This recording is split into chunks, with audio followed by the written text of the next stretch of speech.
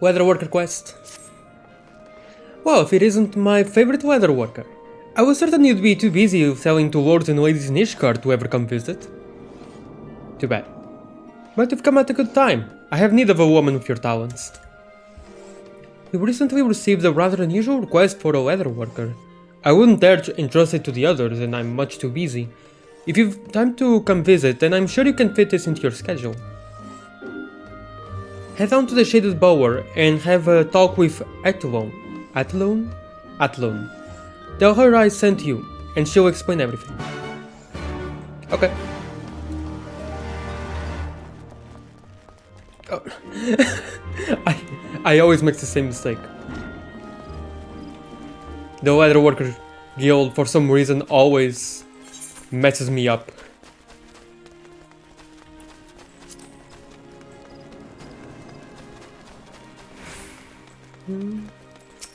It is you. Joriana Ramuin of the Weather Workers Guild? Ah, yes, Jiva has told me about you. A Darwin protege who's gained some small bit of fame for services rendered here in Britannia and Ishgard. Well, your honors and accolades mean naught to Eorze's premier naturalist Athlone. Of course, you're going to talk about yourself in the third person. Henceforth, I and I alone shall be the judge of your worth. You should be happy, proud even, to assist me with my noble works. 'Tis not often one has the opportunity to serve as my lady in way, my dutiful apprentice. Don't you think I didn't hear that? Daunted by my celebrity, I see. Worry not, under my careful guidance your skills will be put to good use. This I can assure you. Until now I have been collaborating with my first assistant, Merced, to write articles for the New Eorze Geographic. I have heard that before. I don't remember when though. Though I would love to continue with my writings, the duty of much greater importance has drawn my attention. Of course, New Eorze Geographic is a great, absolutely amazing name. In my research of the calamity's effects on the environment, it has become clear that the abnormal rate at which the realm is changing far outstrips the pace of animal adaptation. Indeed, I fear certain species now face extinction. And what manner of naturalist would I be if I did not do all in my power to save them? Alas, time is not on our side, which is why, in the event I am not able to save these humble creatures, I would preserve them through taxidermy, that future generations may still gaze upon their splendor. Ah, okay.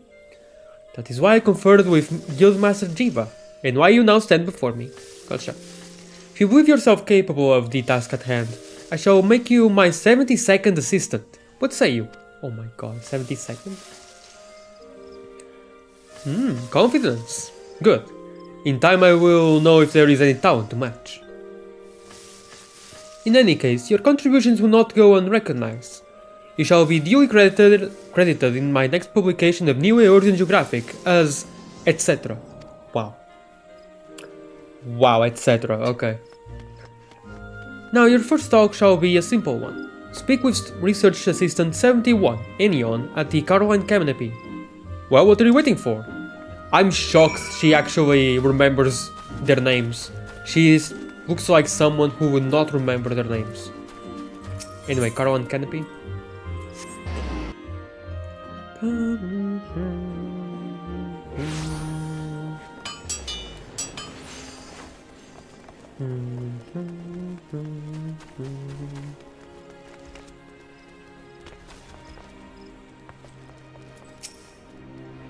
Alright, Enion. You're a kid. What? Child labor? Oh, are you the weather worker Miss Athlone hired to help with the mounting? Coerced. You volunteered! I mean, working under her isn't unpleasant, mind you, it's just, well, very unpleasant. Oh, who am I kidding? She calls us assistants, but I know the truth. We're just a bunch of servants to her. My name's Enion, by the way. Number 71, the taxidermist, she calls me. To be honest, it's just a hobby, but she won't listen. She never listens. It's sad when animals die, you know. but when I mount them, it's like they never really left. So I practice every chance I get to make the best mount I can. I don't know about that. I don't really like... I really don't like that. It's just so creepy.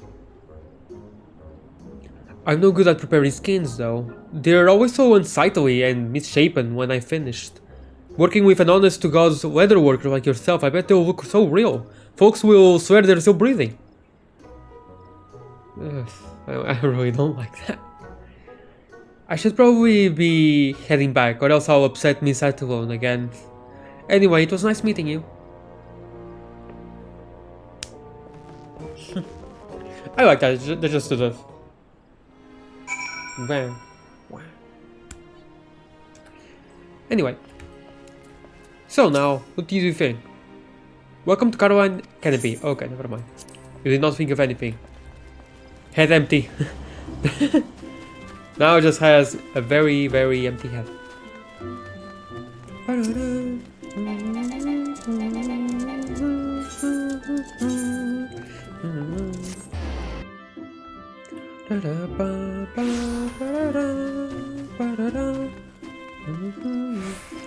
I'm glad there's the jog now.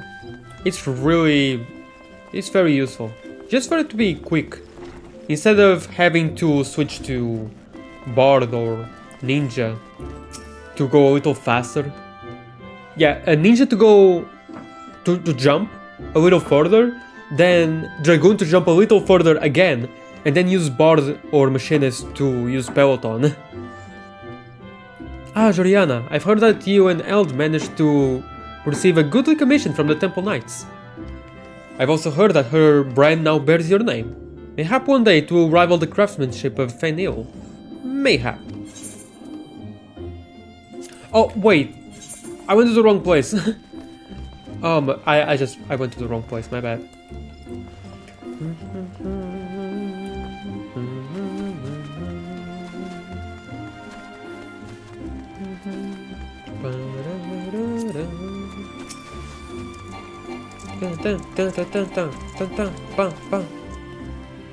There you are! Honestly, did you get lost on the way back here? I did actually. My time is quite precious, you know. Though I suppose it is important for peers to establish amicable relations. I forgive you, this time. Now that we have dealt with the formalities, our team is assembled. The fledgling young taxidermist, who knows naught of leatherworking, and the leatherworker who likewise knows naught of taxidermy. Two halves that shall make a lovely whole. Under my sage guidance, which is none at all, the two of you shall make displays unlike anything the realm has ever seen. Yes, lifelike displays that will preserve the beauty of the realm's blessed creatures now and forevermore. Future generations will look upon our mounts and envy the age when these animals proudly walk the earth. But first I must prepare, selecting animals for mounting, finding an ideal venue. There is much to be done. I trust you will make good use of this time to hone your skills. I will. Ah, number 72. Ready for work, I see. Wonderful. Not long ago I was able to secure a location for our exhibition of animal mounts. A small clearing near the Leatherworkers Guild. Would that we had a more prominent location, but no matter. Considering the nature of our work and its purpose, the Leatherworkers Guild will do nicely. More importantly, I have selected our first specimen for mounting, the majestic Dalmo. It is no ordinary Dalmo we are looking for, mind you. What we seek is the elusive Hanger Dalmo in the Sea of Clouds. To the untrained eye, they are indistinguishable from your average Dalmo. Upon close inspection, however, you will find they have hackles along their backs which can appear quite pronounced when they are startled. As their numbers continue to dwindle, finding an ideal specimen will prove difficult. And the last thing we need is to exacerbate the problem of their declining population by killing one. No, we will need to find a Dalmo that has recently passed on. This will require a skilled hunter, one familiar with the terrain. You don't happen to know of such a person, would you? The Vanu Vanu, obviously. Well, there's the Vanu Vanu.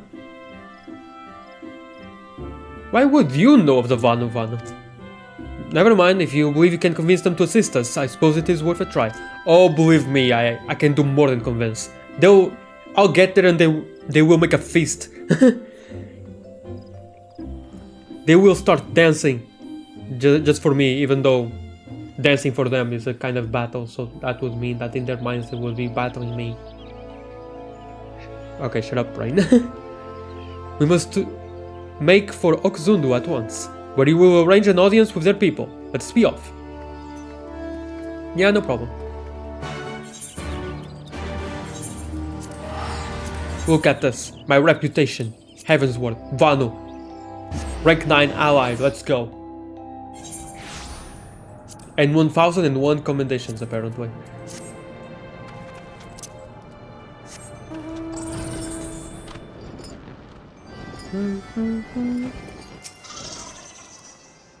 There you are, 72. What have I told you about keeping me waiting? Must hurry, introduce me. I would like to know how you even got here. First. And not to some piddling merchant or villager. I will still settle for nothing short of their village elder. Yes, I should think it the ideal to ensure our needs are met swiftly and without incident. No problem.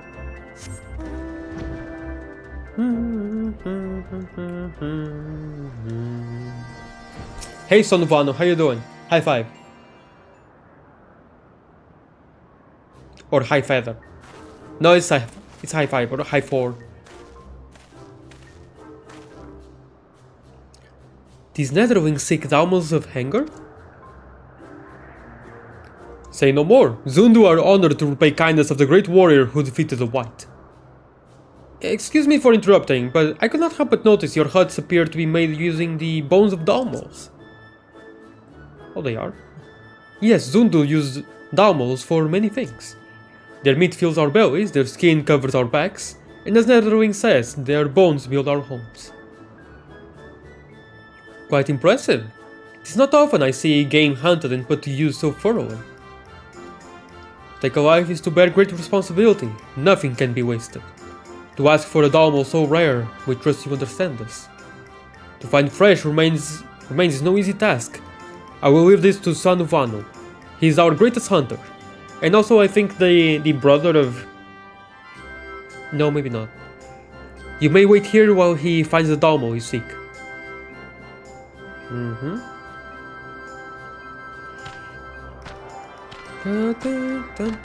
Thank you, Son of Vano. Your kindness with this day will be remembered for generations to come. Pardon me, Miss Athlone, but I'm awfully glad you've gone to so much trouble to get a Dalmo. Really, I am. It's just... Well, I've never actually seen a live Dalmo before, and... You've never seen a Dalmo before? By the 12, how do you expect to fashion a suitable mannequin if you've never seen them for yourself? Dalmos of Hanger are scarce, but all look very similar. If Netherlings would see Dalmos, you needn't travel far, that's true. Then it's settled then. Number 72. Take number 71 to go and see the Dalmos. From their long, elegant necks down to their hooves. He must become intimately familiar with the carriage. Okay, get out my Ferrari. To the southeast of Okzundu, they graze in great numbers, that's true. May Zephyr winds carry you safely. I remember, that's where I got the whistle. For Blue Mage.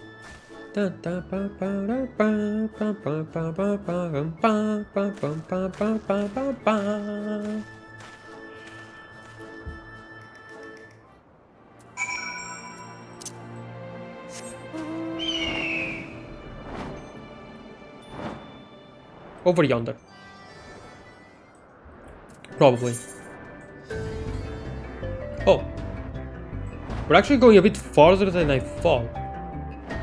But it still works.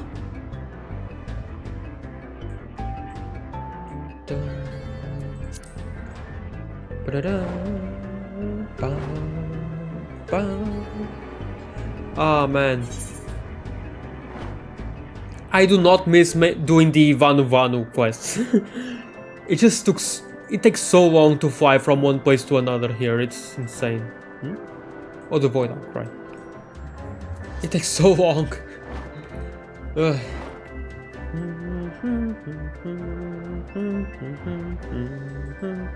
But I like the music, it's great.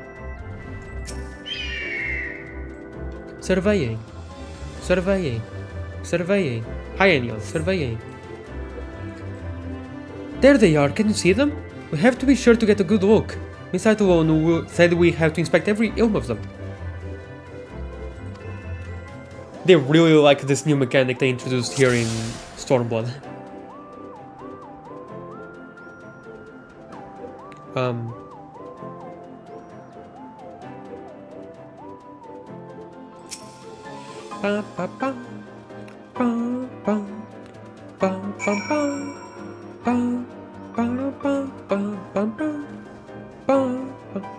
Wow, this is much better than any picture. Look at its neck.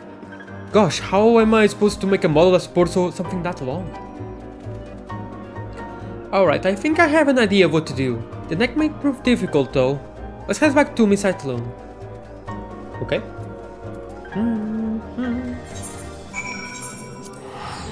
I'm gonna teleport. How are you going to walk there though? Seriously, how are you going to walk there? There's no way to go there without flying or teleporting. Seriously, how? How?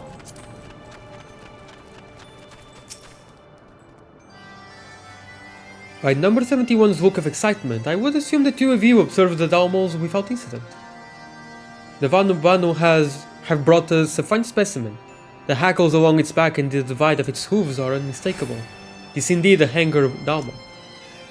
By the condition of the body, it would seem its passing was not long ago. While the loss of any life is always a tragedy, let us take solace in the fact its life ended peacefully. I know not what great deeds you have done that warrant such generosity, but I should hope your work on our Dalmal mount will warrant the same praise. I've called for an airship to come and retrieve the Dalmal, though I fear it cannot carry us all. You adventurers often use aetherites for travel, yes? While we see to the Dalmal's delivery, pray use that aetherite return, and do try not to take too long this time. How do you take less time by airship? What happened to my model? Okay. We shall wait for you at the clearing near the Leather Workers Guild. Number 71 should be finished preparing the Dalmal's pelt by the time you arrive. Yes, because I take so long.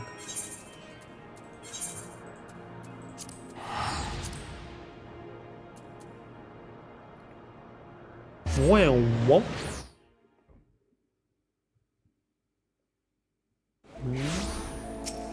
Oh, it's raining. Like usual.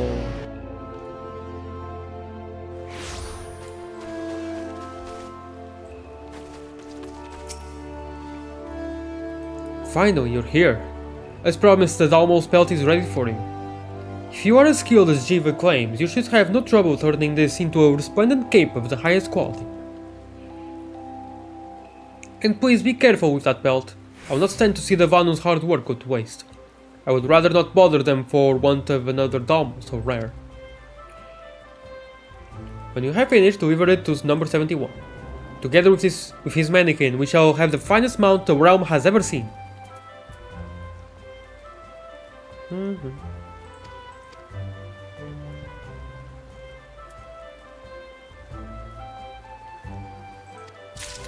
Huh.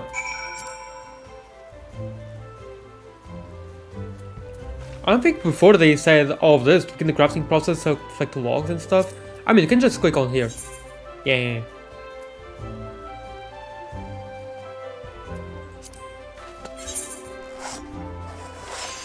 Anyway. Oh man, the good condition got kinda wasted, but it's fine. Oh wow, an excellent. Of course, I get excellents when they're not needed. My mannequin is going to look great with that cape, I just know it. Dalmal hides expertly trimmed and prepared for stuffing. Fair enough.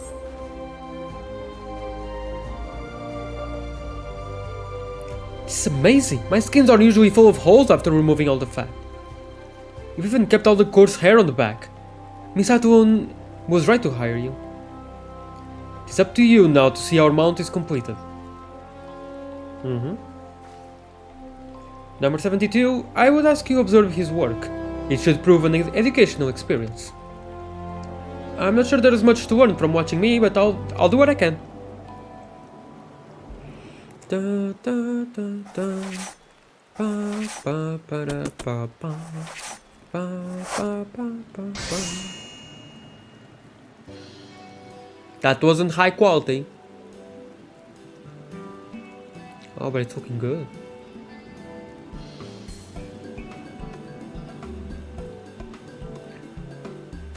Just such a shame that it's raining. Phew, it's done. Piecing it together was harder than I thought. Then again, I've never made a mount this big before. Good thing I remembered what the Vanu Vanu said about Dalmo bones back at Okzundu. They came in handy when I was working on the neck. Oh, nice. I see. Meeting with the Vanu Vanu was more beneficial to our work than I could have hoped. I couldn't have finished without Juliana, though. There's no way I could fit a cape that big on the mannequin by myself. Nevertheless, it's an excellent start to our collection.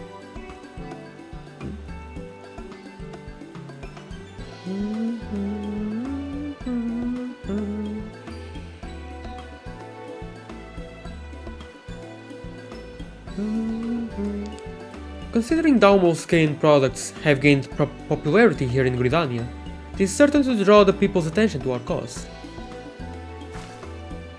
That said, your work is far from finished, my dear assistant.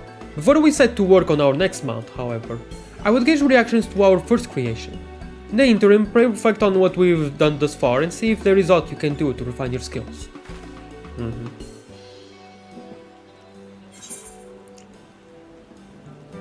Money.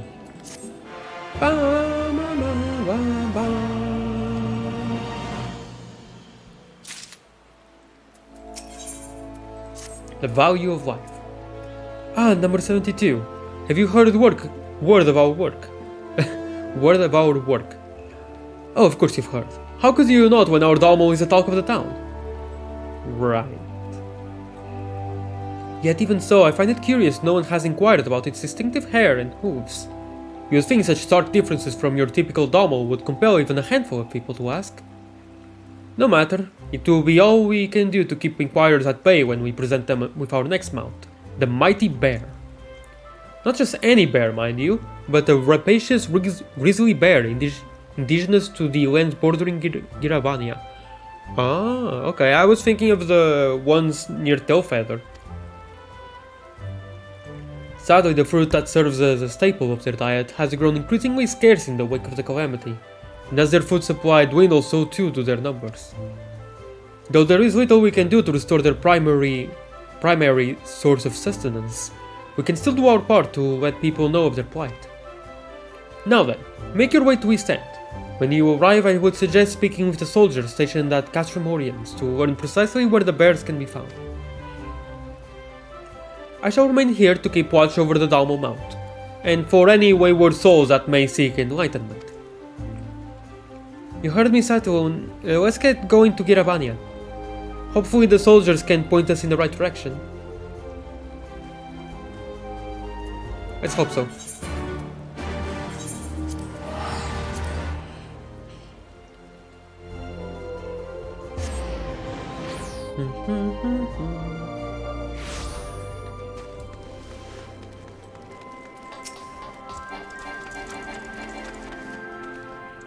We can ask more people if we split up. Could try asking around the eastern side of the base. I'll stay around the main gate and see what I can learn. Okay.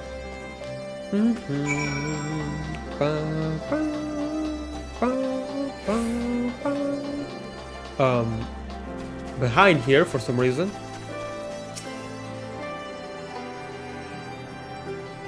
You're after grizzly bears? There used to be plenty of them to the south near Bittermill. Can't say I see too many of them now, though. And then I asked no one else, okay.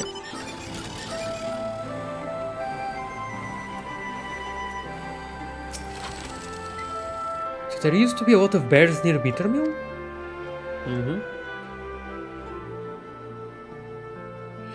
I guess the fruit they like to eat must have grown there. If it still does, there may be a few bears in the area. Let's have a look.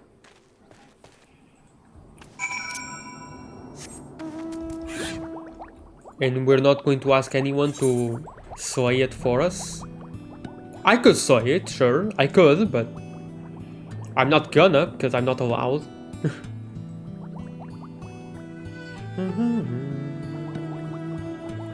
Right, the mountain grizzly. I forgot that this place has... Is that an A rank or S rank?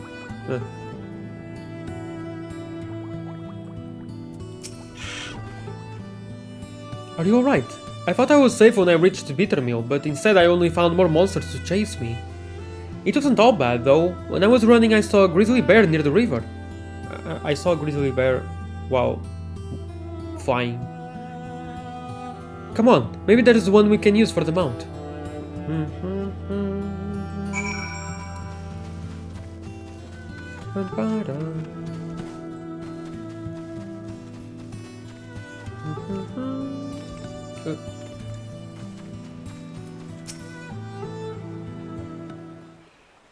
Wow, how lucky.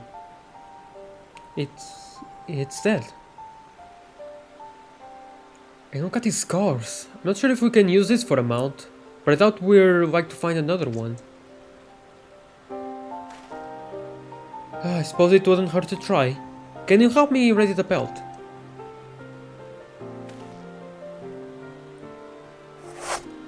And there aren't any other carnivorous animals here to make use of the bear meat? You skin the bear, but its belt is marred with gashes. Well, I suppose we have our belt. A shame it's in such poor condition. Let's head back to Gridania for now. Maybe Miss Atulun can think of something to do with it.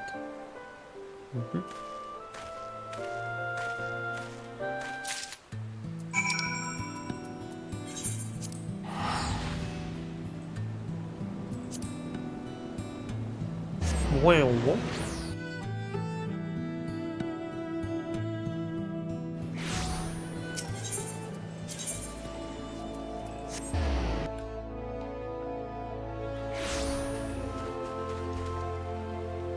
Oh, it just stays here, that's cool. I wonder if it will stay there after the leatherworker quest. I hope it does. Finally, you're back. If you deign to keep me waiting this long, I can only assume you have brought an immaculate specimen for the exhibition. The bristly hide of a ferocious felonine grizzly bear. The Countess holds it as to difficulty in bringing down the best beast.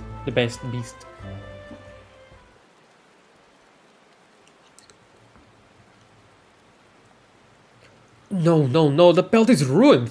What is the meaning of this? What happened? I'm sorry, Miss Atulun. The grizzly bear was already covered in scrapes and scars when we found it. There was no telling when we'd find another, so we skinned it as best we could and came back. I see. I appreciate your effort, but I'm afraid there's nothing we can do with a belt in such poor condition.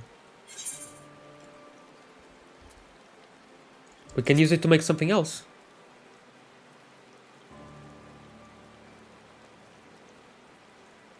If you believe you can make something of this belt, then perhaps. The only question is what? Miss Atulun, Joriana, could we make it into clothing? Something I can wear as a reminder of the bear sacrifice, and why we're working to make these animal mounts. An excellent idea, number 71. Number 72. I imagine working with a skin such as this will prove difficult, so I would suggest making something simple. A nice pair of gloves, perhaps. When you finished, give them to number 71. Okay. Thank you. I shall.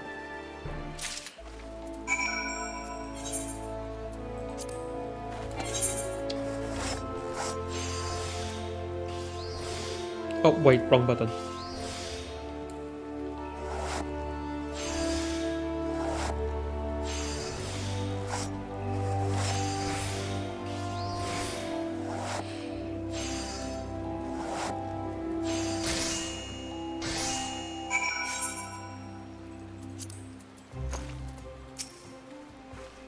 I know the belt was in rather poor shape, but I hope you can manage to make something of it. Oh, but I did. A thick pair of protective gloves crafted from the 10th hide of a grizzly bear.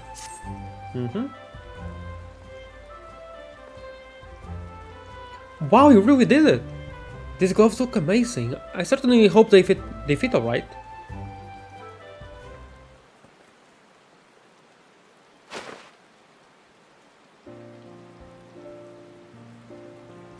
Working bearskin into gloves is no easy feat, but their durability and resilience to cold makes it worth the effort. Wow, you can scarcely even notice the material was tarnished prior to their making.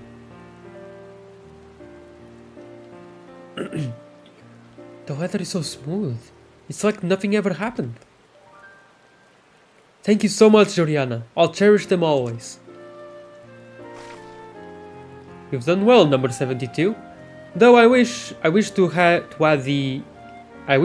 a grizzly bear to our collection of animal mounts. I will not ask that you risk the dangers of Kirabani for another. Scarce as they are, I doubt you will find one. These gloves must serve as testament to the rarity of this poor creature now on the brink of extinction. But there are still myriad species in equally dire straits.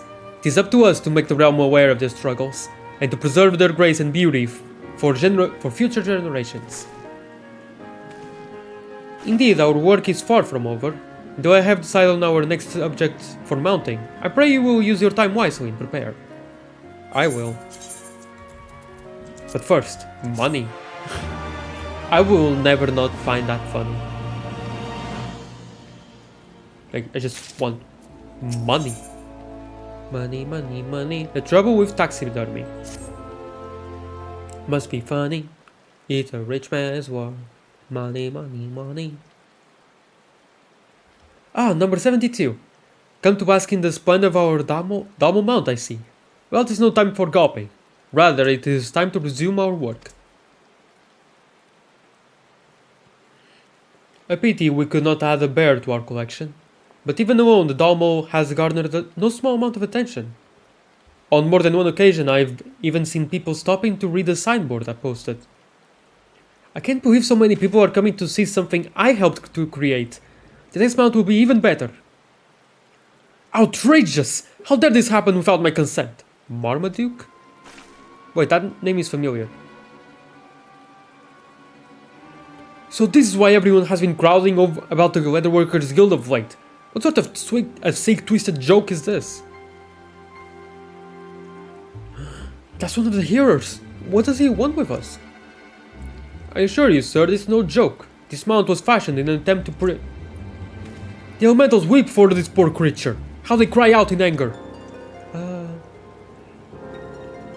An affront to the 12s if ever there was. To ignore it is to invite the green wrath upon us all.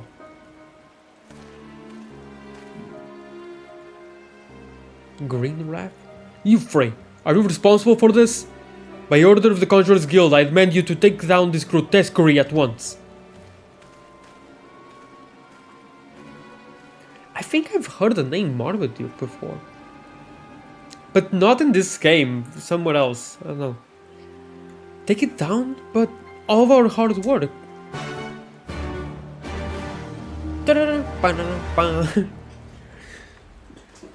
1 second.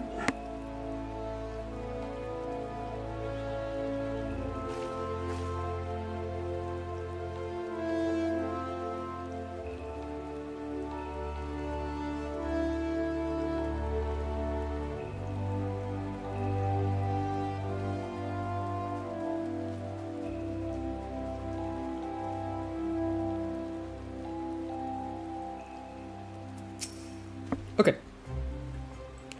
Oh, the nerve of that man. It took every ounce of my being to hold my tongue. It took every 11. That close-minded fool. How can he not see the benefits of our work? The opportunity we offer Gridanians to learn about animals that live beyond the borders of the Twelveswood. He dares to call himself a hero. How he abuses his position that he might do as he pleases. The sight of him is enough to make my skin crawl. Whoa, come. Excuse me. I got a little carried away there. Though it pains me to concede to such swine, we cannot deny the will of the elementals. I have no doubt one of your talents could quickly resolve the situation, but this requires a more civilized approach. What if we just asked Master Pepsi? Indeed, we must settle this in the matter of as befitting naturalists. The Leather Workers Guild is certain to have dealt with similar opposition in the past. Number 72, go and speak with Jiva and see what advice she has to offer on the matter. Very well. As soon as I get up there.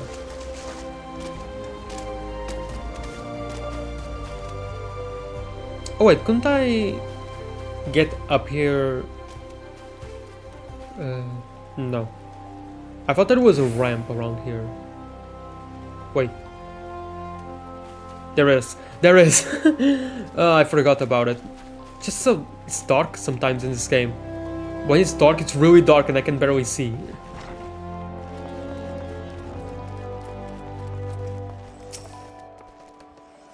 The Woman of the Hour. With everyone stopping by to have a look at that mount outside, I knew it was only a matter of time before you came. What can I do for you? So, how do we take care of Marmaduke, if you catch my drift? Did they now?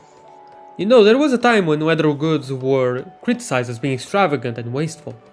It took a great deal of effort on the part of the leather workers here, but eventually opinions changed. They had to prove that what they made was worth the cost of live sacrifice in the process. Unless you can do the same with your mounts, you won't be convincing the hearers of anything. Actually, that gives me an idea. I'll need to prepare a few things first though. In the meantime, I will have you attend to something else. We're going to need a Dalmo skin jacket. I can't think of none better than you to make it. Besides, it's been too long since I've seen your work. Randall will have everything you need at the front desk. Oh, thank you. When you've finished, I should have everything ready for the next step in my plan. Hi, Randall. Good to see you. I trust you've been keeping busy? Goodness knows we have with all these commissions we've received of late.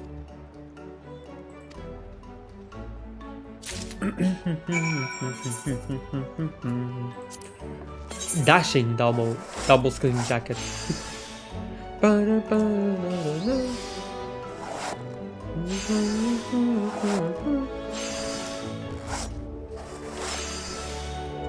Let's see if I can do it.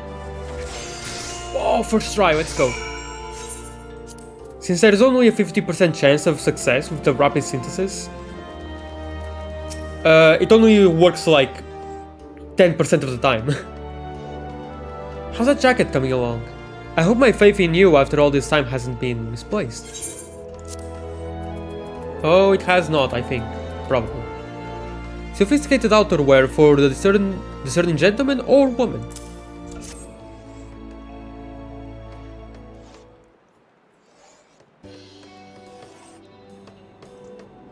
You've impressed me, Joriana. I was worried you might have forgotten what you learned here, but it's clear you've done quite the opposite. Well done. Ah, nah. Excuse me, is Joriana here? Miss Atulun wants to speak with her. She says it's quite urgent.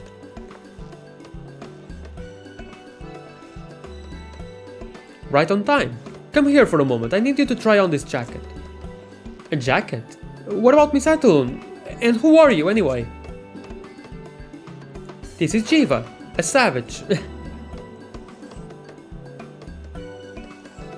I just love how every single piece of clothing must be magic, because they just work for the size of everyone. It's great. I wish it was like this in real life. There we are. How's the fit? It's actually quite nice. Oh, maybe that's where the crystals come into play. Yeah, the crystals and the ether make it so they adjust to the size of everyone. That actually makes sense. I usually hate leather clothes because they're so stiff when new, but this is quite soft. It's fairly light and warm too. I imagine whoever uses this will be grateful to have it.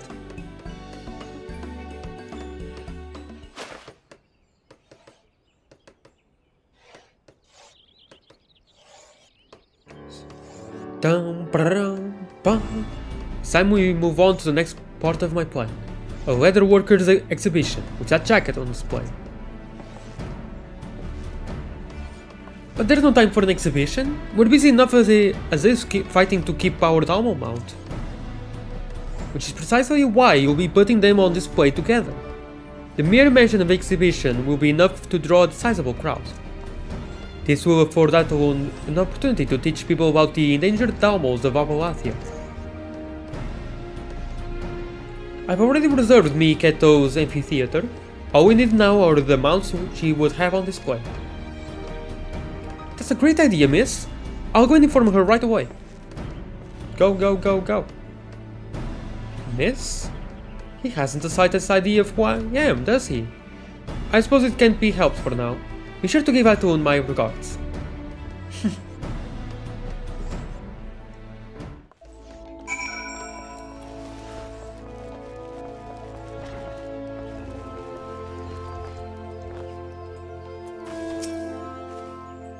Oh, number 72! If only you had come sooner. I left only for a moment, but in my absence Marmaduke and his gaggle of goons made off with our mounts. Oh no, right. What came of your talks with Jiva? I should hope some good may yet come of all our efforts. An exhibition. Instruction under the guise of a leatherworker's exhibition? Yes, that just might work. Jiva has ever been one with an eye up for opportunity. First we must deal with Marmaduke and his attempts to deny the good people of Gridania an opportunity to enlighten themselves. Before our work was stolen, I took it upon myself to speak with an associate of mine, another hero of the Conjurers Guild. When I broached the subject of our mount, and the elemental's apparent satisfaction with using animal skins in such a fashion, he was completely and utterly bewildered. In truth, neither the heroes of the Conjurers Guild nor the Seed Seers have expressed any opposition to our work. Marmaduke merely uses the elementals as an excuse to impose his ideals on others. Of course. Typical. Well, he is not the only one with influence here in Gridania. One way or another, we shall have a mount for our exhibition.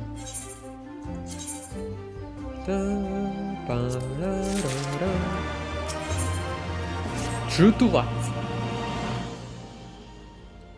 I have exhausted every resource at my disposal, but I could find neither hide nor hair of the Dalmo mount.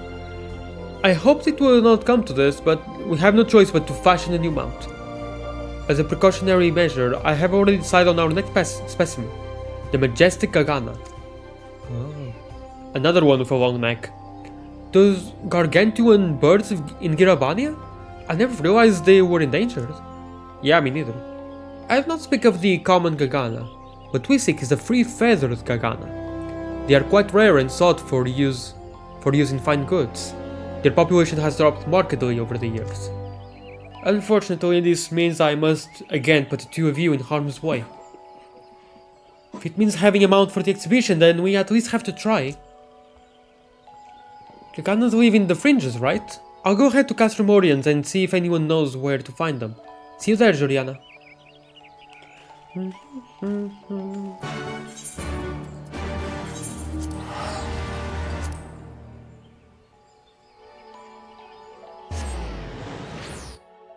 My cat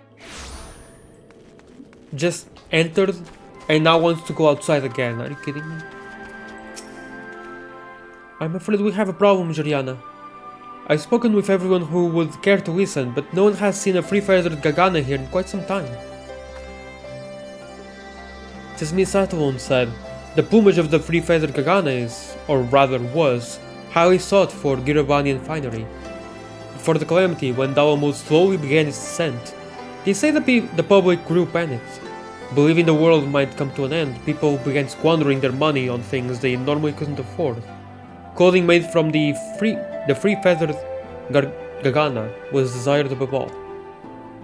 The men declined after the calamity, but it was too late. They never recovered from the overhunting. Miss Atulun was counting on us to find one for the exhibition. I don't want to return to her empty-handed. Did anyone say why they're so valuable?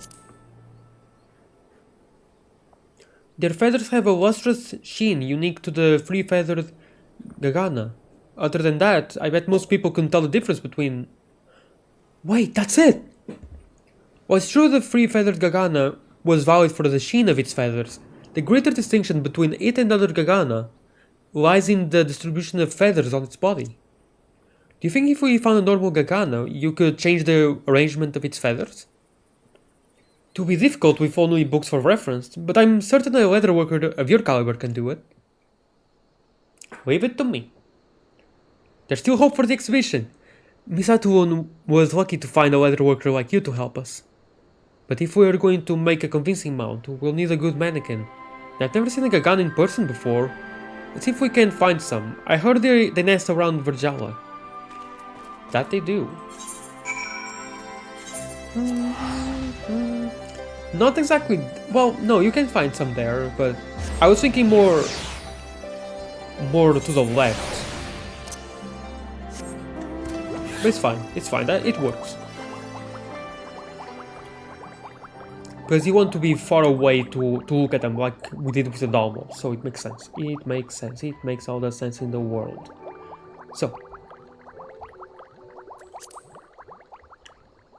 I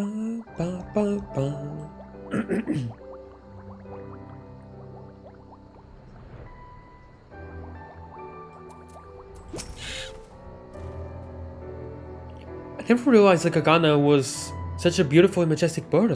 If it's alright with you, I'd like to observe them for a while longer.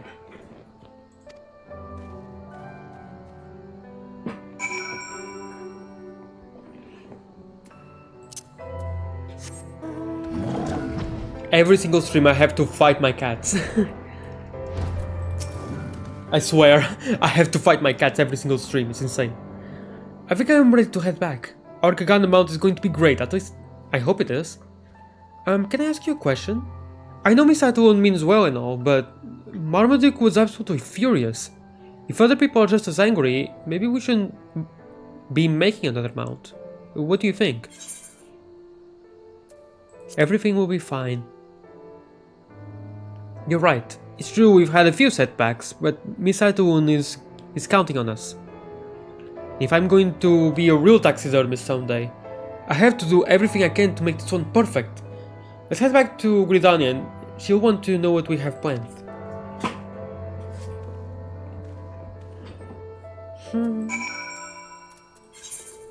Okay, I'm going to go here and see what my cat wants. Oh man.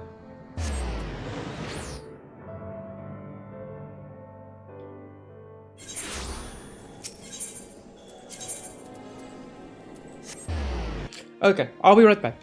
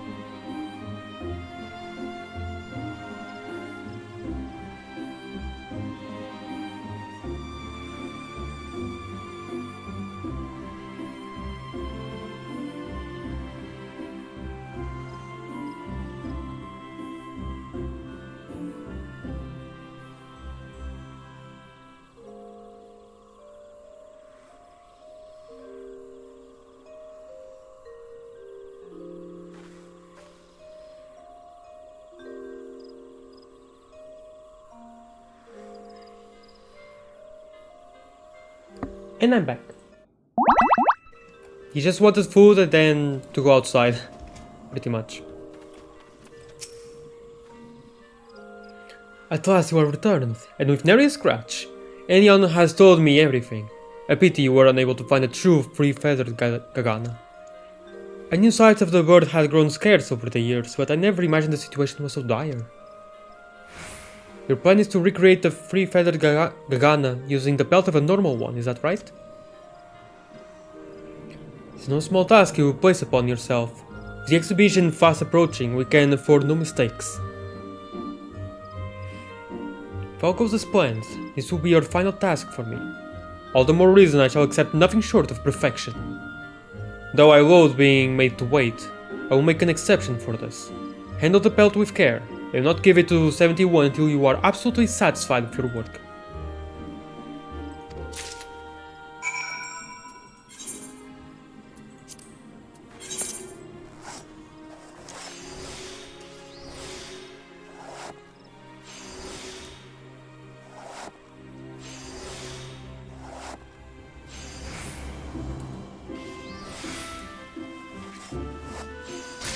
Nice, first try again.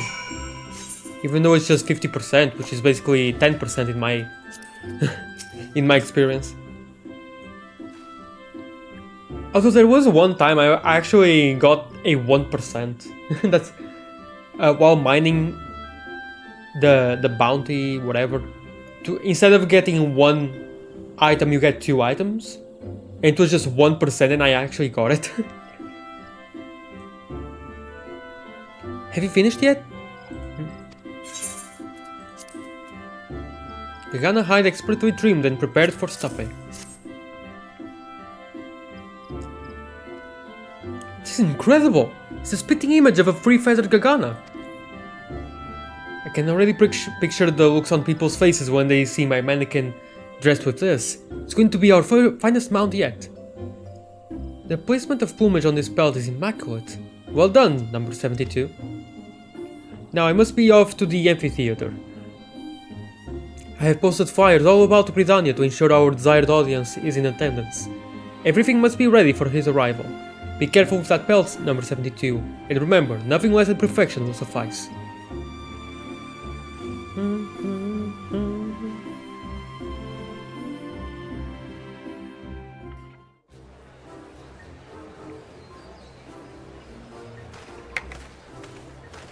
Oh wow, it's really different. Yeah, no, it's way different than the normal Kagana, what the heck?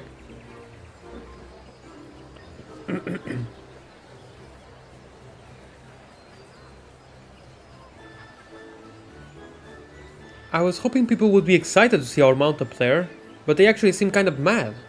We worked so hard on it though, I'm sure Miss Atulun can make them understand.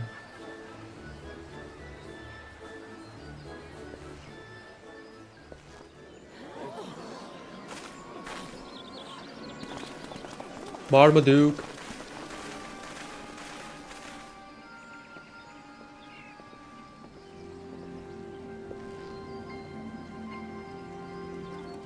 Just when I had thought Gridania had reclaimed some modicum of decency, he will suspend his farce of an exhibition at once.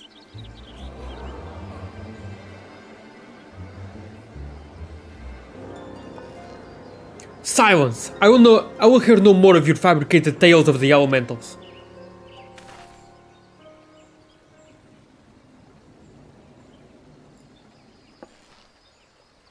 Our work is not a mockery of these animals, but a tribute to their majesty. If you would cease your blustering for only a moment, I will explain to you, and the good people here in attendance, why. Thank you for gathering here today. I wish to speak with you regarding a matter of grave concern, one often overlooked in the hustle and bustle of our lives here in Gridania. To start, I would have you consider this, the three-feathered Gagana. A rare breed highly valued by the people of Giravania.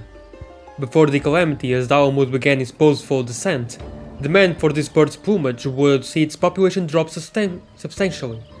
Its natural habitat has undergone drastic change since then. So much so, some believe there may be none left.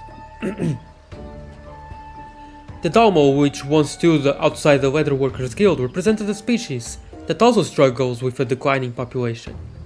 As the environment continues to undergo radical changes, these innocent creatures and countless others will be pushed to the brink of the extinction.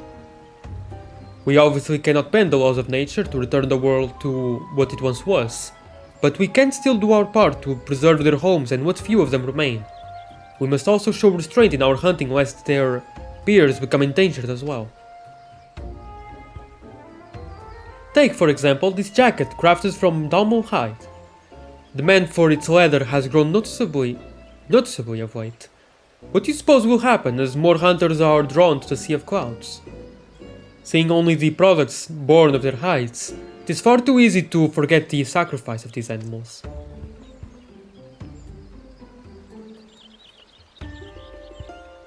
We must protect them as we do the balance of life here in the Twelves Wood. To do otherwise would be a grievous squandering of resources. You're one to talk. What is this display other than a waste of skin? You claim it has an educational purpose, but one could simply read a book.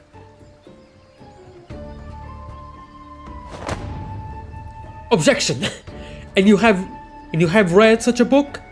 I should hope you have, and that you are highly knowledgeable as a result, given that you wear clothing made from their hides.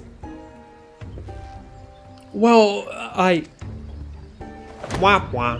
What about you? Do you know anything of Dalmals or Gaganas? These people have a right to know what is happening to the world outside of Gridania, to know the cost of the goods they would otherwise take for granted.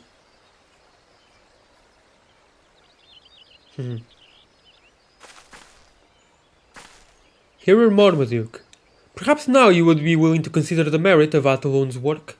These mounts are not meant to offend anyone. They are a lasting reminder of their lives sacrificed for the clothing on our backs, the tool to arouse interest in the study of animals so many would otherwise ignore. You might think these specimens a grim reflection of their living counterparts, but they preserve a truth that mere words cannot express. Surely you understand the virtue in that.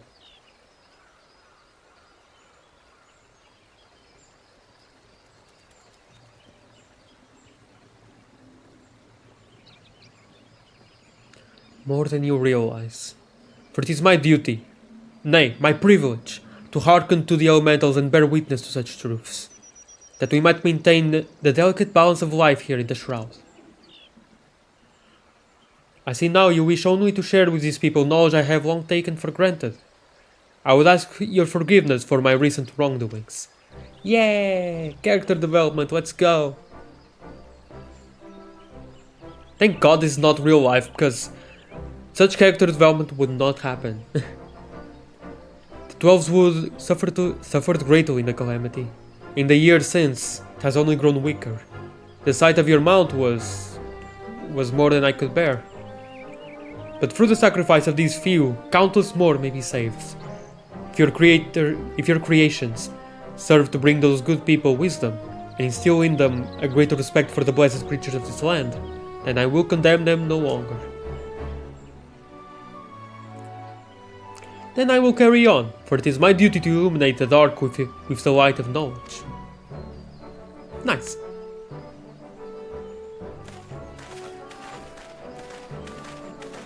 Most of these have shoes made of skin and leather as well, but there was one there made of wood. So yay.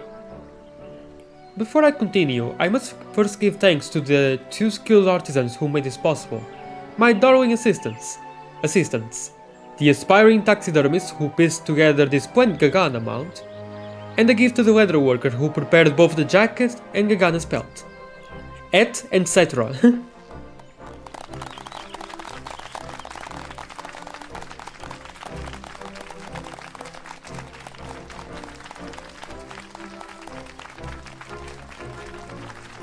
High five, dude.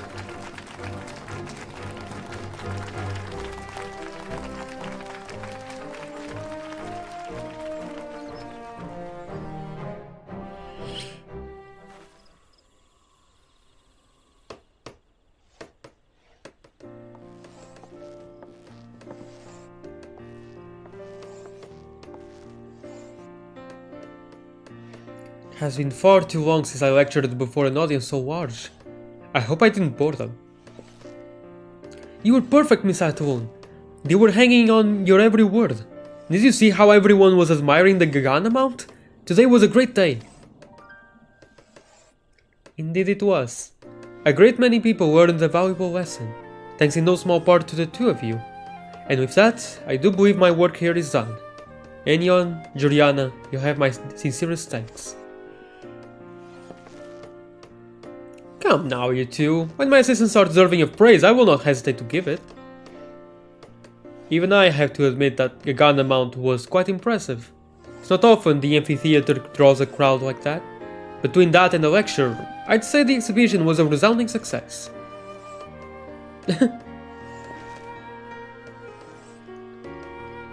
Thanks for the compliment, but building the mannequin was the easy part. Juliana's the one who made the incredible cape to dress it. She's been like a big sister looking out for me every step of the way. I'll ask you. Now that we finished though, I think I'll stay in Gridania a while longer. There's still a lot I need to learn about leatherworking, and I have plenty left to share about making animal mounts. Well, looks like I have a new recruit. Don't think I'll go easy on you just because you're a friend of Juliana's either. Rather the contrary. Yeah, she didn't go easy on me either, she is a savage. Wait, you're the guildmaster? I thought you were just a friend of hers. I admit I was doubtful of your abilities as a letter worker, but I'm grateful to have been proven wrong. Thanks to you, we have touched the hearts and minds of a good many people here in Britannia. But it's only the beginning. When I publish the result of our work here, all corners of the realm shall know of the great naturalist Atwon. Indeed, the shining star that is my career has only begun to shine.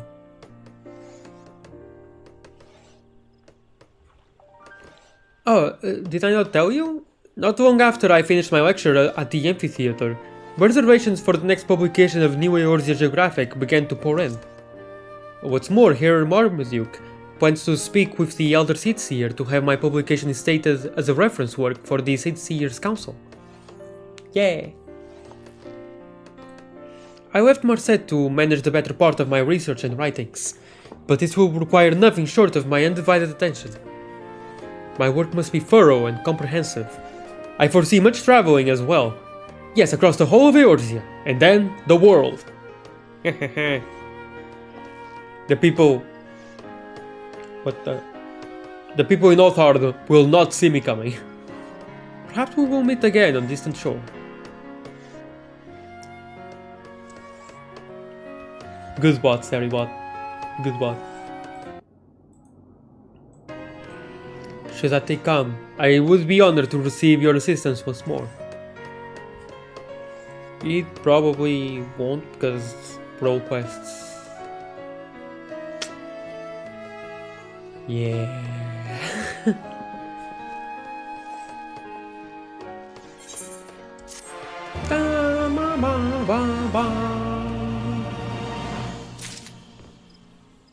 New chapter of New Game Plus has been added. Alright. Next one is Carpenter.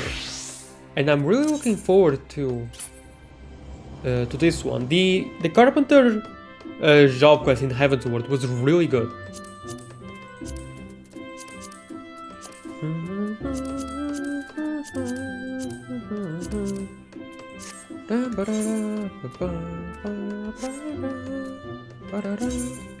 Alright, let's go to Bitten.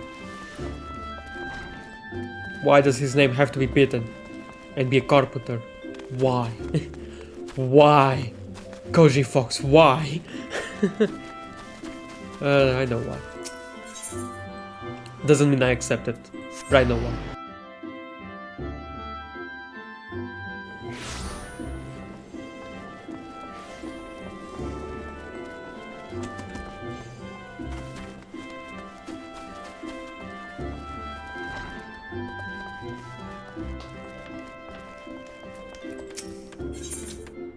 Uncharted territory. Ah, Juliana, the very carpenter I thought to call upon. One of our new recruits seems despaired of late. Though I have approached her on several occasions, she is reluctant to share her troubles with me. Mayhap you can try talking to her? She's like to be far more receptive to a brave and amenable woman such as yourself. Simi is her name. You can find her out front, treating cedar walls. Okay?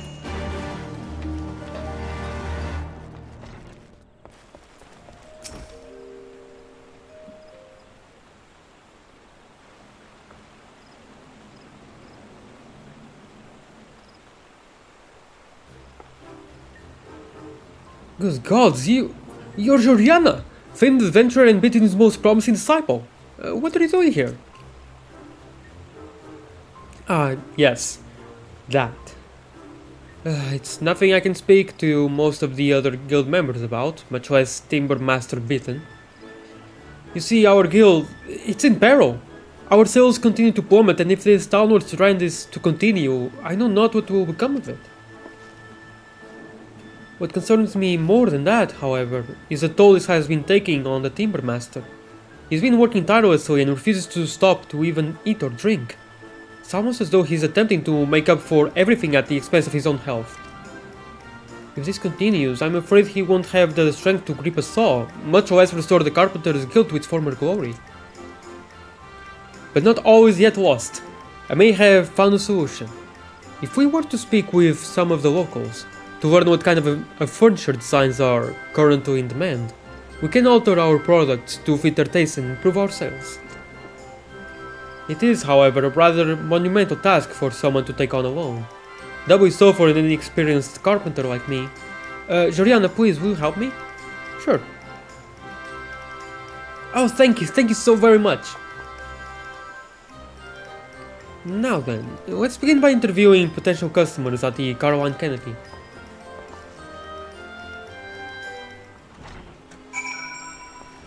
Very well.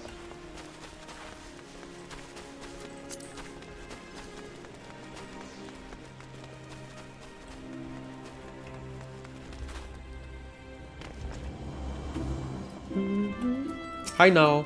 I didn't even know I was going to talk to you. Eventually.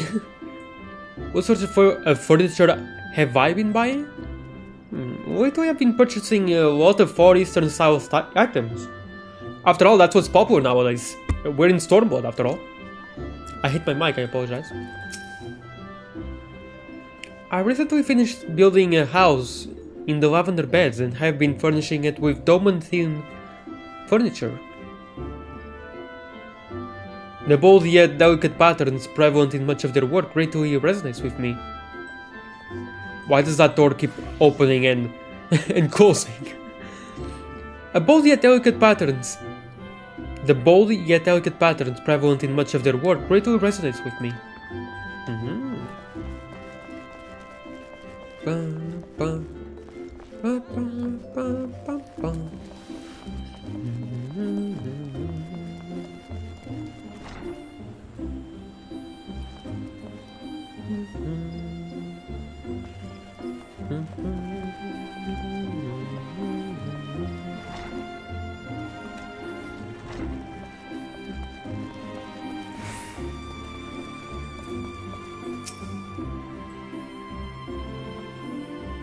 Furniture. I must say that the Hingan furnishings trickling in from the Far East have struck a chord with me. People are often far too eager to forsake their own heritage in exchange for keeping up with the latest fads. I, on the other hand, take great comfort in knowing my furniture embodies generation upon generation of tradition. Yeah, okay. That's actually really cool.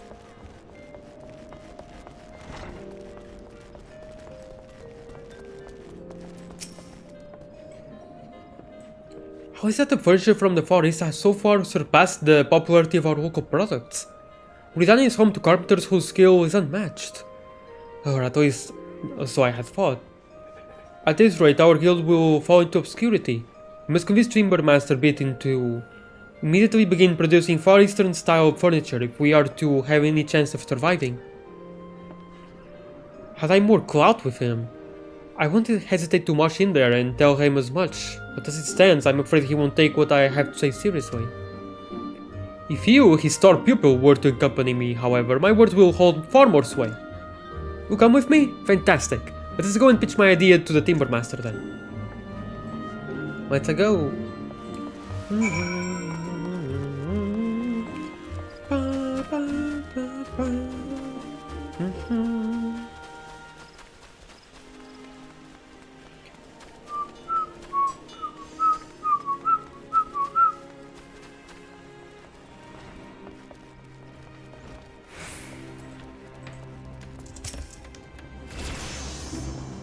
I suppose the two of you are here because there is something you would like to discuss? Oh, she's behind him. Sir, as you might already be aware, Far Eastern furnishings have recently been flooding the market, with men and women all across Gridania, Eorzea even, only too eager to buy them. We are at a great risk of falling behind. I believe, however, if we were to get ahead of this trend and begin manufacturing products of Oriental design, we can convince more customers to purchase from us and improve the status of our guild. Oh? And you think producing crude imitations will suffice? I will not have it said that we compromise on quality. If you are truly committed to this proposal, I will support you, provided you accept one condition. You are to travel to Kuganai. There you will immerse yourself in their rich history and culture, both of which have given shape to their craft. Developing a greater understanding of these things will allow you to produce items of a similar caliber to those found in that very region. That's it? That's the condition? Of course, I'd be delighted to go there. In fact, I shall make ready to depart post-haste. Wish me luck. I shall send you a letter once I arrive. I wonder if she truly understands the purpose of my sending her there. At the very least, she seems to have overcome her despair. I suspect I have you to thank for that, Juliana. Well then, I suppose all that is left for us to do now is await her letter.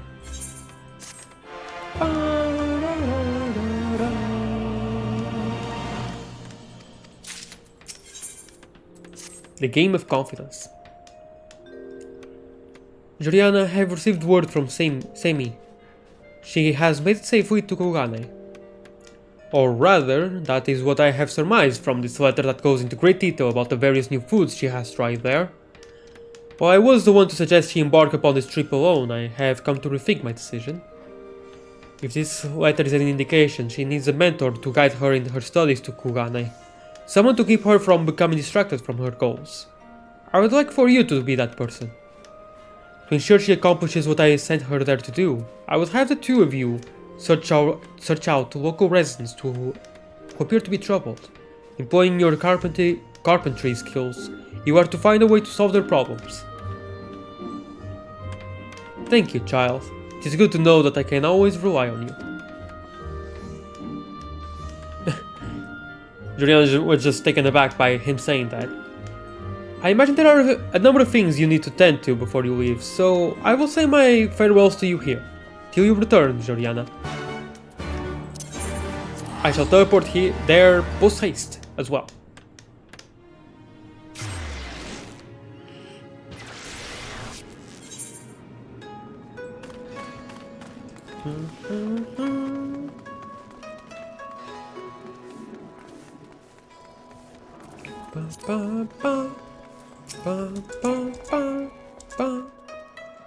Juliana, it is a true miracle that our paths will converge so soon, and here of all places.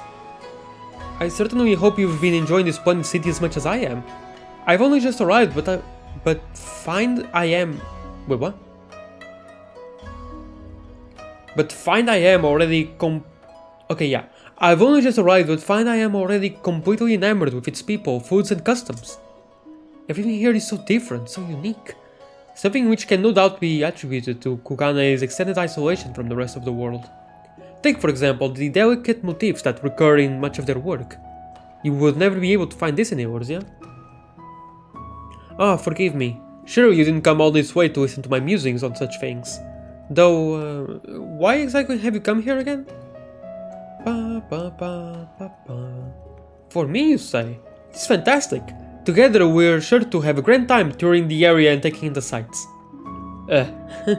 Shrug.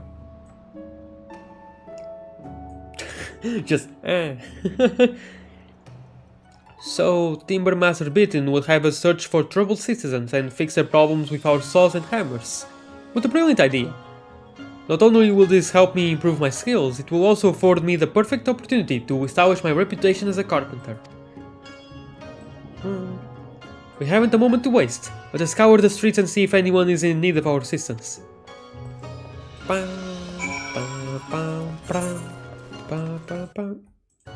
Sorry.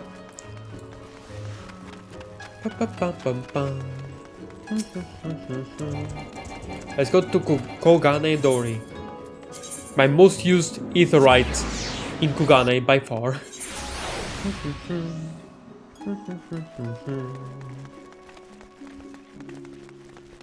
Are you back here? Yep. Who is this strange girl? Juliana, thank the matron you're here. I found someone in need of our services. There's just one teensy problem. Why is it no one will ever listen to what I have to say? She approached me asking if anything was wrong, so I thought that this time it would be different. As soon as I began talking, however, she sat down and began banging her tools together. Please, I cannot take this anymore. Madam, I need help. Your help. Oh dear. You know, that looks very sinister. I'm just so fed up with the way I look. This lank hair and its plain features. I melt right into the crowd. No one ever remembers who I am. After this, even you will probably forget me. My confidence dwindles by the day. It is to a point where I must summon every ounce of courage to even speak to someone. Wow. I'm so sorry, I had no idea you felt that way. Mother was right. I need to learn to listen instead of jumping to my own conclusions. Don't you worry, madam. We will find an answer to your problems. Now, please, if you would, allow me to escort you to the Shiokaze hostelry, where you might wait while we figure out how to go about this. Joriana, in the meantime, can you go and interview some of the Mujikoza actors? Surely they'll know best how to gain people's attention and have more confidence. Okay.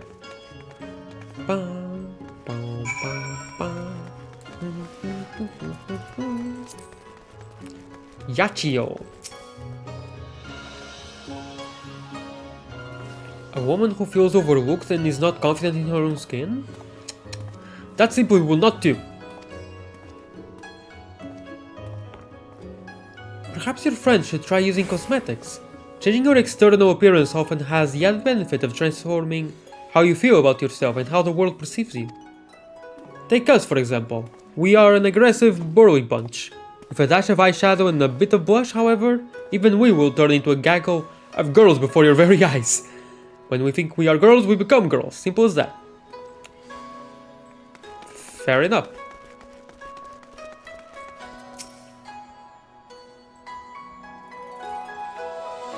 Confidence? You ask me a voice to gain confidence?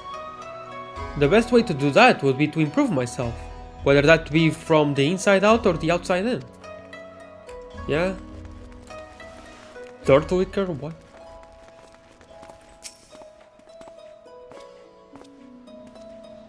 Have I ever been ignored by an audience? Of course I have. When that happens, you pack a bit more powder onto your face and spruce up your costume. You'll find yourself standing a little straighter, talking a little louder, and moving a little bolder. And that's when you are sure to steal the show. Oh. Cool.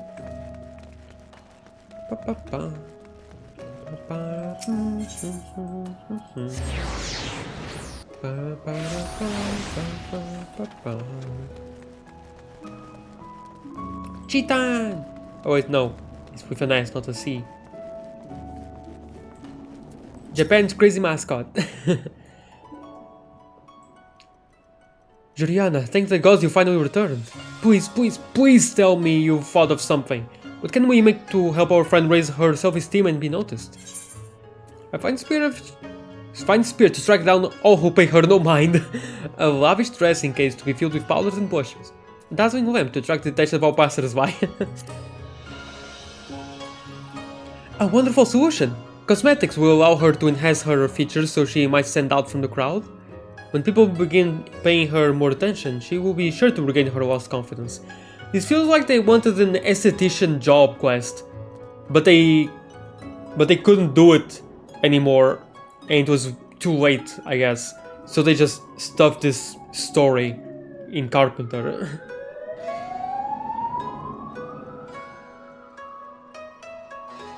An ambulance passed by. A wonderful solution. When people begin paying her more attention, she will be sure to regain her lost confidence. While you were away, I took the initiative to gather some materials. Here, have a look and take what you require. Everything we spend will be reimbursed by the guild, so don't feel the need to hold back.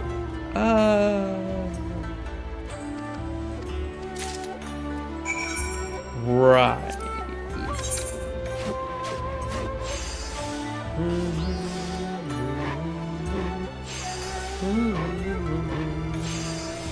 Oh well. Do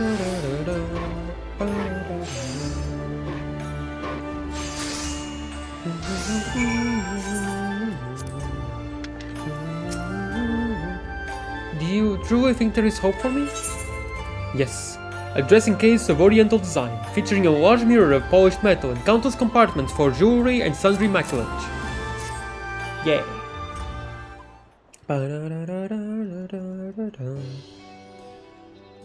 A dressing case? It is incredibly beautiful, but I fail to see how it will help me.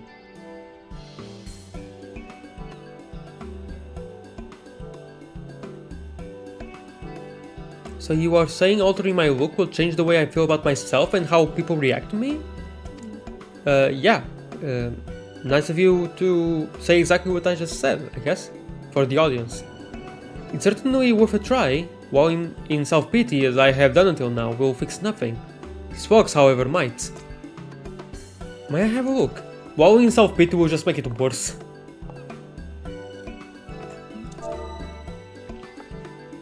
Ooh, that's the dialogue that got auto-scrolled. It's so beautiful! Everything down to the last detail has been crafted with such delicate precision. It's no wonder Timber Master Beaton holds you in such high regard. Even with years of practice, I doubt I'd be able to craft anything so splendid. Madam, please accept my sincerest apologies for the earlier distress I caused you.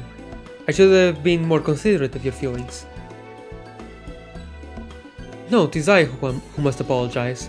If only I had the strength to convey my thoughts and trust in my own voice, none of this would have even been an issue. Besides, I dare say that meeting the two of you may well be a turning point in my life. From the bottom of my heart, I'd like to thank you for your help. I wish you all the very best in your endeavors. Yeah.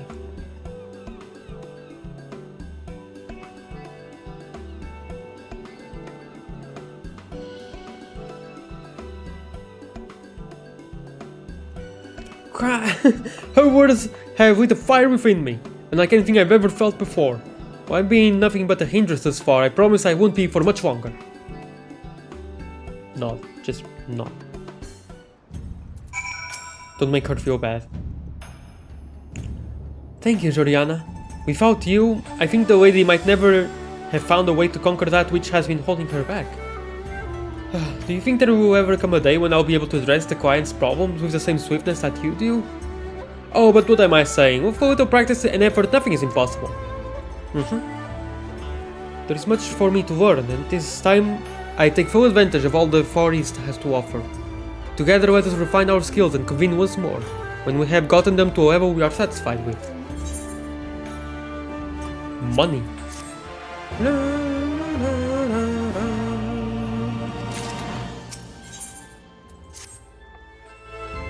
A lesson in listening, of course. You really do need a lesson in listening. Ah, Joriana, you're here! Since we last met, I've been working day and night to improve my shortcomings as a carpenter. I'm leaps and bounds from where I once was. Till now I've been undependable. I promise you, however, that from this moment forward, you'll be seeing an entirely new side of me. To prove to you just how much I've changed, I took the initiative and found us a new client. Her name is Zume, and she runs the local tea house. I've even finished crafting the item she requested of us. Are you impressed yet? Well, there's more. I'm scheduled to deliver it to her at her shop. You'll come with me, won't you? After all, my first successful business transaction is something you will not want to miss. Yeah, actually, no, I won't. Let's see if it will actually work out or not, though. What do you mean you can't use this? I took special care to listen to every word you said. This is exactly what you asked for. The charming little sign is certain to attract droves of customers. Exactly what I asked for? Huh, it's a far cry from it. I told you I wanted something which would help me establish a base of regular patrons. It's an advertisement aimed at the general public, the precise opposite of what I need. Even if I had requested this ridiculous sign, what makes you think it would do anything to convince customers to come here? The writing on it is illegible. You can scarcely make out the name of my shop.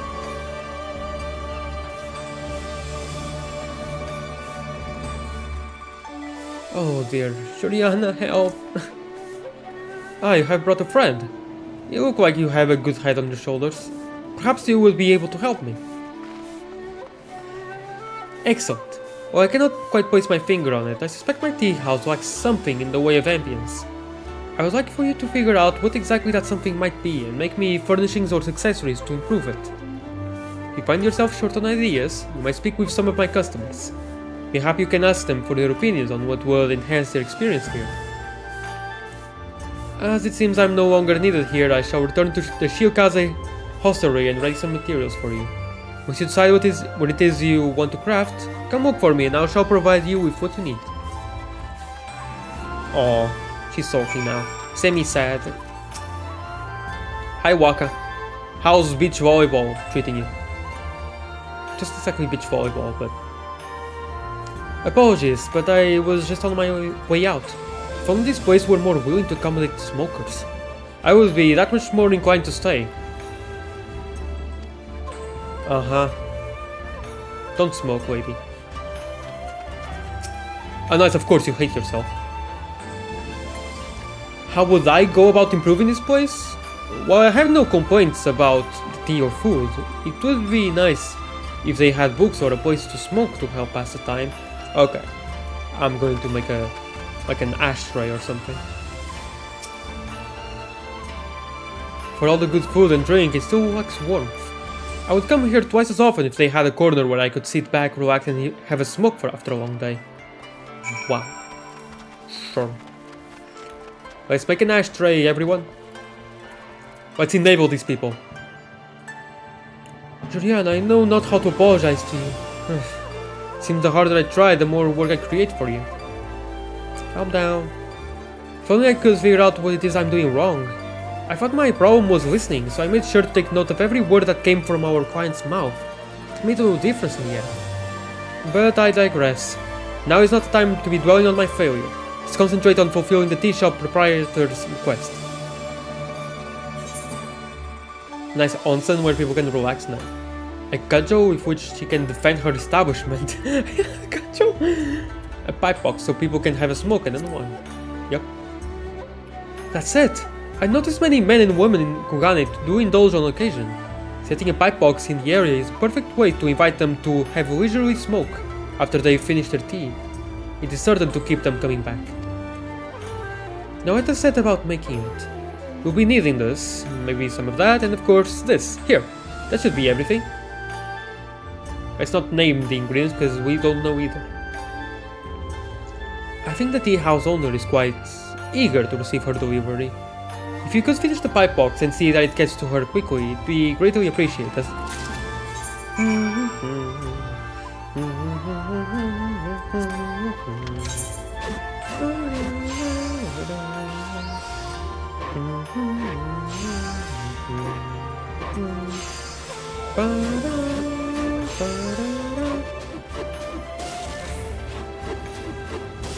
Oh my god, okay.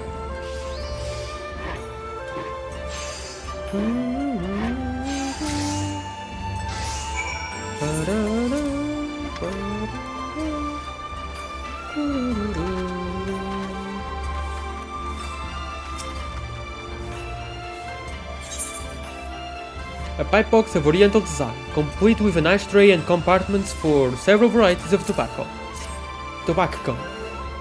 He has to see, so it's tobacco call. A pipe box, you say? Ah, but of course, why didn't I think of that? Most of my customers smoke.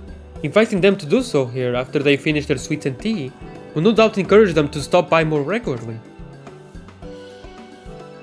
You see now, little lady? This is what I was asking for.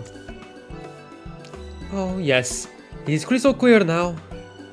Julian is a master carpenter, and in contrast, I am nothing but a miserable failure. Oh! Hi, Bitten. Might I take a look at that? Great gods! Timber Master Bitten! What are you doing here? I felt a call of wood and followed it here. Ah, yes. The intricate metal inlay. Coupled with the finely polished wooden exterior leads me to believe that this is your work, Joriana. You have quite a sense of humor, child. My dear lady, it seems my protege here has seen fit to furnish you with a pipe box in the truest sense of the word.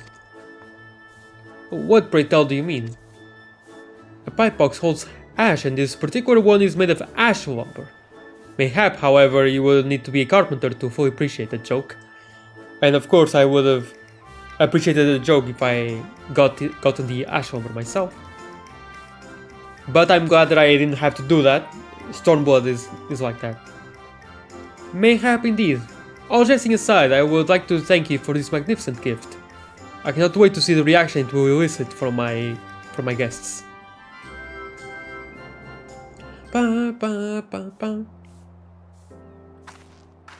I don't know. I like 95%. I 95% love how Stormblood handles the gatherer and the crafter and gatherer quests, but that 5% makes it so exploration and seeing all the nodes, for example, and all the drops from enemies and all the gathering nodes and stuff, it makes them all useless, like absolutely useless. They mean nothing. So yeah, like 95% I love it because it doesn't waste as much time. It absolutely respects my time and I love it. But that 5% makes it so that a big part of the exploration and aspect and everything is just useless now. Simi, from what I understand, Joriana made the pipe box at the request of a client. Tell me, why is it that you also did not craft one?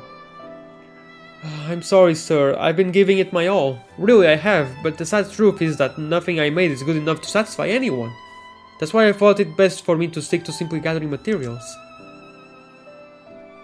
There's always a struggle in the beginning, but that is no excuse to quit. Failure builds character which will allow you grow as a craftsman. While it may not feel like it, you have grown a great deal during your sojourn here in Kugane. However, it is time you packed your bags. You are to journey to Yangsha next, to the lands beyond the Ruby Sea. Yes, sir. I shall make ready to depart straight away. Joriana, I will be going ahead of you, but worry not. Once I arrive, I shall send you a letter telling you where we can meet. Sammy, before you go, allow me to say this. You have a firm grasp of all the basics and a sharp intuition besides. There is, however, one thing that is holding you back. You strive solely for perfection. Remember, your purpose is not to create something flawless, but something authentic. Something unique that will be cherished for years and years to come.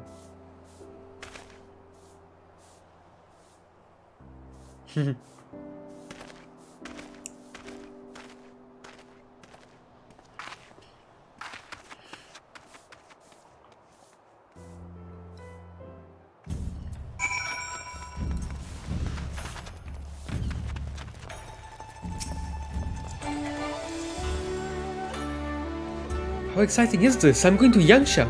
Don't you fret, Joriana. Like I mentioned earlier, once I settled in, I shall send a letter to you by way of Kotokaze. Yep, this one. This time I have every intention of living up to Timber Master Bitten's expectations. Why, I dare say we shall even be returning from our journey there with a tale or two on how I charmed my way into the locals' hearts with my carpentry skills. Till we meet again in Yasha. Money.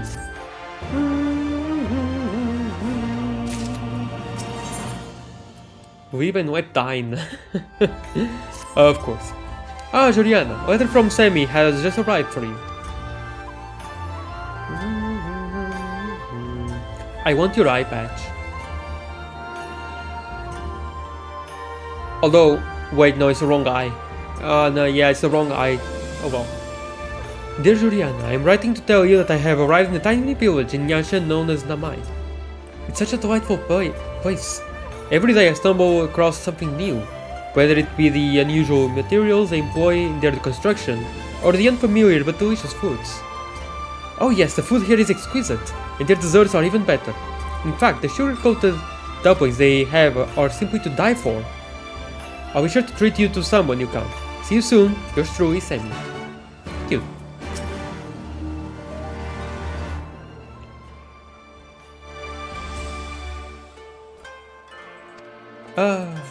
She's not from the Culinarian Guild, but yeah.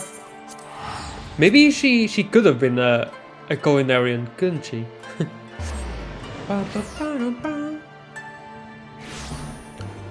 But I have to wonder, is this simply a misunderstanding?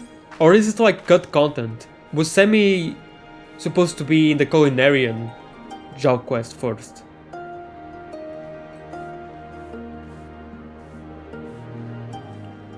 It's probably just a misunderstanding, but it's really weird that Kotokaze said that. It's almost like it feels like it's cut content, that Sammy was supposed to be a Culinarian at first and in the Culinarian job quest, but then I guess her story got transferred over to Carpenter, maybe. I don't know, I'm just spitballing here, but maybe?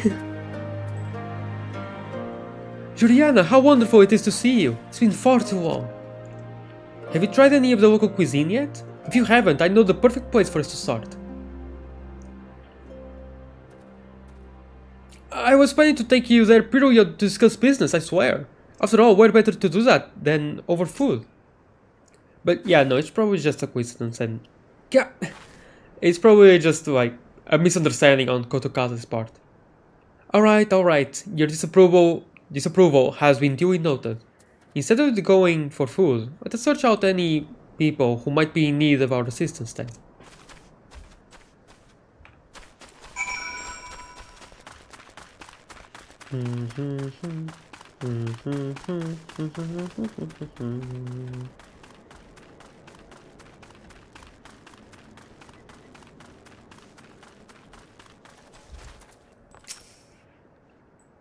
Help? Yes, I could use some of that. You see, in the days before the Empire held dominion over our lands, I was a chef. While our freedom from them is fleeting, I would nevertheless like to use this opportunity to once again pursue my passion for cooking. As such, I have been thinking to open up my own restaurant. To do so, I will need to procure basic furnishings for my future shop. It is not a simple task. Most of what I have come across is either far too expensive or of poor quality. And you may be pleased to hear, sir, that before you stand two highly skilled members of the Carpenters Guild in Gridania. We shall see that you receive the furniture you require. You will do this for me? Most certainly. What kind of furnishings do you need? Apart from tables and chairs, I need something that would allow my guests to feel at ease. Those from the Enclave have different dining habits to those of us here in Namai.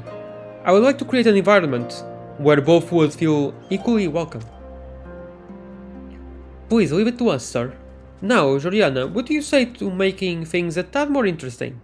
Let's turn this into a competition.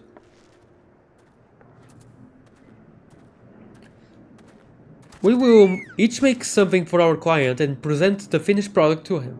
He will then judge them and decide on the winner. Pretty please, won't you do it for me? This is the only way I can show Timbermaster beaten. I'm just as skilled as all the other carpenters in the guild. But he didn't tell you to strive for perfection. It's settled then. Go about making the furniture however you will, but I recommend you speak with the people here before getting started. Some have lived here their entire lives. Others once lived in the Enclave. With their help, you may better understand the subtle differences in our ways. Thank you, sir. We'll be sure to do that. Juliana, once you've decided what you'll be making, come and find me. I'll furnish you with any materials you might need. It's a competition, though.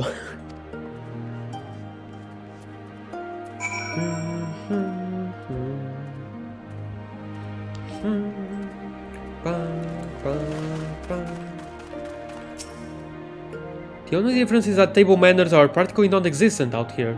The people have good hearts, but they have no sense of etiquette. They will eat their food on the streets and sip their tea in front of you. One should take their meals behind closed doors with family or friends. Ugh. It would be nice if they would at least eat behind a partition of some sort and spare the rest of us a sight. Really? Huh. Really? Okay. I would say that the people from the Enclave are more elegant than us. Never seen one with a hair out of place or in clothes that have not been neatly pressed. They place great importance on rules, manners, and fashion over there. Right. That makes sense. They're... okay. What else? Oh, hi, Isai. Oh. What the? We heard you and the others left for Kugane. We wanted to thank you, of course, but we never had a chance. I suppose I could... thank you. For everything, that is. Anyway, I won't keep you. I know you will have another war to fight. Oh, that's cool. I didn't realize that Isai was here. Brother's still too shy to speak to Lady Yugiri, by the way. He can't even say thank you.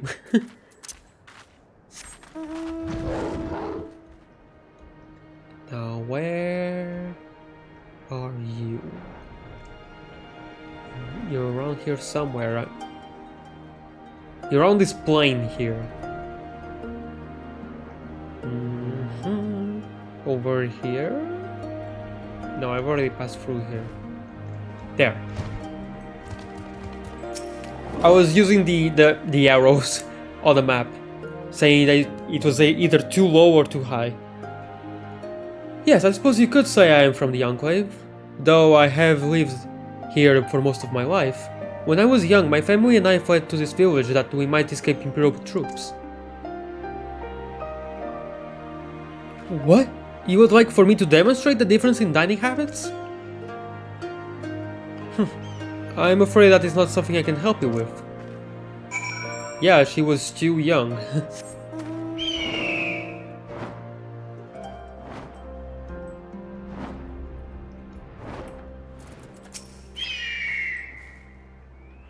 Ah, Juliana, have you finally decided on what you'll be making? That restaurant from the ground up! A wooden shield to protect the food from, well, you know, ornate partitions that can be hung between each of the tables. Partitions? That seems so dull. That's not what you're really thinking to make, is it? Wait, you're not trying to lose on purpose, are you?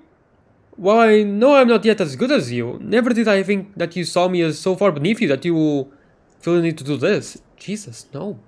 What the heck? You jump to conclusions. You still jump to conclusions, Sammy. My apologies. I seem to jump to conclusions again. I know you're not the type of person to do something like that. It's no excuse, but lately I've been on edge. I can check the feeling. This is my last chance to convince Timbermaster Bitten that I am a capable carpenter, worthy of being called as such. If I don't, he might stop assigning me work and I may as well leave the guild. I shall not let it come to that. No matter what it takes, I must find a way to prove myself. Oh, I completely forgot.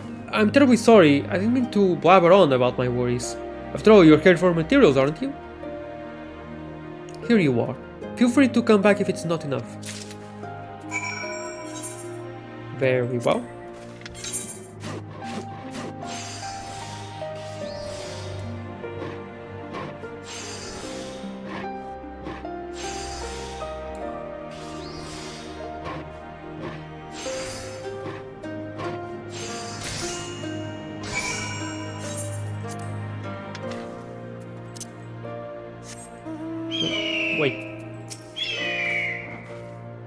You finished? Already?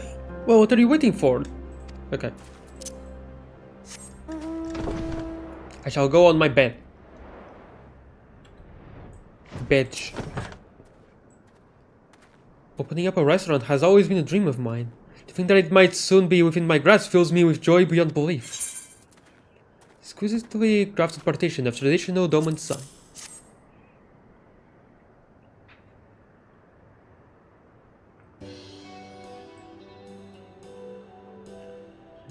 What have we here?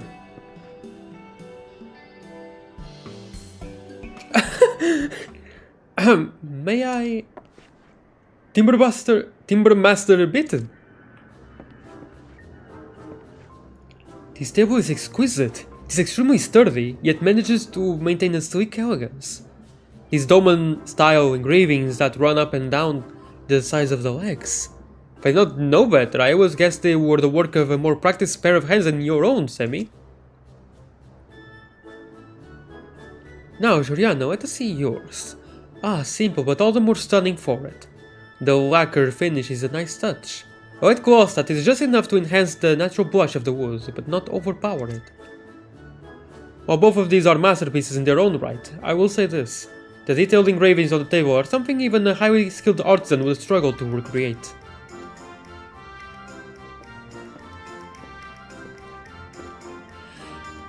What do you think, sir?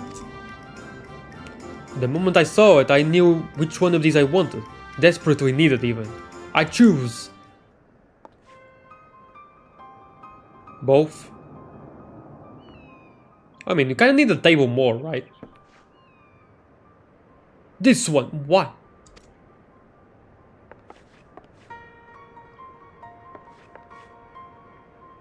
That Giuliana is a better carpenter than me, I won't deny, but that she has skills I could only ever dream of attaining, I also admit, but I poured my heart and soul into that table. Yeah, like, isn't that... Don't you need the table more? Sir, why is it that you chose Giuliana's partitions over Semi's table? Simple, really. Dome and city folk are a private sort. They would appreciate the way these wooden barriers would hide them from sight as they eat. The young lady's table is magnificent, a work of art even. However, it does not fulfill the needs of my customers like these partitions do. It seems the time it took to carve the intricate detailing on this table would have been better spent interviewing the local citizens. Semi, do you understand now why is it you lost? You were so focused on demonstrating your own skill that you disregarded the needs of the client.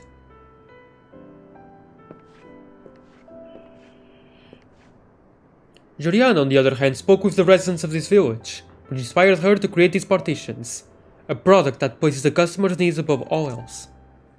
In that sense, the difference between your table and her partitions is the difference between a decent carpenter and a master of the craft.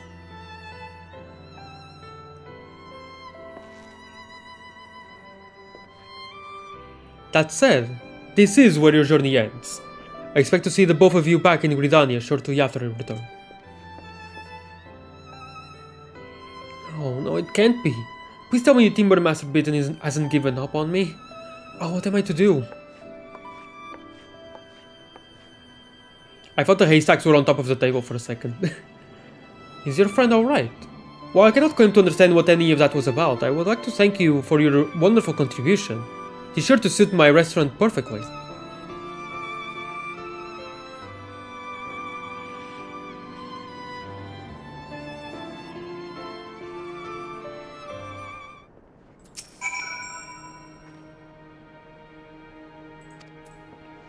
Whenever your restaurant exists, I guess. Probably never, unfortunately. Because that would require attention. And honestly, I don't think this game is above having a new restaurant and unique foods behind optional content. Well, I mean, not exactly, but for example, in A Realm Reborn, and I think this only applies to A Realm Reborn, there are a few fates that if you do them unlocks more items in a store that's nearby, and from there you can buy, I think it's up to 3 minions. But yeah, I mean, it's something that this game has experimented with before in A Realm Reborn, but I guess not many people liked it. Then again, they were behind Fates. If they were behind Job Quests instead, I think it would have been better. Why do I keep saying Timber Master Beaten? Thank the matron you've returned. The drawers of this desk you made for me are broken. Is there a chance they can be fixed? I shall see what can be done. After all, I can hardly say no to someone who has so cherished one of my creations as you have. Timber Master Beaten, sir, my son. He's just been accepted into the Order of the Twin Adder. To celebrate, I'd like to have you craft him a fine spear. Order of the Twin Adder? That is quite the accomplishment. Very well, I shall make him one that will see him through all his battles. Wait, sir, come back. I also had a quest for him, but I suppose it'll have to wait. Should have known getting the finest carpenter in all of Gridania to make something for you wasn't going to be an easy task. Excuse me, if you don't mind me asking, why is it that all of you like Timber Master Beaten so much? When you ask him to make something, he creates that item for you and you alone.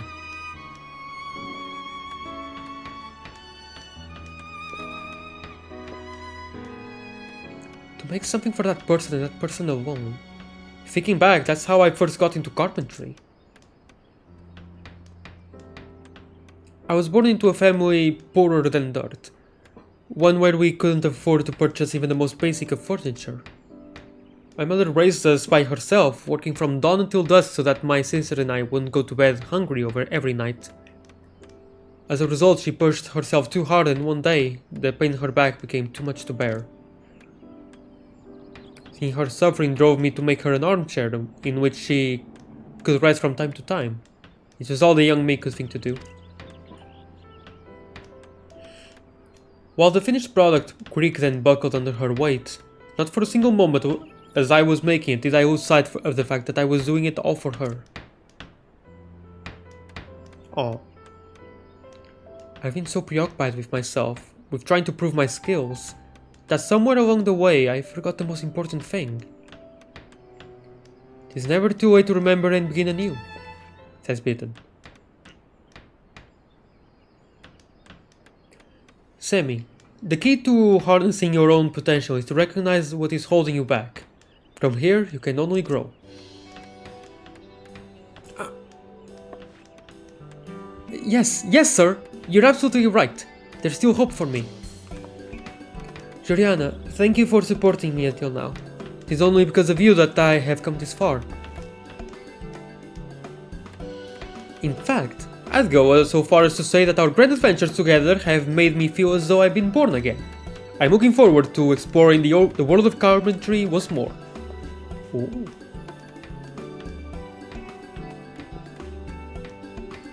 She's not the only one who owes you a debt of gratitude. While I am skilled at working with wood, I am not nearly so adept at dealing with people and their problems. You have helped see me in ways I could not. You are part of the reason I have such high hopes for the girl. With a mentor like you to look up to, she will no doubt flourish. That is why I ask that you speak with her one last time before you leave. Okay.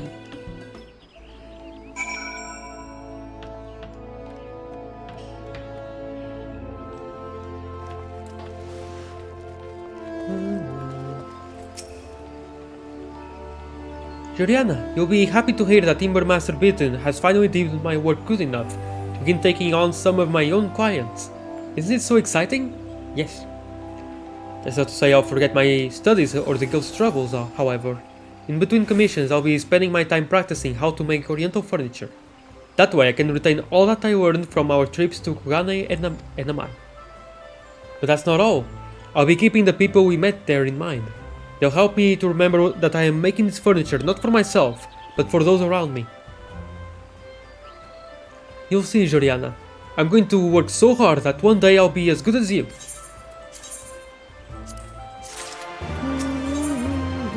Tea party rules. Juliana, there you are. I was going to wonder when you'd show up. Okay. Timbermaster Bitten says he has some clients he wants to introduce to us. Well, don't just stand there, let's go.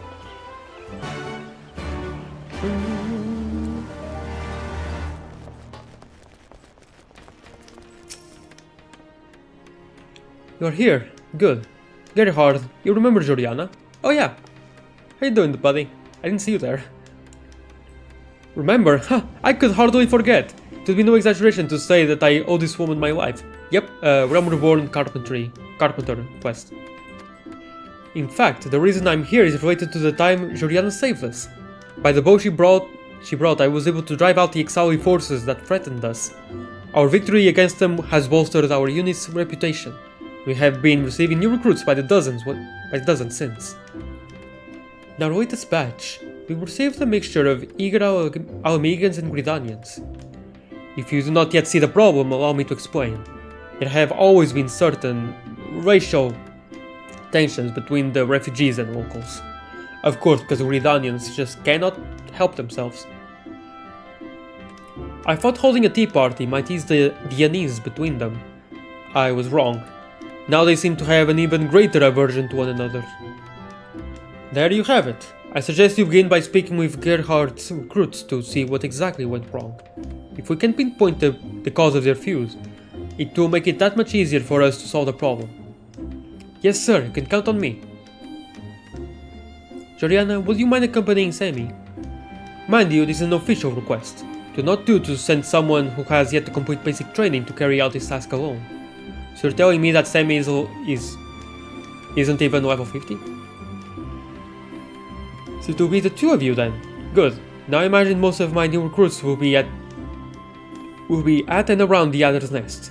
You should have no trouble finding them. Once you have finished, see that you report back to me. Yes, sir.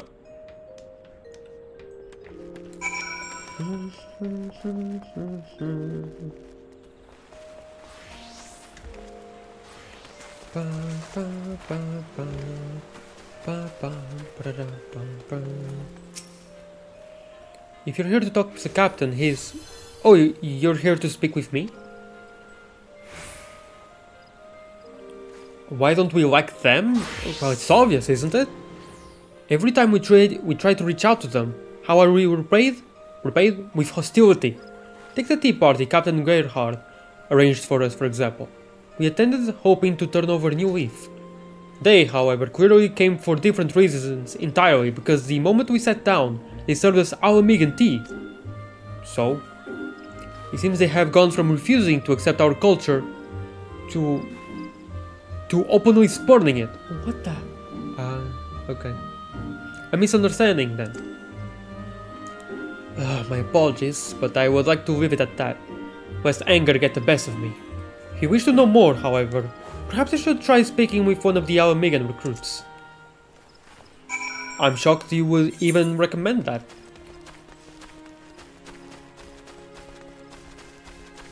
Oh. My new motto is, live, love, and craft to fulfill the needs of others. Now I'll never forget any of the lessons I learned while in the Far East. Cool. I'm glad I went through here, I wouldn't have seen Sammy otherwise.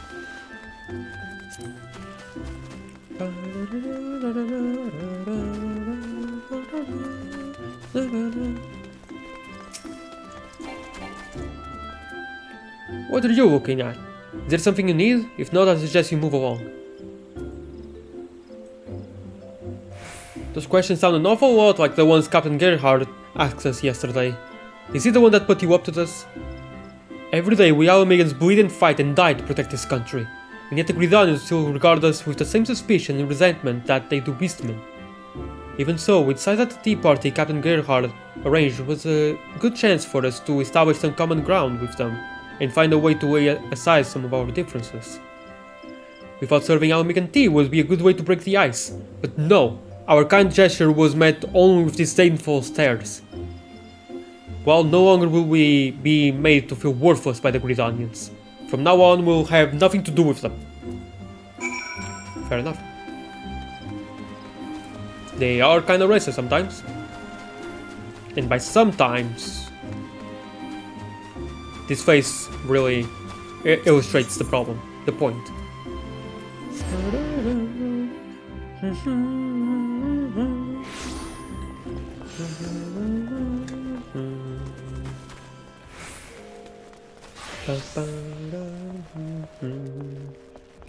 Oh, by the way.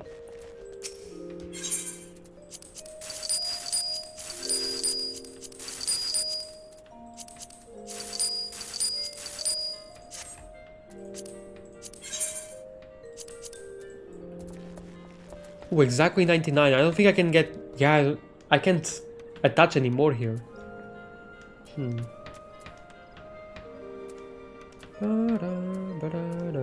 It's getting really, really full.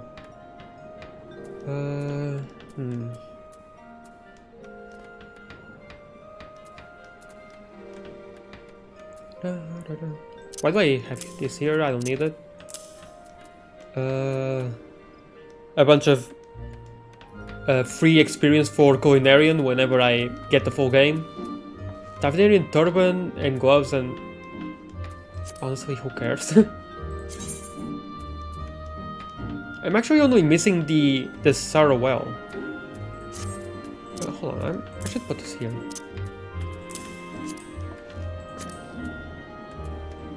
What else? Oh. No?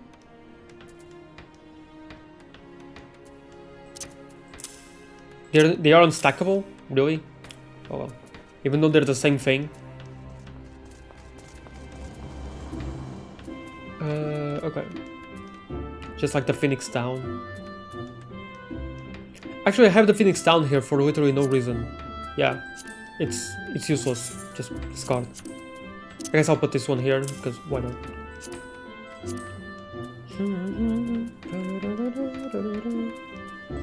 Let's put all the money here.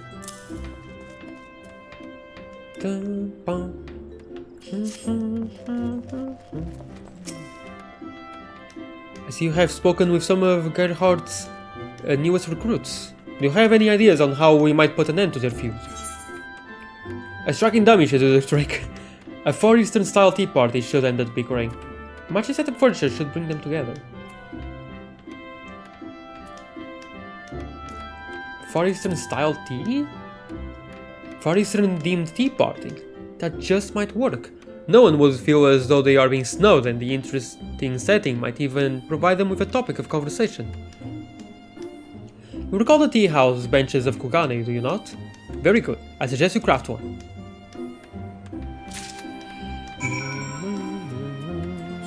And I already have the materials and everything, wow.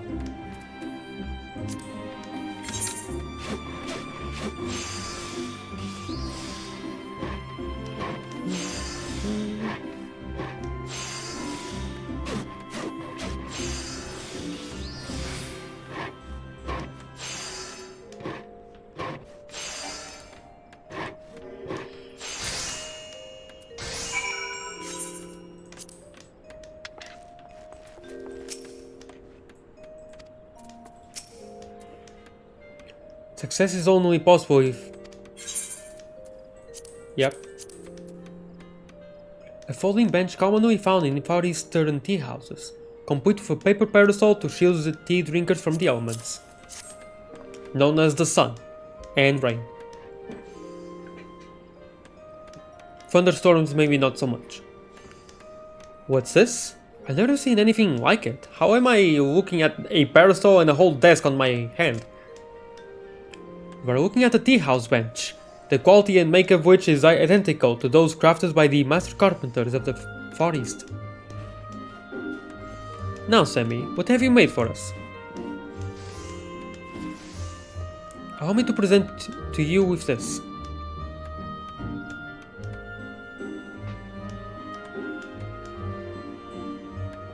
This is the exact same thing as Juliana crafted. What led you to decide upon a tea house bench?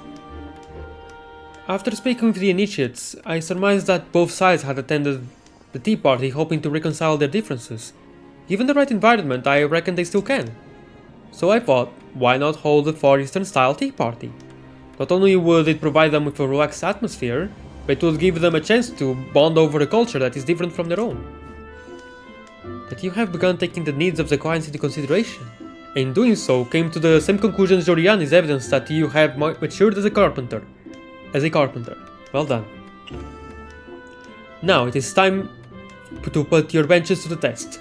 I will have the two of you take them to Apkao Falls and set them up. Gerhard, gather your subordinates and Jorian and Sammy there. I will join you shortly. Very well.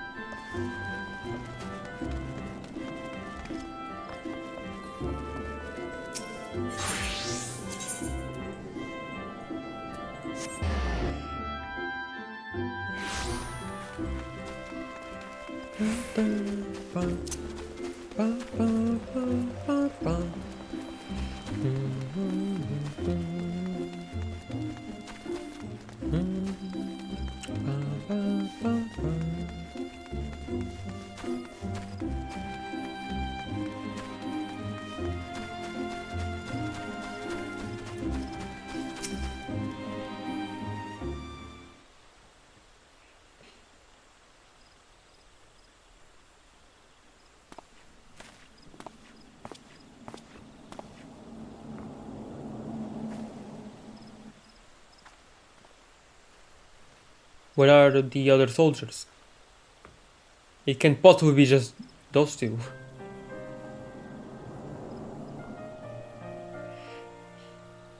Welcome, everyone. While I know our last tea party was by no means a rousing success, I appreciate how willing most of you were to give this idea a second chance. Hello, just passing by. Hi, Gale. Welcome. Hi Gale, bye Gale. I hope you're doing well. Regardless, it seems some of you felt that certain cultures were disrespected at our last get together. For that I apologize.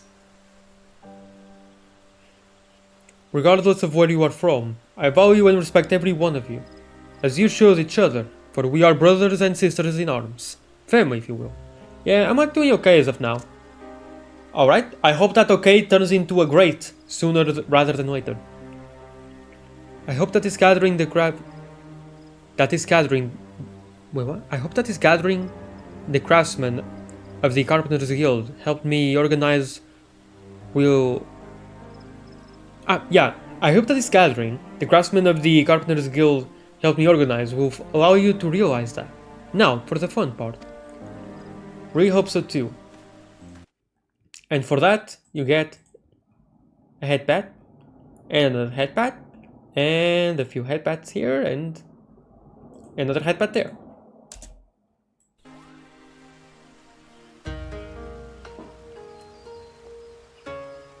Alright, good night.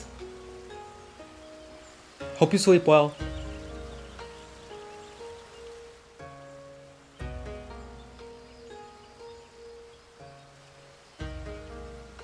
What do you think, everyone? Before you is an exact replica of a tea house in Kugane.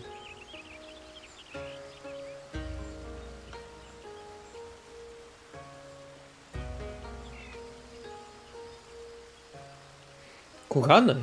As in the Far Eastern port city? Well, I suppose these decorations do have a certain exotic charm. A Kugane-style tea party, huh? Everything looks so elegant. These furnishings are almost as beautiful as those found here in Gridania. Almost. Carpentry is culture, and culture is ever present in our lives. One can learn a great deal about us people simply by looking at their furniture. Sitting here upon these benches has made me realize there are many magnificent things in this vast world. Maybe I shouldn't have been racist. In my narrow-mindedness, I nearly missed out on them. We should have taken the time to learn more about you and where you are from.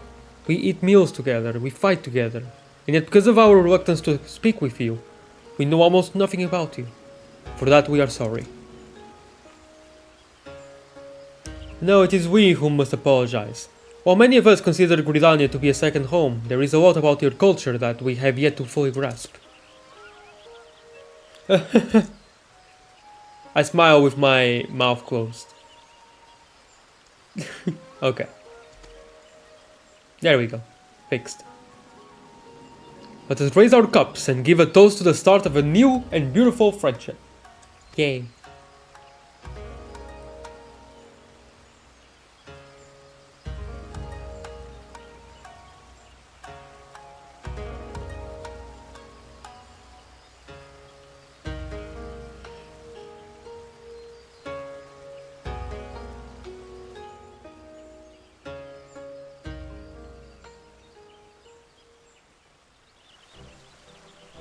Dun, dun, dun, dun, dun.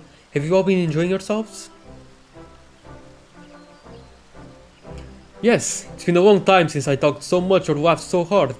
I thought we had absolutely nothing in common, but I was mistaken. Indeed, the more we speak, the more I come to realize how alike we are. I'm glad we've finally found a way to put our differences aside. Good. Remember, on the battlefield it matters not where you are from, or where you were raised, only that you survive. For that, you will need to rely on each other. Never forget that.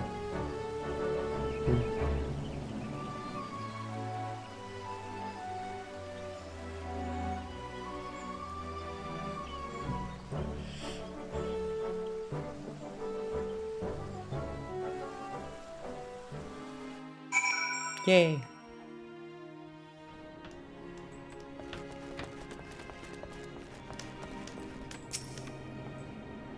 What a relief the party went so well. While the tea was a smidge too hot for my liking, the cakes were so delicious.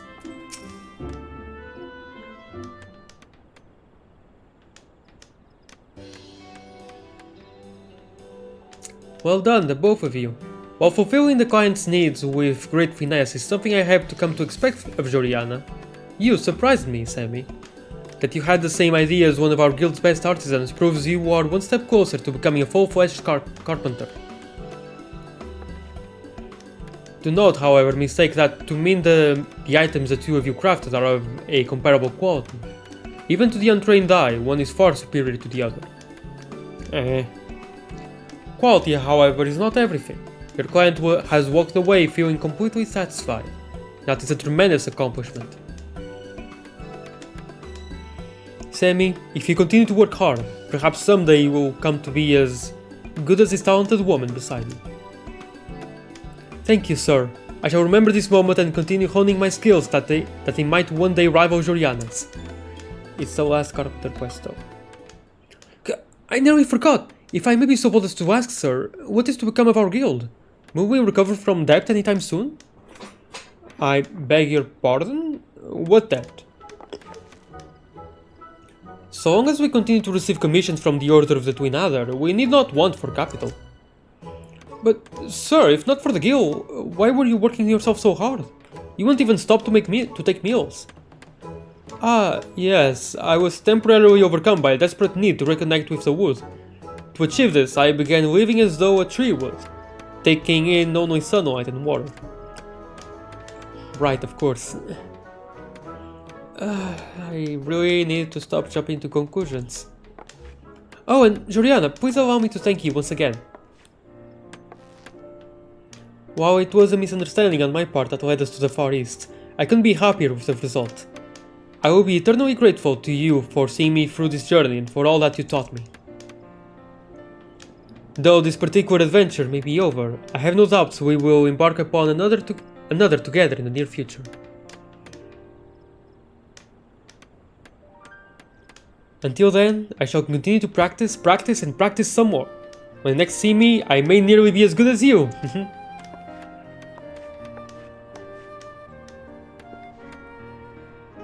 Joriana, your ability to inspire people never fails to astound me. It is in no small part thanks to you that Sammy has grown as much as she has. Your talent and the love you hold for your craft is a rarity even among the elite. I hope that you'll continue to use both to serve men and women all across Eorzea.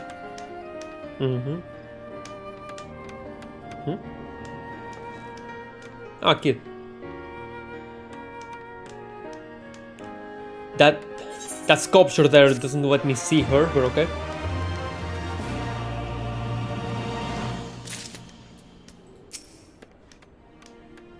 Gerhard has asked that I pass along his thanks to you. By your saw have his men finally learned to see eye to eye. That's nice. Very, very, very, very, very nice. Now let's do blacksmith. Why did I click the duty finder? Or the, yeah, the duty finder.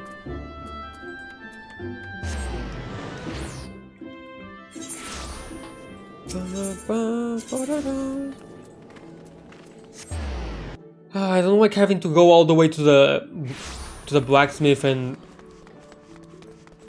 armor guilds. Just have to walk all this way over there. It was so annoying when doing these quests in both Realm Reborn and Heaven's Ward, but mostly Realm Reborn. It was annoying, very, very, very annoying. Hi, Bartheo. I miss you from Forest, of course. From the Forest. Juliana, in today shaping up to be a mighty fine day. First I get a promising letter from a potential recruit from the Far East, and not long after you show up. I know, I couldn't believe it myself when I learned that someone from beyond the 5 seas wanted to take up an apprenticeship at our humble establishment. But sure as day, that's what it says on this here paper. Forge Master Breathail, I am writing to you today to express my desire to learn more about your guild and the blacksmithing techniques you employ. I am currently preparing to depart for Limsa and should be arriving shortly after this reaches you. On second thought, perhaps promising wasn't the right word. He don't expressly state he's looking to join or even give us a name for that matter. Well, at least they're an enthusiastic bugger, which is a lot more than can be said about half my crew at the moment. We've been a bit short-handed, so everyone's been working from sun up to sundown. They're dead on their feet, Joriana. That's why I'll be sending you to escort our mysterious new recruit back here. I know, the letter ain't much to go on. I reckon if you snoop about the logs for long enough, though, you'll come across our friends sooner or later. And now I have to go all the way there again. Just to go to the ferry docks, and then I have to walk all the way back here again. I really don't like it. That's why I saved these for last. I don't like having to walk all this way over and over and over and over again.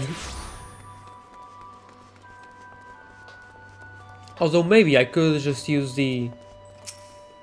I could maybe do the blacksmith and armor quests at the same time, but I don't want to do that.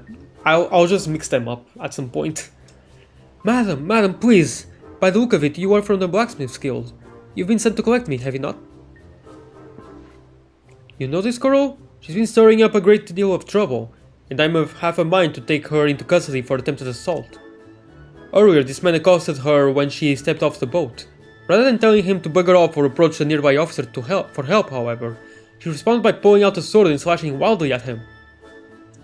Oh.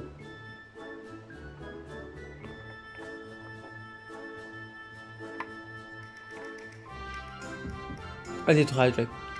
Luckily, I was close enough to intervene and prevent anyone from coming to harm. I've been questioning them since, but I haven't been able to get a peep out of the girl, and this fool beside her won't stop spouting lies. You stopped me without just cause and refused to let me go even after I explained that I have somewhere I need to be. There was nothing left for me to say, with a vault to a churl like you. Churl? Listen here, young lady. While that may be a suitable word to describe this ruffian, I am no such thing. I am a yellow jacket, keeper of peace and fender of Limsa. First I'm nearly stabbed, and now you disservice me with your ugly words. All I did was shower a pretty girl with compliments. That hardly warrants this abuse. That's all you did, is it now? Perhaps next time you should use your mouth to do some of that complimenting instead of your hands. There is a next time, that is. Truth be told, the only reason I was even here to save your sorry arse was because I came to issue you with a warning. We've received a flood of complaints regarding your unscrupulous behavior. Well, she tried to kill me.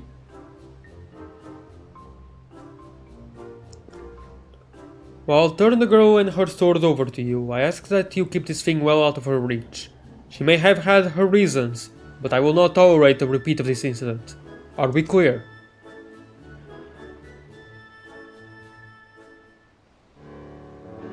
It is simply a blade I keep on hand for self-defense. It is a rubbish weapon, really. You can keep it. I will, however, have you know that this is no ordinary sword. Rather, it is a katana, the traditional weapon of the Far East. No, wait, I have an even better idea. You can present my katana to Forge Master Breathail. While by no means one of my better creations, it should prove sufficient to demonstrate my skill to him. Now then, let us not waste any more time. Please lead the way to the Blacksmith's Guild. A katana wrought by her own hand. Seems she's a blacksmith of exceptional skill. She claims it's rubbish, but that's a finer weapon than any I've ever wielded. For all her talent, though, that girl is going to be a handful. Breathail's in charge over the Blacksmith's Guild, isn't he? My sincerest sympathies to him. Oh dear.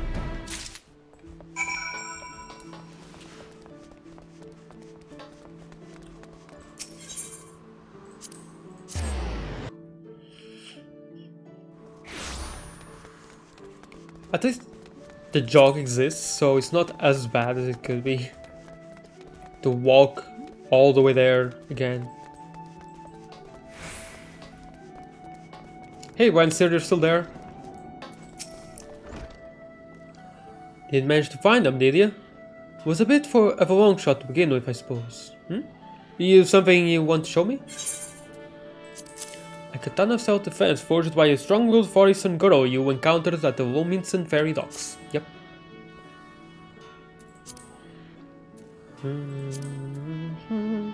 A katana? It's certainly a fine make. I'd say it's right up there with some of the stuff me better smithies can pound out. Where did it come from?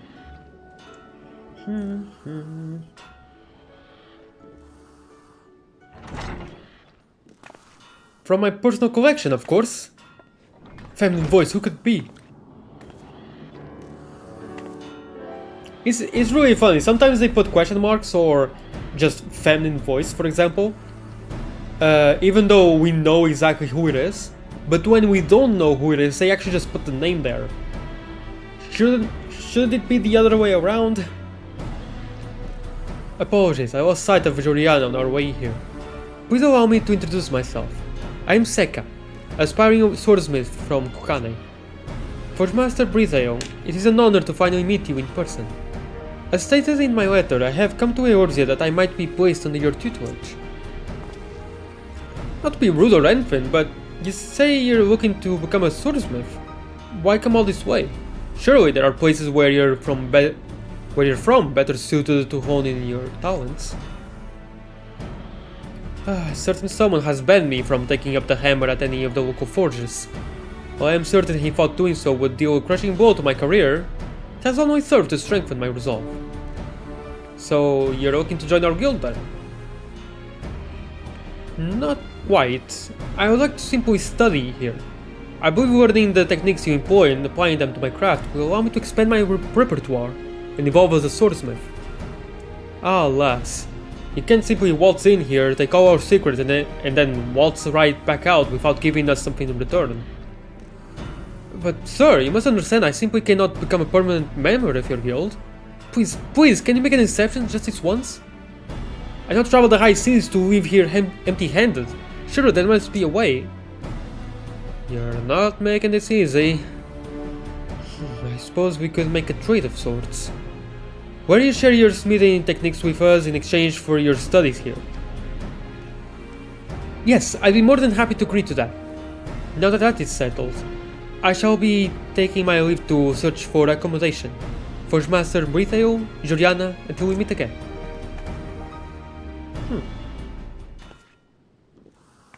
Okay. Well, wasn't she something?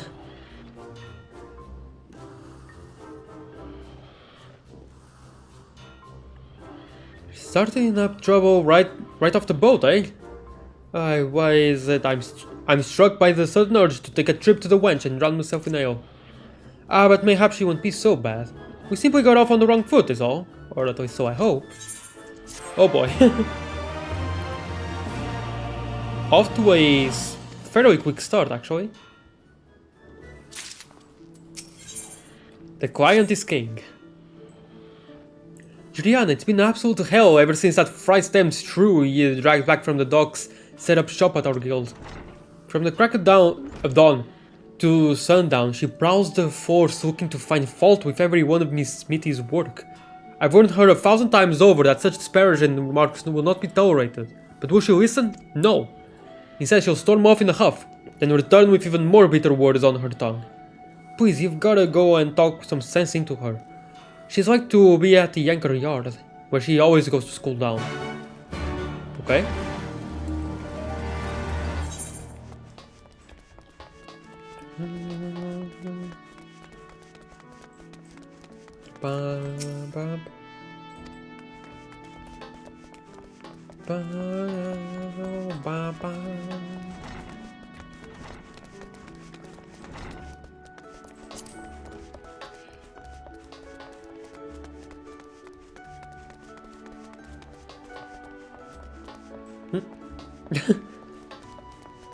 Commando was going all over the place there. I like this place a lot, but why can't there be an ether right here? I've come here because that bonehead sent you after me, right? Well, I'll have you know that whatever he says, I do not intend to be more supportive of the Smithies. Every single point I brought up has been valid. I have some excellent smiths, really, you do. However, everyone is so focused on when their next commission is due that they have lost sight of what is important. No one here has any passion or desire to improve. They are all dead on the inside.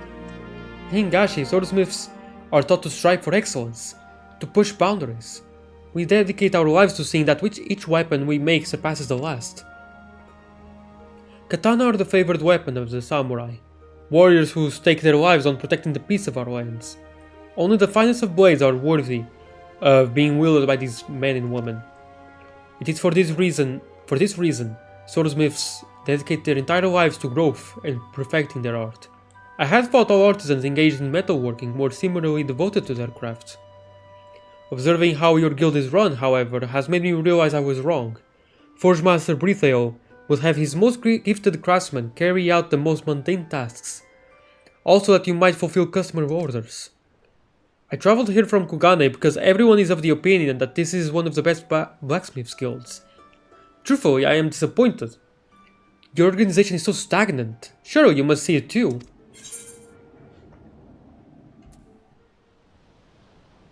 We're a guild and the customer is our priority. No, this is all wrong. Blacksmiths cannot refine their skills by mindlessly repeating the same tasks day in and day out. Your guild needs to change and I am going to prove it to you. But we're not sword masters or forgers, we're a guild. Crafters guilds are basically stores, but okay.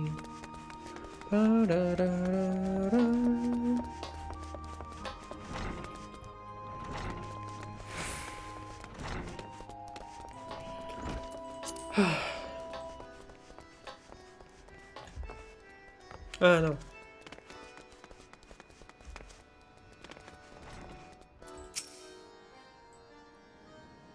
I thought I told you to go and smooth things over with her. Instead of returning calm and composed, she storms in here with a murderous gleam in her eye, saying she wants to challenge me guild. It's me against one of yours, she says, here to assign both of us to the next order you receive. The smithy who makes the better item is the winner.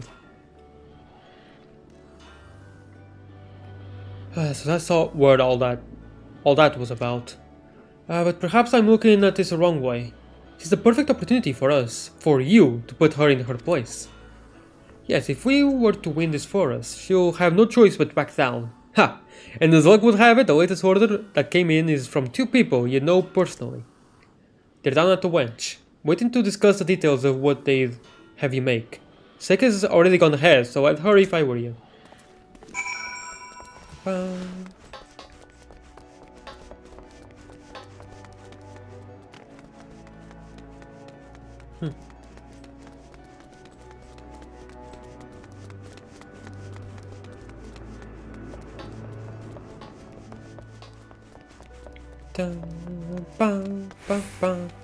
Dancing with the camera. Oh hey! Juliana, they think that Master Brithael would send you of all people to us. Why, today must be our lucky day. It's the first true break I've been afforded since being promoted to apprentice squire. I decided to come here to thank your guildmaster in person for his services. But that's not all. Wait till each new mission I'm dispatched on takes me further from the city than the last. I am forced to leave Fremondane on his own for extended periods of time. He, however, has not a weapon with which to defend himself in my absence. As such, I will have a sword forged for him. What? A contest? Oh, I'm not averse to the idea, this is the first time hearing of it. In fact, the girl you mentioned, Seka, never came this way. Mayhap she thought the general request we sent to your guild was enough and has already begun working on a blade? Well, whatever the case may be, I look forward to seeing you work your usual magic. Now, Fremondai, tell Juliana what kind of weapon you would have her make. Mistress Hamoin, it is a pleasure to see you again. As for the blade, I believe a short sword would suit me best. I've grown weak in my old age, and anything heavy is like to be more a hindrance than help. Yes, the lighter the short sword, the better. I've already paid the fee for your services to Master Brithael, and have, in addition, agreed to provide you with materials. Is this going to be another story about putting the client needs first? I just did that with Carpenter. It was a good quest, but it was a good story, but I want to do it again. While we are still far from wealthy, money is not as tight as it once was. If there is anything at all you should require, please not hesitate to ask. Oh, and since this is a competition, once you're finished, perhaps you should take the blade to forge Master Brithael. After you've received his approval, we'll appraise the two weapons side by side.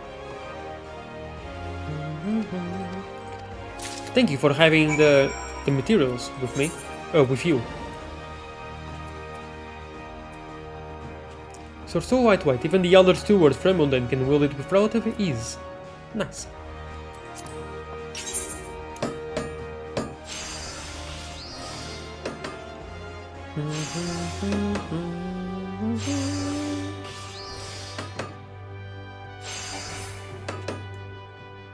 Wait, 400? Well, everything is right. Seeing as the judging will...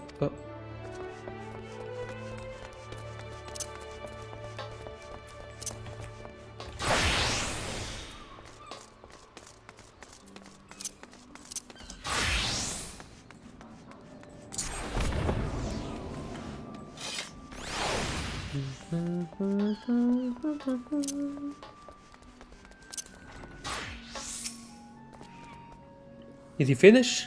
It better be nothing less than perfect, Joriana. If we lose this, she'll become even more intolerable. And we're as good as doomed.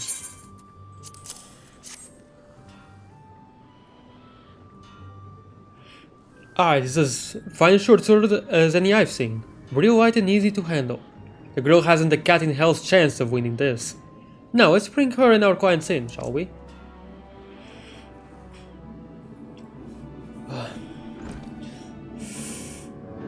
Oh, my chest hurts a lot right now.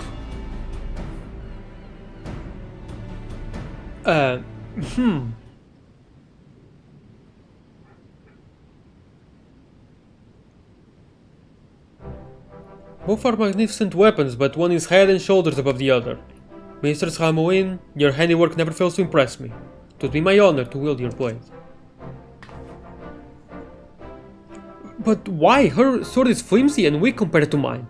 Added to that, mine has a superior edge and is much more aesthetically pleasing. Madam, as you can see for yourself, I am but a frail old man. Yours, while beautiful, is far too heavy for me.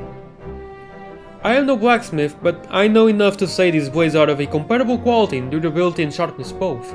If you were to take into account the needs of the wielder, however, Joriana's is far superior. This is not fair. Had our clients been anyone but these two, my sword would have won. I understand you're dismayed by the results, but your words are unbecoming of an artisan. It's our clients who decide if our weapons are worthy of them, not the other way around. If you can't bear the defeat with a bit of dignity, I suggest you look into changing professions. You'll never grow as a craftsman with that attitude, much less surpass Joriana here. If you don't mind, Fremondine and I will be taking Joriana's short sword and leaving then.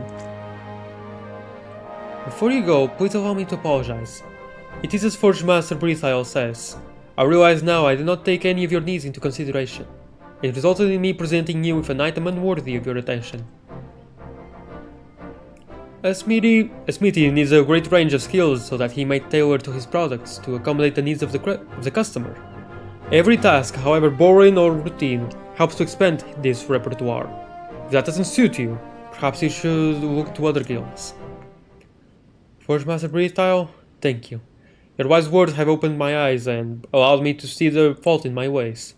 I'm terribly sorry for my earlier behavior. Nothing of the sort will be happening again during the course of my studies here. Yay! Studies? Here? Surely you'd prefer to go elsewhere. He really wanted her to just go away. Breathial is one of my favorite guildmasters, not gonna lie, in the crafters anyway. Not at all. I'm quite certain whatever those other boys have to offer will not even come close to what I can gain by observing Mistress Joriana. Oh dear. This backfired. It backfired, Breathial. What are you gonna do now? By what terrible stroke of fate did she end up at our guild? I thought for sure she'd leave after losing to you. She's certainly a spirited girl. While her determination to succeed is her greatest strength, it is also currently her greatest weakness. Perhaps if she were to learn to be more receptive to what others had to say, that could change. I'm going to have to go and break the news she'll be staying to the other smithies. Joriana, don't you go anywhere, you hear?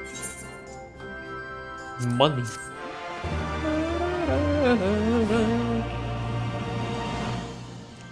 Bye, Heaven's Word Blacksmith Quest, you were really good. Bye. I probably won't ever see you again. What ties? Joriana, thanks to you winning that competition, Seika has become surprisingly bearable of late, and things have been oddly peaceful. That's not to say, however, that you can't rest on your oars just yet. Not too soon before you arrived, we received a rather peculiar request. It's from a man in Kugane named Shinto. He's asking that our best smithy forge him a weapon. Seems pretty standard, right? Well, it's not. It came with one very interesting condition. He's asked that we not mention a word of this to Seika. Curious, ain't it? Why does he want to remain anonymous, and moreover, how does he know the girl is here? Well, I don't have the answer to either of those questions. There's one thing I know for certain. You're our best smithy. Our client should be arriving soon, so you best hurry to the docks. Any questions? Good. Now off you go.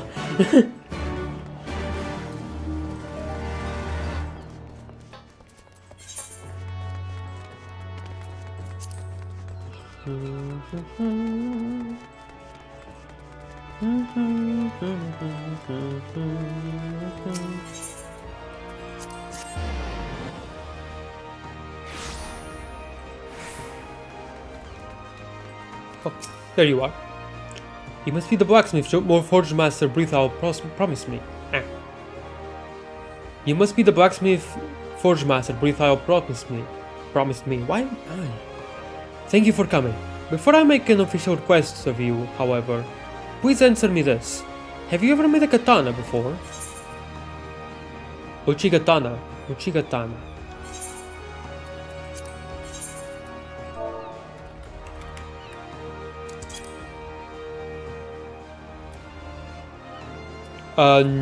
No, but I'll say yes. Excellent, then you are a woman with experience, and one which I can confidently entrust with this. What you hold in your hands is a hunk of rusted iron. I would like for you to forge a heavy Uchigatana using this. Ah, yes, the look of a skeptic. Do you not think it a worthwhile endeavor? I agree it is far from ideal. Had my savings not been lost to unexpected expenses along the way, perhaps I would have been able to provide you with better metal to work with. But, alas, it is all I can currently offer. That said, I do not think it by any means an impossible task, especially not for one of your purported talent. If you find yourself struggling, however, feel free to appeal to your colleagues for assistance. From what I understand, one of them is quite knowledgeable on the art of making katana. Be advised, however, not to mention my name should you choose to receive advice from this particular individual. Seka. Ai, Kaseka. How boring, Kaseka. Sorry. She's all the way over there. Why? Why must you do this to me? Okay.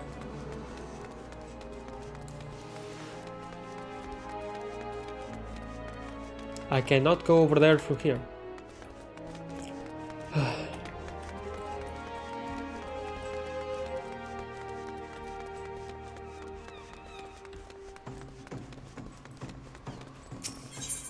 And now the Art Castle. Pam,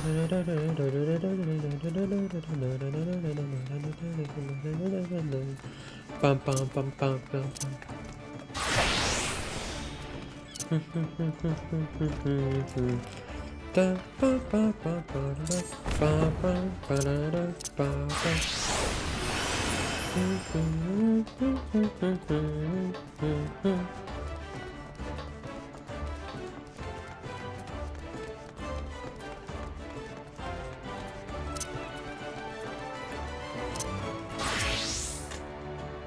Juliana, what brings you here?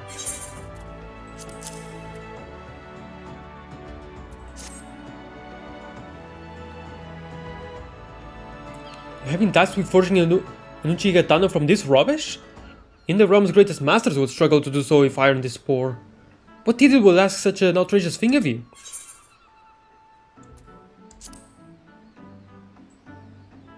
The client has asked that you protect their identity. I suppose you must oblige their wishes. Still, this is absurd. There are so many impurities in this metal that any blade forged from it will be extremely brittle. Should the katana shatter during battle, the wielder's life will be forfeit. To preserve what little durability is present in these brittle hunks, we must refrain from upholding the metal too many times. As such, you best make a heavy uchi katana. While the rust appears to be overwhelming, I think we have enough workable iron to make a full blade. Take half. I shall hold on to the rest in case we need to try again.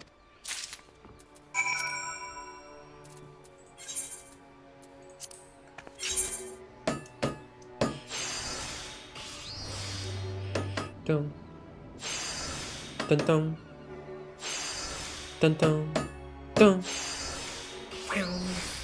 dun dun dun.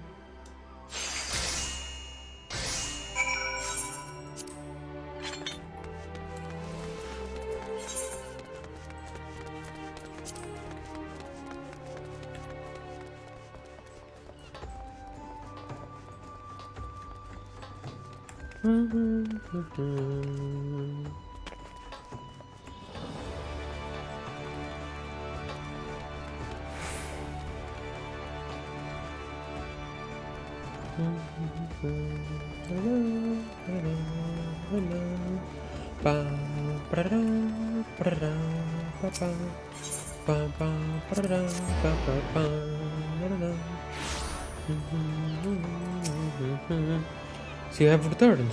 Have you finished the Uchigatana that I requested? Katana forged to be, above all else, durable. This blade, it's so rough-hewn. Rough-hewn? What? It does not even come close to matching the skill of even the lesser swordsmiths of the Far East. Or at least that is what I would say had I provided you with decent materials to work with. As it stands, the fact that you managed to craft a working Uchigatana from the iron I gave you shows me you are an artisan of surpassing skill. I have witnessed firsthand that your reputation is well founded. Tell Master Brithile I am satisfied with your performance. I wonder what that's about.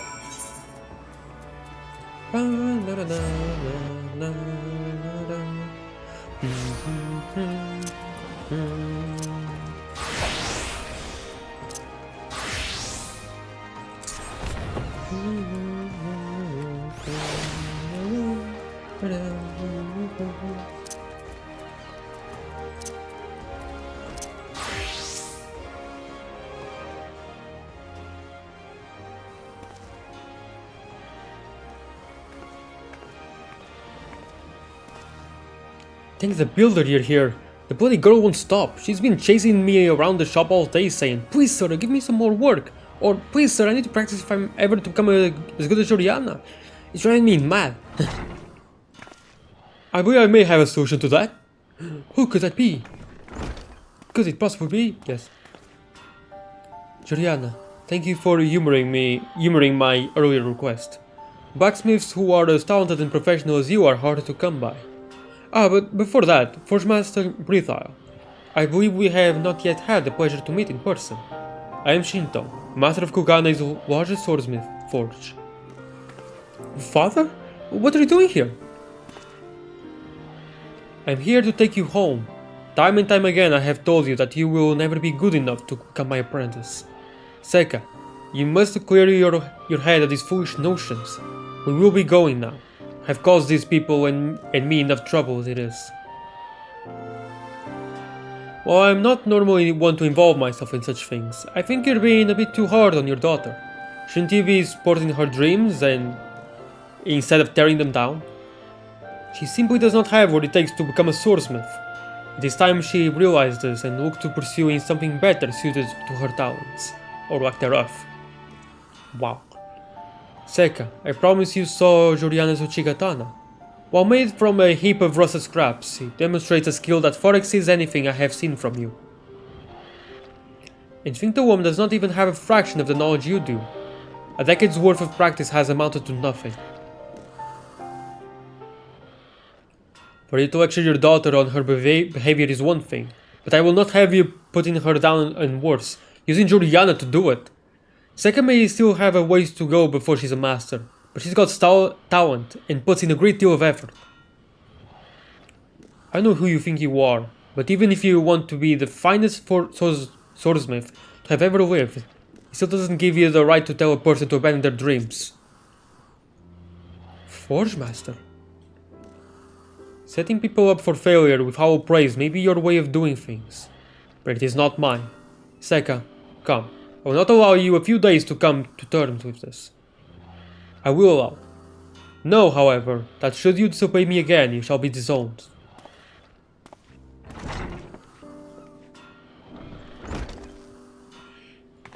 Father or not, great swordsmith or not, I don't see why you'd ever want to be an apprentice to such a bored man.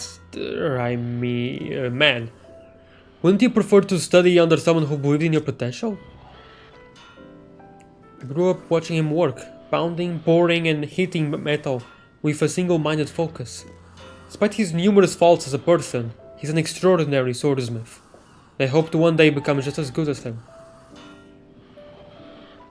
Oh, lass, if you really feel that strongly about it, we'll help you. The two of us, we may have got off on the wrong foot, but it's nothing we can put right starting now. Together we'll think of a way to prove to your father that you're worthy of studying under him.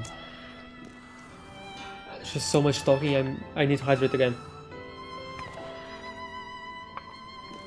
You'll really do that for me. Thank you so very much. Forge Master Brithile, I must apologize. I was wrong about you. After seeing you stand up to my father, I now know you are rather chivalrous, brave and kind.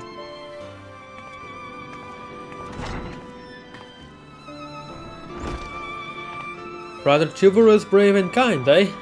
I suppose she didn't see me in such a favorable light before this time. But on to more important matters. Juliana, let us each take some time to think of ways we might assist the girl and reconvene once we do.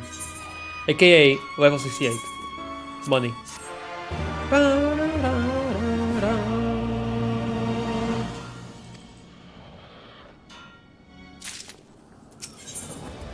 The missing piece. Ah, Juliana, there you are. Since we last met, I've been giving a lot of thought as to how we might assist Seka in winning her father's approval. And there's one thing that strikes me as strange. While she is by no means a first-rate artisan, she's also not nearly so bad as meaty as her old man would have us believe. So why is he trying so hard to convince us she'll never amount to anything? My intuition tells me he's hiding something and it's up to you to find out what. I saw him wandering through West Hawker's alley earlier. With any luck, he should still be there.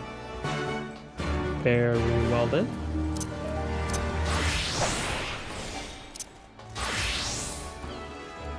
You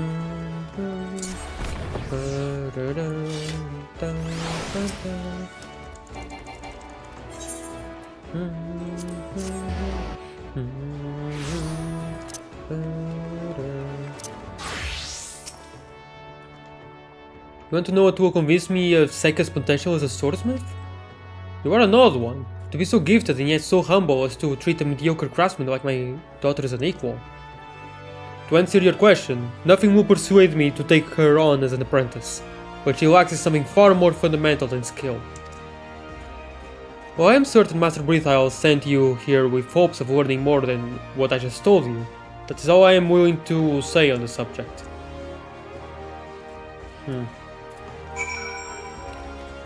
This will be a toughie.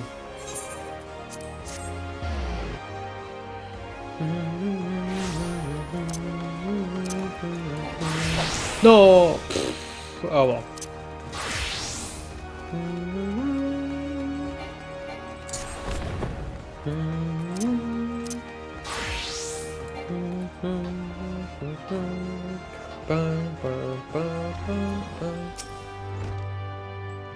So it's as suspected then. It's not a girl's skill Shinto doesn't approve of.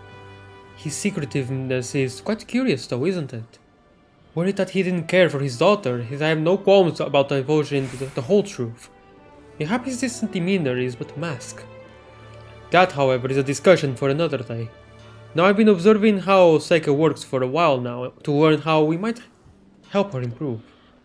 From what I've seen, she's got a great deal of talent, but her clunky tools prevent her from displaying the full extent of her skill. I believe that her hampered dexterity is the missing fundamental to which Shinto refers. It should be an easy thing to fix. All we need to do is provide her with a new set of Svelte tools. Maybe she is left-handed? I don't know. And our tools are for right-handed people? That said, forging custom-made implements ain't easy. There are only 2 people I trust to do the job right. Well, Joriana, what do you say? Make her a nice hammer and I'll take care of the rest. Randwolf should be able to supply you with what you need.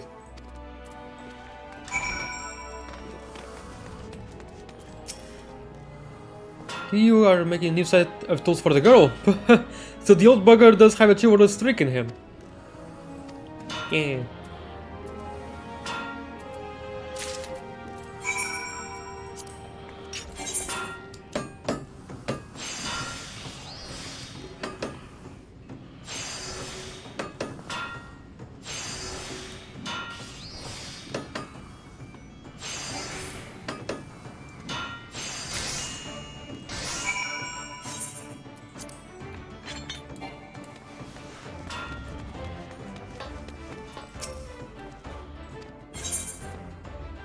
Remarkably small hammer intended for use on projects requiring extreme delicacy.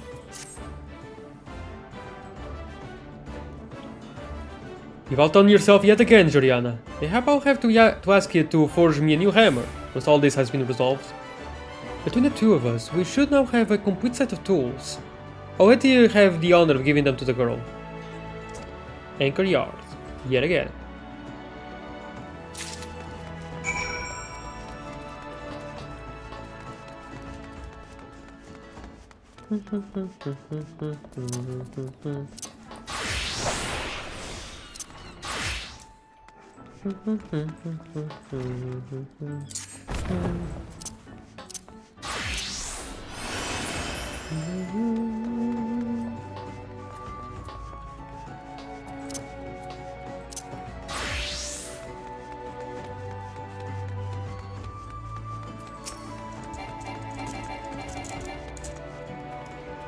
Juliana, I'm pathetic. Not sure to be called a smith. Forge Master Breathile invested so much time and effort in helping me achieve my dreams, and yet everything I made is rubbish. I'm deserving of his teaching and his kindness. My father is a distinguished artisan in Kogane. To gain his recognition would require that I craft an exceptional katana. This whole time I have been thinking how exactly I might bring such a blade into existence, but the harder I think, the more I am overcome with panic. To make matters worse, I cannot get Forge Master Breathile's face out of my head. Ever since he stood up for me against my father, I find myself unable to think straight and a flush rise in my cheeks whenever he's around. Ha! Has begun to dominate my thoughts and even my dreams. I don't know what has gotten into me. My apologies. It seems I have gone off on a tangent.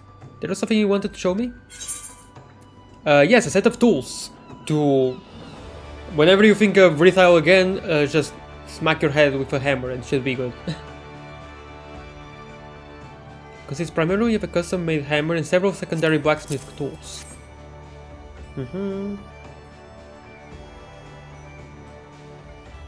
Forgemaster Rethyle and you made these for me? It never occurred to me that your tools can make a difference. Unlike my current ones, these feel so light and sleek. Thank you so much for this wonderful gift. I cannot wait to test them out.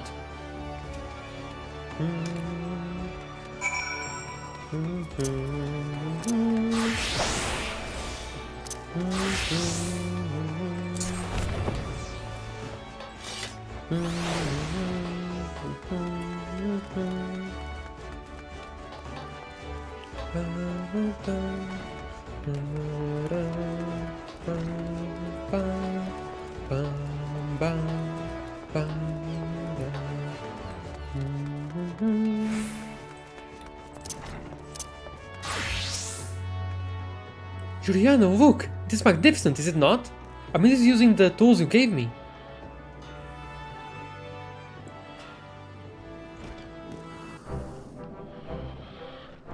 Whoa, looks so cool.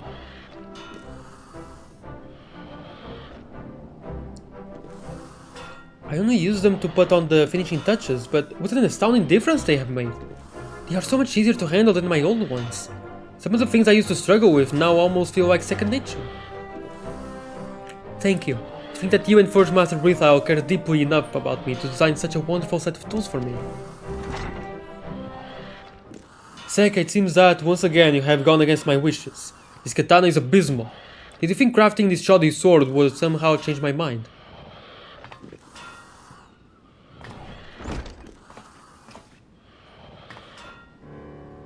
No, father. This katana was not made with the intent of showcasing my skill. However, that does not make it any less valuable. This blade, to represent my determination, marks the first step in my journey to becoming the best swordsmith in the realm. Working with these tools reminded me of what it was like to concentrate solely upon feeling the cold bite of metal upon my palm, and the reverberation each pound of the mallet sends up my arm. It made me realize that, until now, my katana have been made with anxiety, a fear of being rejected, and not for the pure joy of the art. Father, I am at a turning point. Now more than ever, your guidance is essential to my success, and I would like to reiterate my request to you. Please, I beg you, take me on as your apprentice. You exhibit greater dedication, but have always lacked the necessary focus and affection for this craft, something which has reflected in your work. All your blades have been uninspired and lackluster. This katana, while far from acceptable, is different. You directed your undivided attention to its creation, rather than fixating on gaining my approval. In so doing, you have demonstrated you understand the essence of our art. Our art. I shall consider your request. Yeah. What? Truly? Do not get ahead of yourself. You must first prove your worth. I will have you compete against Joriana. Only if you win against her, will I accept you. Wait, so does this time I don't make a high quality thing? Shall return to Kugane, and there the two of you will face off to see who can make the better katana. Keep in mind, Seika, this shall be your last chance. Pardon me, but I don't think I heard you right. You can mean to say you're planning on stealing away my best smithy and taking her to some distant country for a bloody competition we didn't even agree to? Father, I have no objection to those terms. Joriana, I know it is a loss to ask, but please, will you do this for me?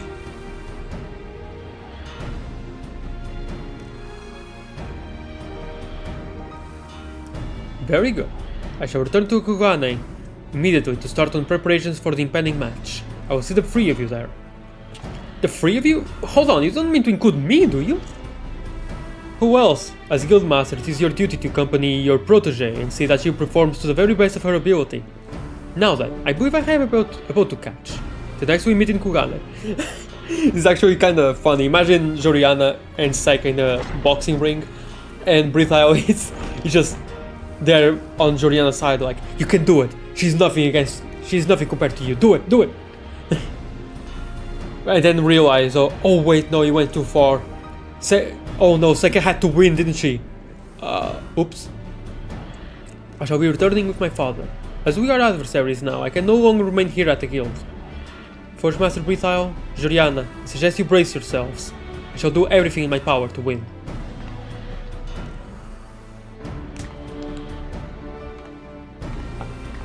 I would expect nothing less.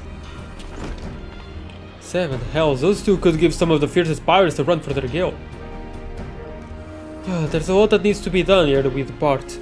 While I go and make sure things are in order, I expect you to be practicing. If we're crossing the 5 seas for this bleeding competition, you better be sure to win it.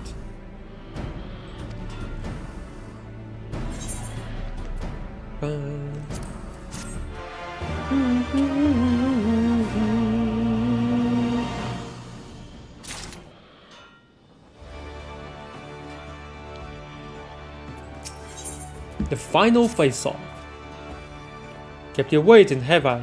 Apologies, seems I had myself one too many pints of ale last night. Don't worry, that's not going to keep me from traveling with you to the Far East. After all, Seka and her father still owe us a few trade secrets. I have to see that they uphold their end of our bargain. A fold. I can shake the feeling that unless she wins, they'll try and weasel their way out of it. Well, I suppose that's just a bridge that we'll have to cross when we come to it. For now, let's focus on making it to Kukana in time for the match. It's going to be a lot harder than it sounds. My head's pounding and my stomach's churning. I don't think I've ever been so unenthused by the idea of leaving Eorzea for distant lands. I'm going to have to take a moment to recuperate, lass, so you go on ahead of me. I won't be too long, you have my word. Somehow. I can just use Vitor. I forgot.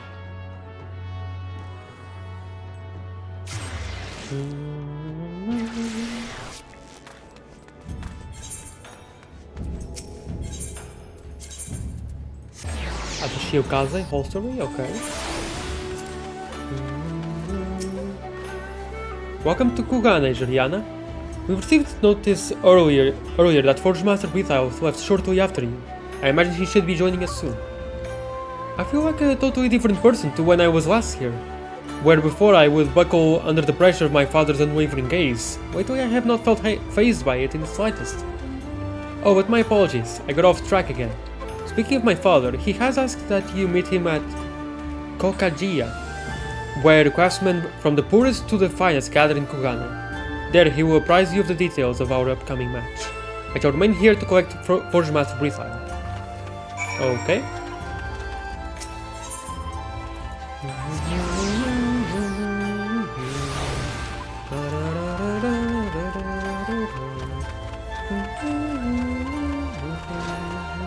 I've never been inside here, I don't know why. I just never realized that the store could open, I think. Juliana, you have come. Very good. Now, without any further ado, allow me to explain what it is I would have you do. You and Seka are to each forge a new Chikatana. Again, these blades are to be shown to one of the greatest samurai families in Kugane. The lord is interested in having my forge provide his retainers with katana. Before he officially entrusts me with this task, however, he asks that I provide him with a sample. The two of you will be competing to see which of your Chikatana I would present before him. Oh, and one last thing. My daughter, she mentioned to me earlier that in exchange for studying at your guild, she promised to share with Master Brithile the techniques we employ here at my forge. I just realized that Brithile is just like brittle. I never noticed until now. Her skills have grown exponentially under your care, and I have every intention of upholding that agreement. But should you give any less than your best in the contest, and I know full well what you are capable of, consider our deal broken. Have any questions? Now would be the time to speak up. No? Excellent. In that case, I suggest you go and join Seka at pier number 2. Your guildmaster will be arriving shortly.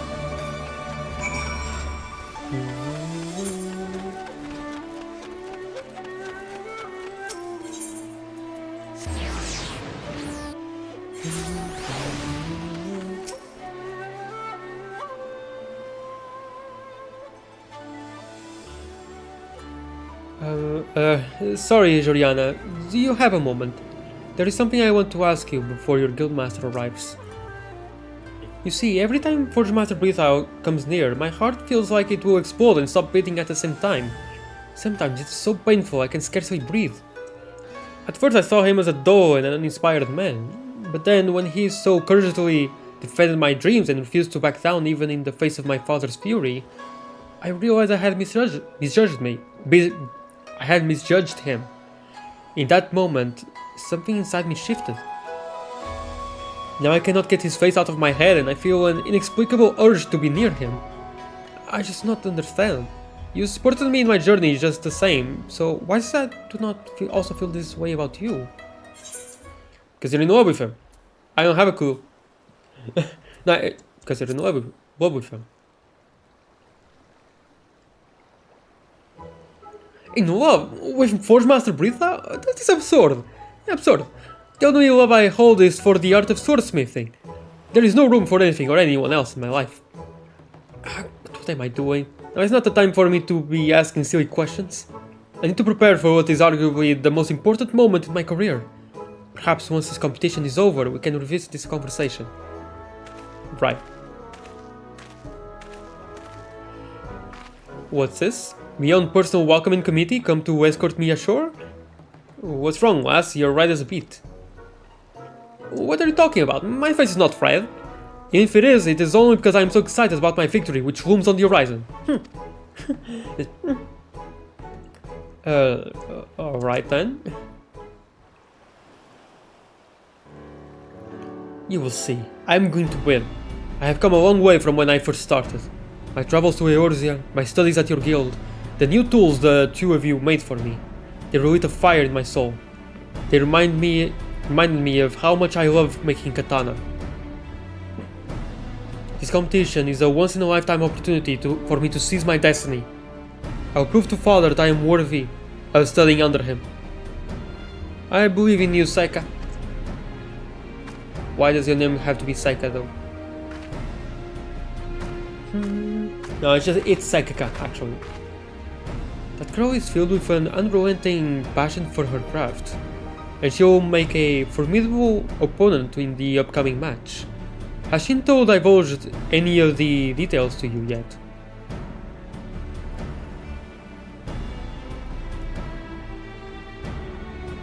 And Shigatana to be presented to one of the samurai families, eh? It goes without saying that the first thing they'll be looking at is the sharpness of the blade. The sharpness of the blade. They'll also want a simple but elegant design for the hilt. But you already knew that, didn't you? I always forget you've outgrown me, advice. Now, I've brought with me all the materials you might need. Here. Once you're done, take the Uchigatana to the girl's father. Good luck, Joriana. And remember, if you need anything, I'll be here.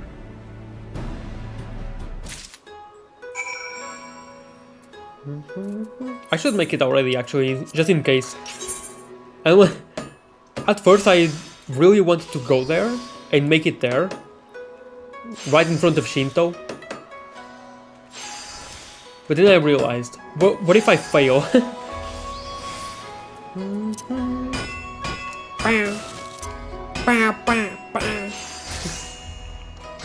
I love this animation of the blacksmith and the armorer. In the rapid synthesis, just Since you've done it, Joriana, the blade's a beauty. The stoic old man's mask of indifference is bound to crack when he sees this. Let's go.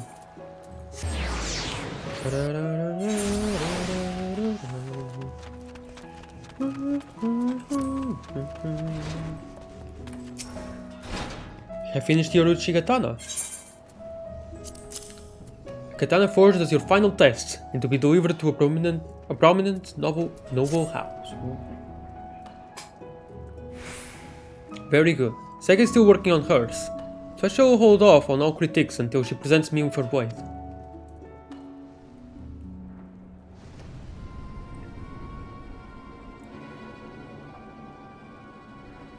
Angry face. Very, very serious angry face. That looks cool.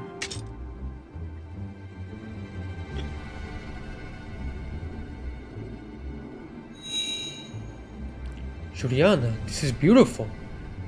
The radiance of this blade alone might be enough to repel the tides of chaos. In addition to that, it is so sharp I could cleave even a fine thread of hair in half. Blank. The sheath and the hilt have been done to perfection. This blade is fit to be worn at the hip of a great samurai.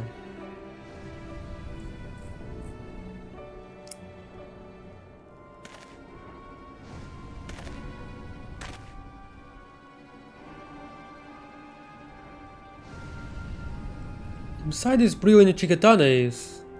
What is this? Sek, it seems you have decided not to take this competition seriously. To the contrary, I expended every last ounce of my skill and strength to create this. Please see for yourself. Take it into your hand and test it out.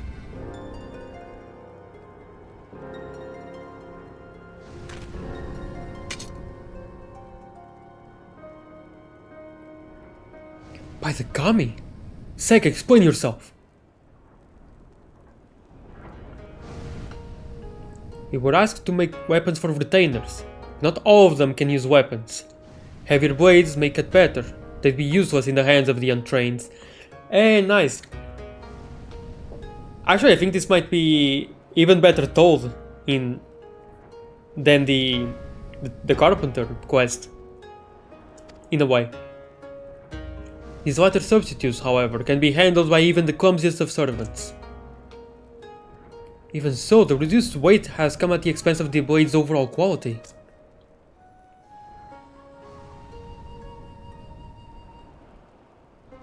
While you are not wrong in assuming that the great majority of a lord's vassals are not adept at using katana, you were asked to forge a sample sword intended for one of his samurai. You... really? It does not take an expert to see that Juliana's blade is far superior to yours, not only in utility but also aesthetically. This is what I will be presenting to the samurai house. You forgot? I will say, however, that taking a client's needs and physical limitations into consideration is a necessary part of our craft. Next time, be sure to consult me before jumping to your own conclusions. Next time? So that means... Where before you were pounding your hammer in a single-minded desperation to gain my favor, now you are no longer blind. You have shown extraordinary progress as a swordsmith, and I believe you are finally ready to begin your studies under me. Yay!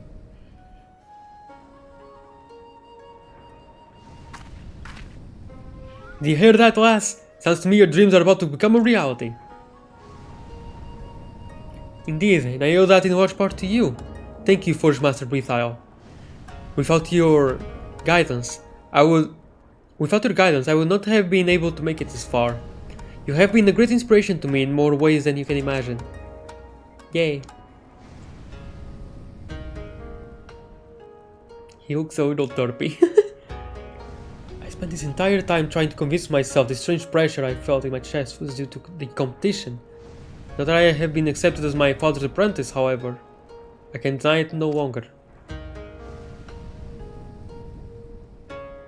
Forge Master Breathisle, I think I am in love with you.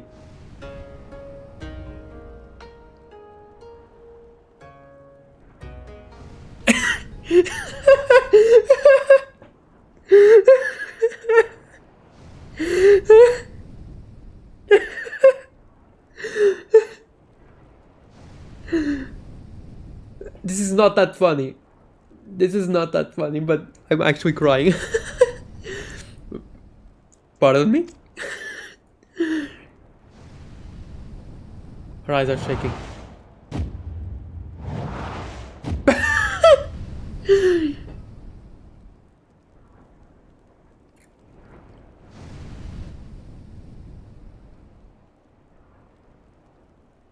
Oh no. Master Breathisle, what exactly is the meaning of this? I thought my daughter was accepted into your guild that you might exchange blacksmithing techniques, not vows.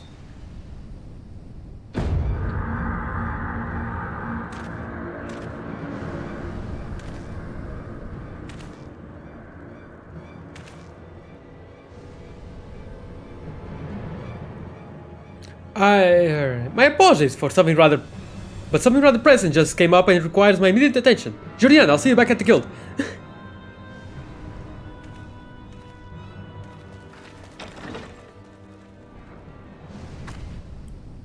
Yeah, I don't know what you expected. I did not realize he was so shy. That almost makes him even more endearing. Are you? Oh no, you're blind.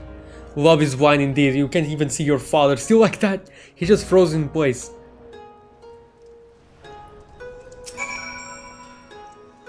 Congratulations, Juliana. You have won the challenge. Seems there is a great deal we can learn from you and your guild. Why aren't you looking at me? That reminds me, while Seika herself is still not in a place to take on such responsibility, I have every intention of seeing that our end of the agreement she struck is upheld. We look forward to exchanging smithing techniques with your forge. My father is right. For now I must focus solely on improving my skills. The Ochigatana I made for this competition was meant to be forged in the likeness of the lightweight short swords manufactured at your guild. It, however, turned out far inferior. I shall train unrelentingly. Perhaps one day, when I refine my skills to a point where I am worthy of being called a master swordsmith, I can then take on this duty and thus reignite the romantic spark between me and Forge Master Brithile. In the meantime, I shall keep my feelings for him sealed tightly away. I only hope that as the days and months go by, he will not forget my love. Thank you for everything, Joriana. You are a wonderful person and an even better blacksmith. I won't be forgetting you anytime soon. Yes, it is as my daughter says. You have won our respect and our gratitude. Had it not been for you, Seika would not have grown as she has. That said, I suppose this is where we part ways. I'm sure that Witcher of a Forge Master is anxious to have you back. Bow, bow, bow.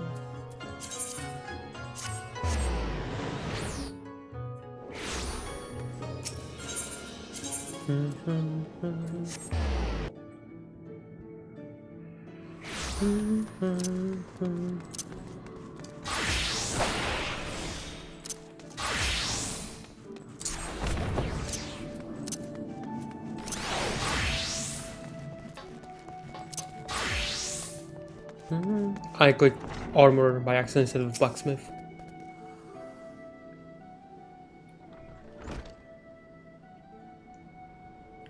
My apologies for having to leave you so abruptly back there, but by the look on the old man's face, I reckoned I'd overstayed my welcome. That's why you could imagine me surprised when Randolph walked in with a letter from that very same man. While the whole thing was, of course, peppered with subtle threats, he seemed to be just as enthusiastic about the idea of trading smithing techniques with our guild as I am.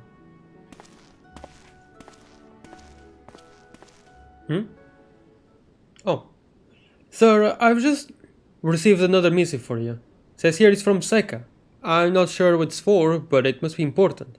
It's nearly the size and the length of New Emerging Geographic. Oh dear.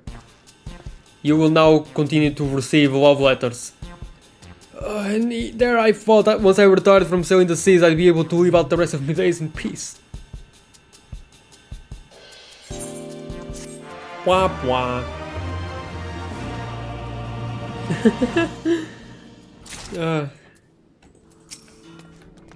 There. You've gained the recognition of one of Ugandha's foremost swordsmiths, and in doing so have made a name for yourself in the Far East. I can tell you how proud I am to have you in our guild. Well, I imagine it is time for you to embark upon your next grand adventure. Do remember to come and visit old Brithile from time to time, will you? I shall. Wait, actually, hold on. How fares the guild? Every day, without fail, Seika will send me a love letter, each longer than the last. Oh, I have neither the time nor the desire to respond. Every time I think about her, I am forced to relive all those unpleasant memories of her stay here. That said, I can't very well ignore her for fear her father will decide to come here and personally settle this matter with me. Oh, it's funny. In a way. kinda, although he's being harassed, so it's not exactly funny, but... Original bland stare. Greetings, Joriana. I hope you've been well since the last incident with Blandstare. Speaking of which, our resident veteran of the Forge has built quite a reputation for himself. Our patrons are well pleased with the custom-made quality of his armors. Thus did it come as quite a surprise when he announced his intention to leave the guild. I questioned him on this sudden change of heart, but the stubborn Aurochs refused to divulge his reasons. Despite all that has happened, I suppose he must be uncomfortable confiding out in me. Mayhap he would have better luck? I am his superior, but he respects and admires you as a colleague. I need you to get to the bottom of this, Joriana. Losing an experienced armorer without so much as an explanation is unacceptable. Okay, Blandstare, what is it now?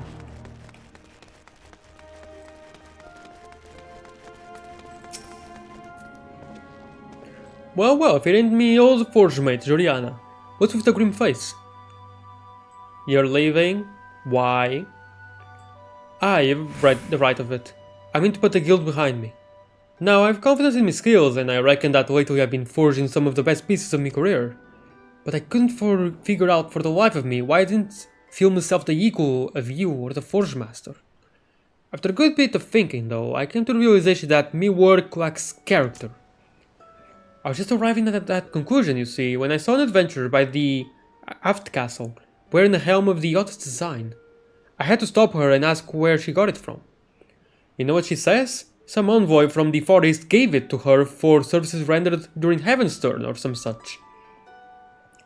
That's when I had me an epiphany.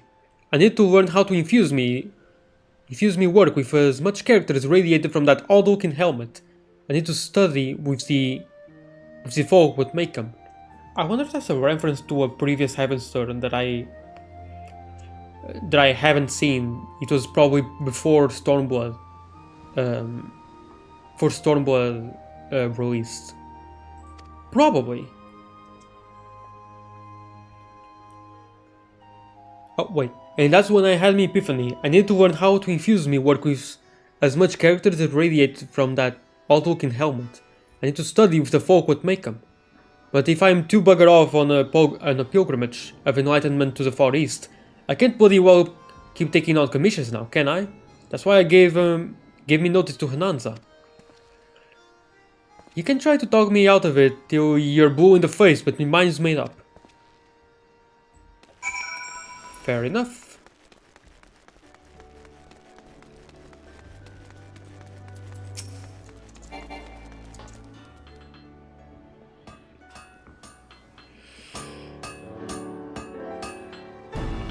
Well, what did the old goat have to say for himself?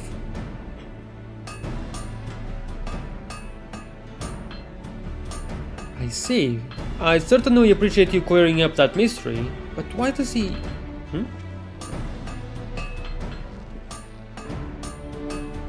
Sticking your beak into me business again, Nanza. I should have bloody know you put Joriana up to it. You say while looking at me? If you simply explained the why of it in the first place, I wouldn't have need to stoop to such measures. And I also could have told you at the outset that you needn't cut all ties with the guild.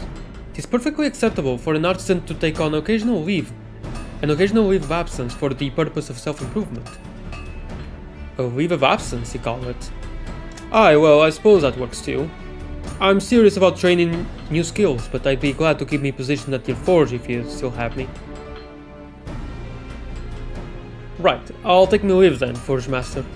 And if it ain't too much trouble, I'd appreciate it if you could see to me clients' needs while I'm gone. I will take care of any requests for repairs or adjustments. You just stay focused. I don't want to see you back here until you're satisfied that you've grown as a craftsman. Understood. Well, I'm off to seek a ship to the Far East. Keep them fires hot, eh? Man, look at the character development that Blandstare has had. It's great. The great bloody buffoon. Byregot knows how he'll fare over there. But then again, mayhap he'll return a changed man. Very well, Juliana. I'll let you know should I hear from Blenstill.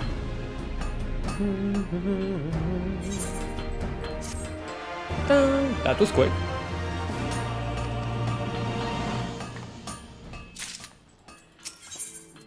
Eastern Apprentice. Monster should have arrived on far eastern shores by now, but I've heard not a word from the old Aurochs. There was no news of storms or ships lost at sea, so I must assume he made it to Kugane. Have you been there yourself? Should you happen to have business on that side of the world, I'd consider it a favor if you could look in on him for me. Personality aside, Blenstill is one of our best artisans, and losing him to some mishap would be a terrible blow. For the guild, of course. And use my turn again. Wow.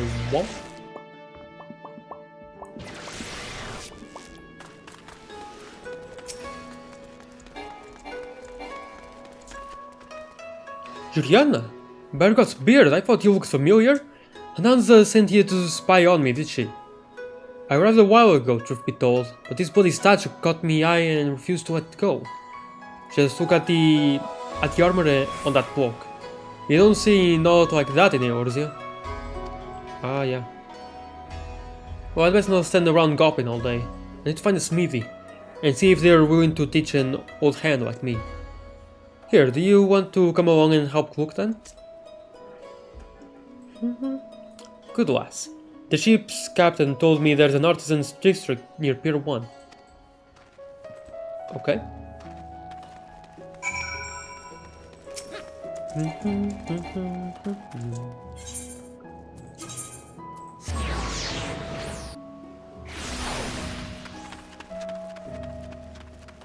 Oh, I'm going here again. Oh, and Psyche is just gone. Oh, no, never mind, she's here. The love I hold for Forge Master Breathile is only equaled by my passion for swordsmithing. Regardless of whatever it takes, I shall have him and become the greatest swordsmith to have ever lived. Ah, Juliana, welcome back, you're looking well. Tell me, how is that lecherous Forge Master that you're doing? And Fugetsu was here before, too. This is for the armor quest. Judging by the heat and the noise, I'd say we've come to the right place. Right, well, there's not to be gained by being shy. Begging your pardon, sir, but who might be the master of this forge? I've traveled here from Eorzea with a mind to learning your style of armor smithing.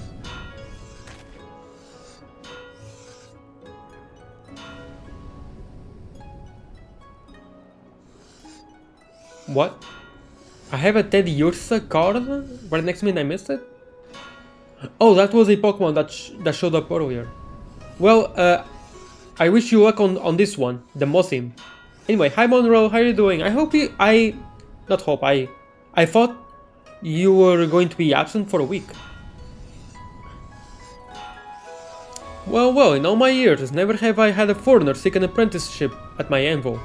Pray tell me more of your aspirations. Hang on, so you're the master of this place then? So the fates have decreed.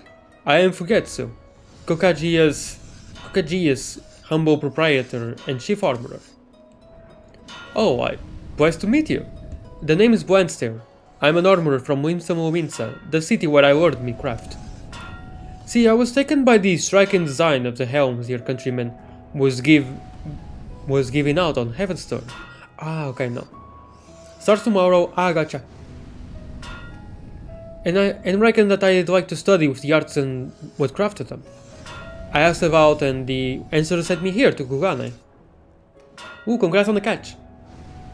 Ah, the Heavenstone helmets. If you seek the man who forged those pieces, then you need look no further. Was there some particular aspect of the design that drew your attention? I tried to make sure people knew, like, yeah.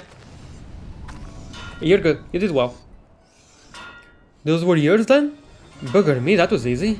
To answer your question, I've been feeling that my own work has fallen into a bit of a rut, and the distinct personality of the helms is exactly what I've been missing. The search for one's own style can certainly be a trial. Very well, I should be glad to aid you in finding yours. You will, thank you, sir.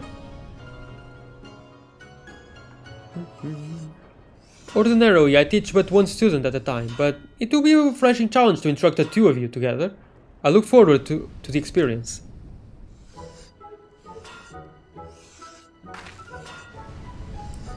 Before we begin, however, I would gauge your skills as artisans. Would you craft for me a set of quality Eorzean armor? My apprentice, Unryu, will provide you with the necessary materials. Present your work to me when you are finished.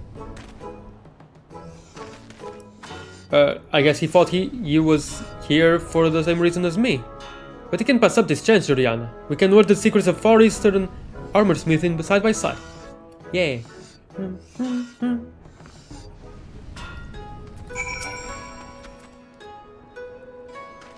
Master Fugetsu explained to me your task. If you would tell me the type of armor you plan to forge...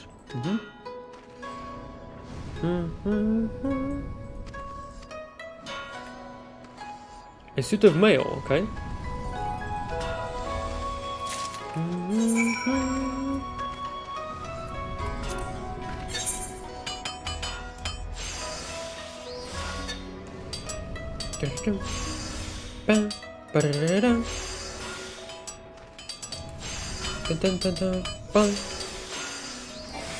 Okay, someone else is also crafting. It really threw me off because of the sound. I felt like I had already clicked the button, but nothing was happening. I trust our materials were sufficient for the task? Why, yes they were.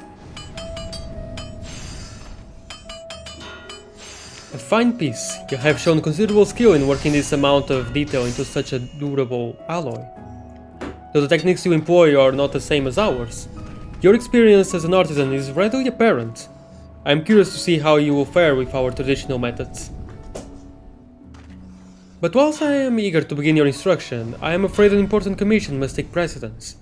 Pray use this time to familiarize yourself with the local materials, and I shall inform you when your lessons are to commence. Seems we both managed to impress Master Fugetsu, eh? We've got a foot in the door, but you know as well as I do that was the easy part. They do things different over here, and we'll be starting from the bottom. But if the difference is what brings out the character in me crafting, then it will be worth the climb on the top. To the top. Oh, and don't you worry none about Nanza. I'll be sending her a letter explaining what you were up to. Neither one of us wants to hear her griping that she thought we was dead or something. Look at us, Juliana. Seems only yesterday we were rivals. And now here we are, taking an apprenticeship together. Bargot crafts in mysterious ways, eh? I do actually kinda like Planster, not gonna lie. He's cool. Forging with scales. Well, if it ain't me fellow apprentice. Been keeping busy. Myself, I've been watching over Master Fugetsu's shoulder as he works, and learning a few scraps of Far Eastern armor crafting. The whole way they approach the craft is different, from the materials they choose to the process of putting the pieces together. And now that Master Fugetsu is finishing up that commission work, he'll be free to instruct us in his methods firsthand. I'll finally be taking my first step towards my goal. By the God's beard, me bloody hands are trembling at the thought of it. Right, let's go and learn our first lesson, eh?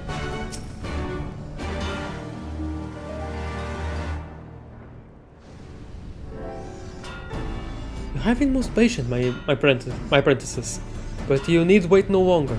Our commission is safely filled, and I can now devote my full attention to instructing you in our traditional methods. Let us begin by examining the differences between Eorzean and Hingan plate armors. The most obvious being that, while your suits are crafted from large, carefully shaped sheets, ours are made up of many overlapping scales. The scales themselves are often made from hardened leather, but for your lesson I think I shall have you forge them from metal.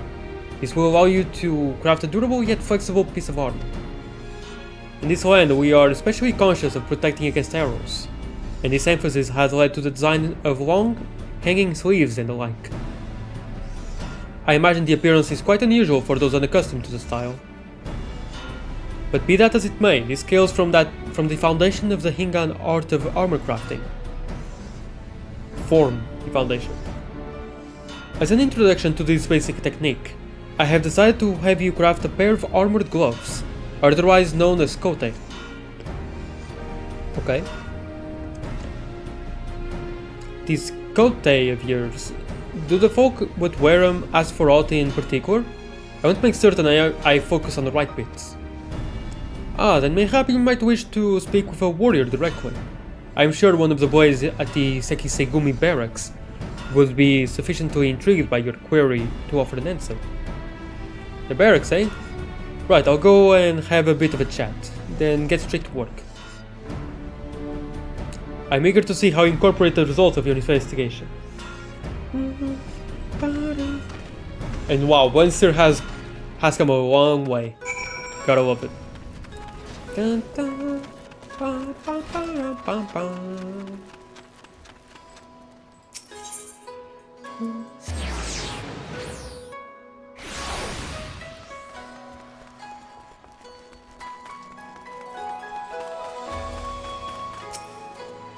Yes? Who are you? And what business have you with the Sekisegumi? We're Eorzean's apprentice to Master Fugetsu. I've been tasked with forging some kote, and I thought I'd ask a proper warrior about the kind of gloves he prefers to wear. Ah, worthy subject of discourse. While protection for the hands is paramount, I will say that the finest kote must also afford a full range of motion for wielding a blade. One cannot hope to exploit an enemy's fleeting misstep if one's hands are bound as if by blocks of lead. A full range of motion, eh? That's the sort of thing I wanted to hear. Thank you, sir. From the sounds of it, you will be needing a metal that's both light and durable if we're to achieve the right amount of flexibility and protection. Let's get you working on some base titanium gloves. I'll craft the other bits and pieces, and then we can put a lot together for our presentation.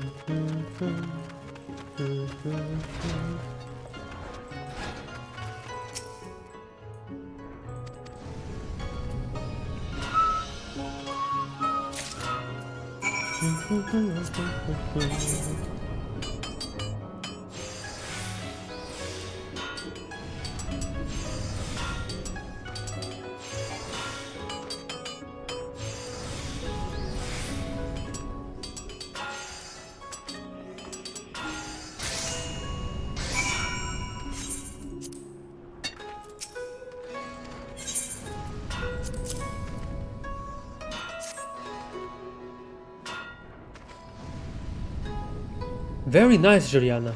Just the sort of quality I'd expect from you. I'll attach all the other bits we need, then we can show our work to Master Fugetsu.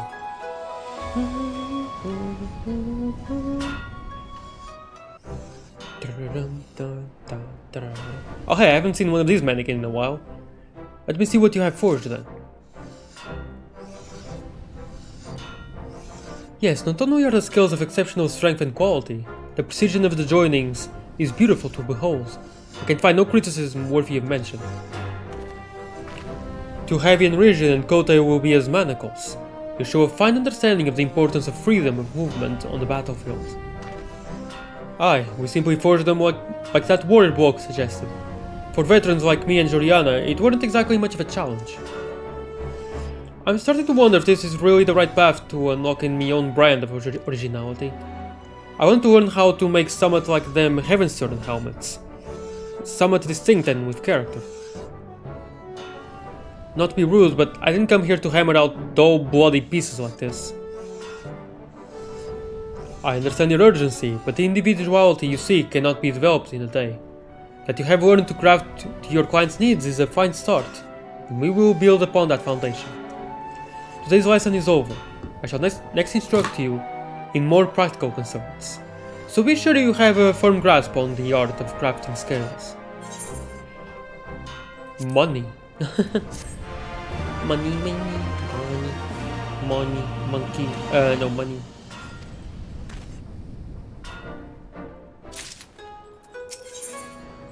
Head-to-head contest. Ah, Shoriana, is it not? How are you finding your apprenticeship here in Kokajia? from the looks of things, you have developed a solid mastery of the fundamentals. Yes, I think mayhap it is time we honed your skills with a more practical task. I will have you accept a commission from one of our patrons. As fortune would have it, one of the samurai families has requested our services. Fulfilling this request shall serve as your next lesson. A welcome challenge. So where can we find this client of yours? A meeting has been arranged to take place in Tenkonto. The client is a Master Gyosei, who listens attentively and expend every effort to satisfy his wishes.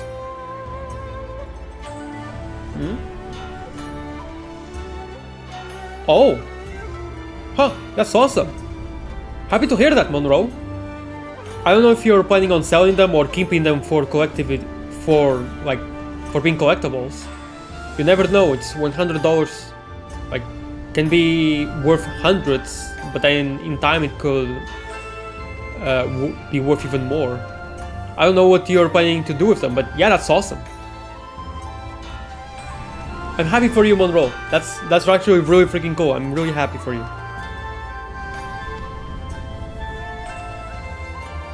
Consider it done. Come on, Juliana, let's go and meet with this Master Gyosei.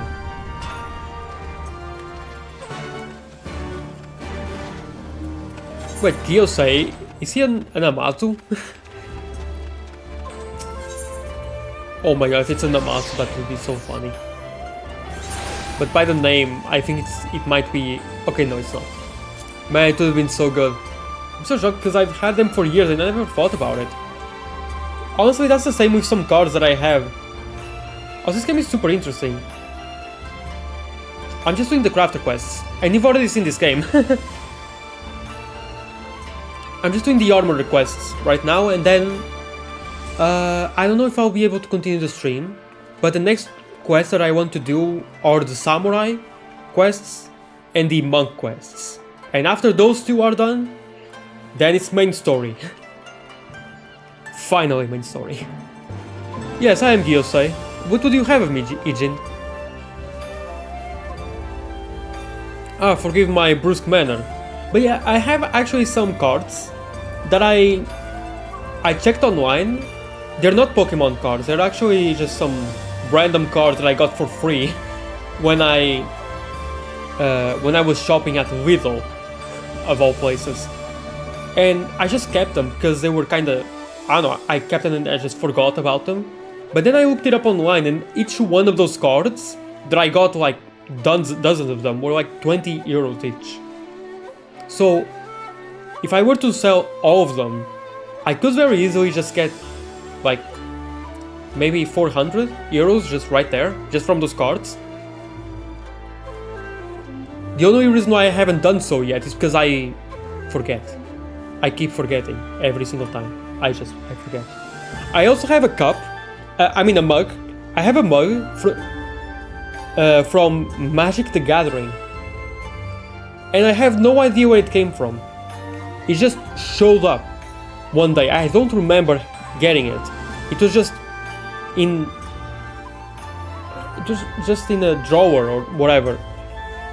And I found it, just Magic the Gathering. I don't remember getting this. I would remember getting it, but apparently I can sell it for like 20 euros. But yeah, cool. It's useless to me regardless. To me either way.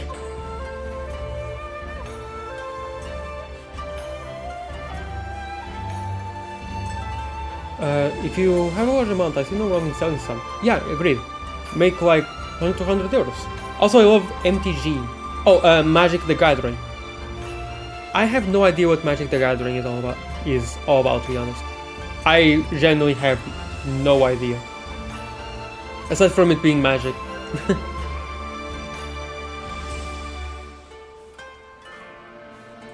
The only times I've heard about Magic the Gathering is from this mug. That's it. And maybe a couple of times online that I've probably just forgotten.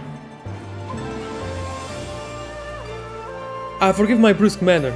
I did not expect... And just how long have you two been studying with Master Forget? For 3 levels. But recently arrived from Eorzea, you say, and just newly apprenticed. How wonderful that your instruction in Ingan message coincides with my most urgent request. I played. I used to run the table. I wish I played more. Oh, really? Ah, so it's like a board game? Maybe like Dungeons and Dragons? Maybe? I have no idea. Well, regardless, I've also have never played Dungeons and Dragons, but I'm at least familiar with it. I've heard of it. No matter, I shall place my trust in your skill, as Master Fugetsu has clearly done. As for my request, I need you to craft for me new headgear for the Gozen GI. For the Gozen GI? Yes, the Gozen GI. It is a tournament of sorts, where samurai display their prowess with a blade before members of the nobility. An exceptional performance can earn one, a most lucrative appointment. D&D plus Pokemon equals Magic the Gathering. Oh, gotcha.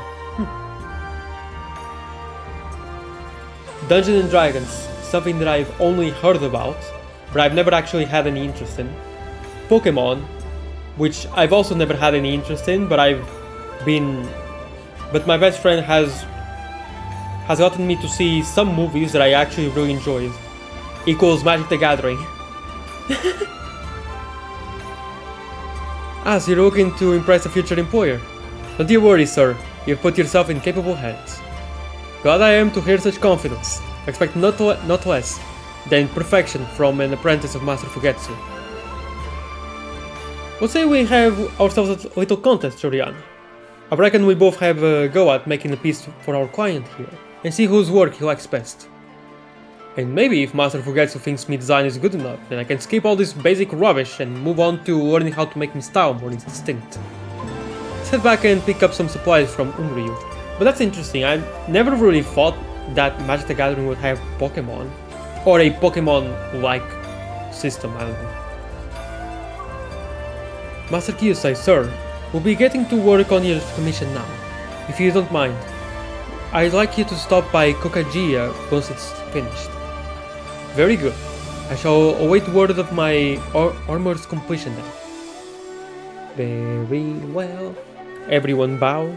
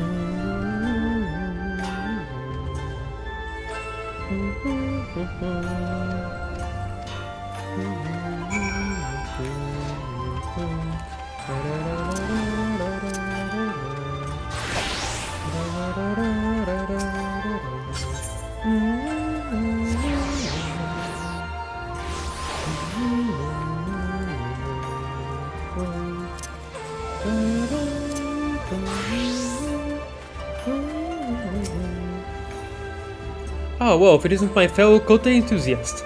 You were able to forge a fine pair of gauntlets, I trust. I see. And this time you are to craft headgear for a Gozen GI participant. First and foremost, the tournament takes place before a significant gathering of the nobility. As such, it is best to avoid ostentatious designs or gaudy color combinations. When I myself joined the tournament, I also found it advantageous to wear a face mask, which allowed a wide field of vision. That is all I can tell you, Varma. Your client's success will otherwise rely upon his own skill. Gotcha?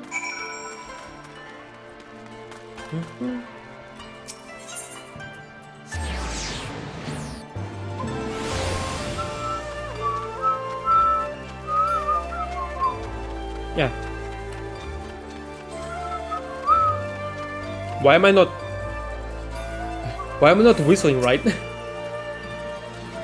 Closer, my friend, come closer, see anything you like? Huh? Headgear for the Gozen GI. Well, each combatant has his preferences, but most will choose a face mask of some kind. There's the Hatsuburi, which protects the brow and cheeks, and the Somen, A fuller version which stretches further down and across the jaw. I've seen warriors who bind their head with naught but a hachimaki, and I've seen the same warriors carried out with cracked skulls. A strip of cloth for protection, you'll find. Hi Kate, welcome. How you doing?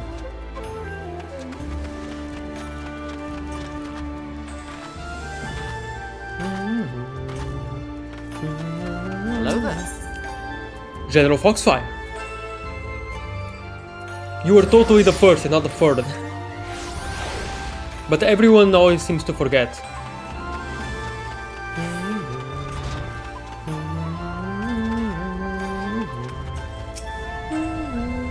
That on the piece you wish to forge. A summon, is it? Very well. One moment and I'll see what we have.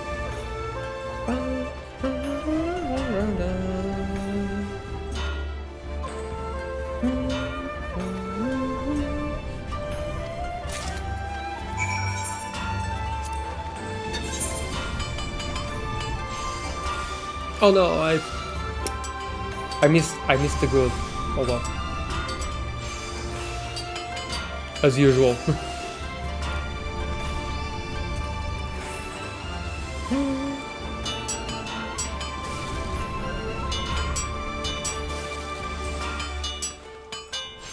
There we go, finally.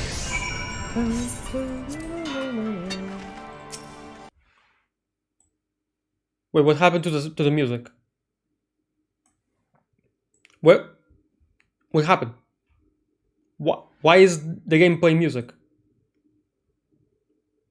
But it has explained to me that you... Okay, there we go. Oh my god, it's lagging. The game is lagging so much. What the heck? Imagine the music. Panzer has explained to me that you plan to have the client choose between his and your work. Do you have your piece ready? Yes. Lightweight headgear of Far Eastern design, for use in Hinkan tournaments known as Gozen Jia. Yep.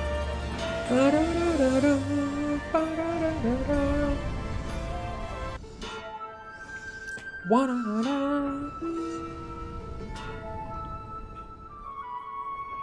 see you have chosen to craft a summon.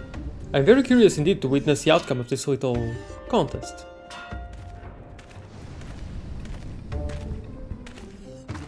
Oh, are both these pieces for my commission? Aye, but I'll not say who made which. Just pick the one that catches their fancy, sir.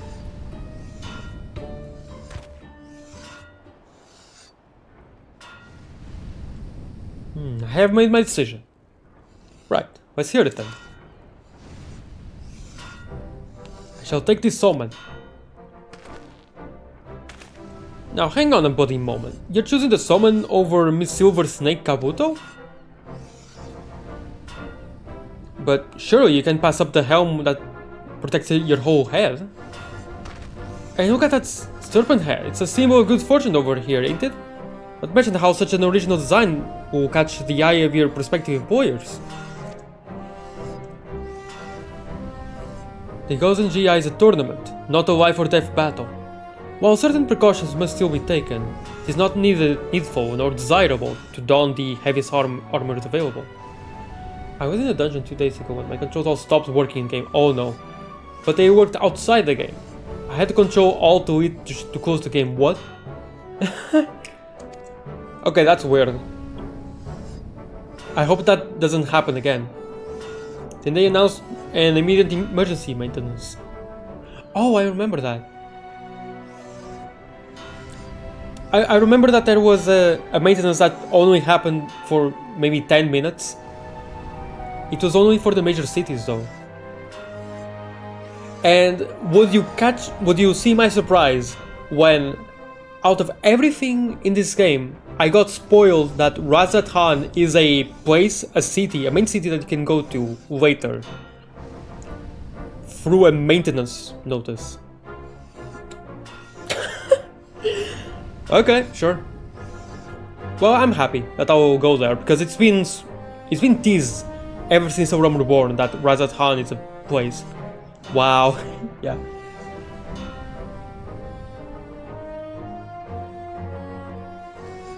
Thank you, Seribot.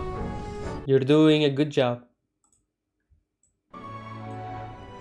And when fight, but yeah, like when I thought it was all the major cities, I tried to scroll past really quickly, but I still saw the rods. And oh my god, sorry about really? Sorry about sends the lava automatically if you say good bot. That's cool. But I still saw the rods there, so yeah. But well, it's whatever. I guess. It's only natural, of course we will go there at some point. It's been talked about since the Rome Reborn anyway. Well, at least in the relic weapons. And when fighting for the nobility, it is considered tactless to draw attention with aught besides one's skill with the blade. A simple face mask is sufficient to put one's mind in the right frame for battle. But can't it just... Enough, apprentice. The client has decided and the matter is settled.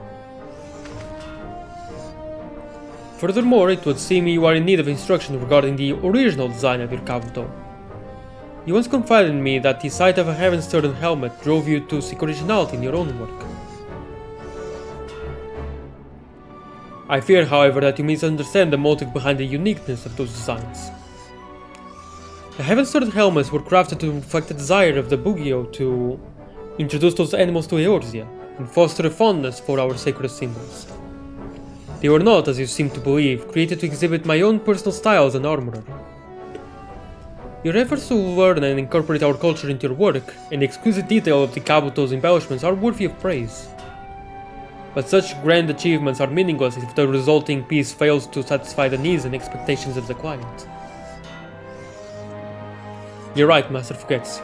Seems that ever since I saw that helm, I've been obsessed with creating somewhat with the same impact. In my rush to find my own style, I've gone and forgotten what I learned about tailoring me work to the client. I've wasted your time, Master Gyusai, and I beg your forgiveness.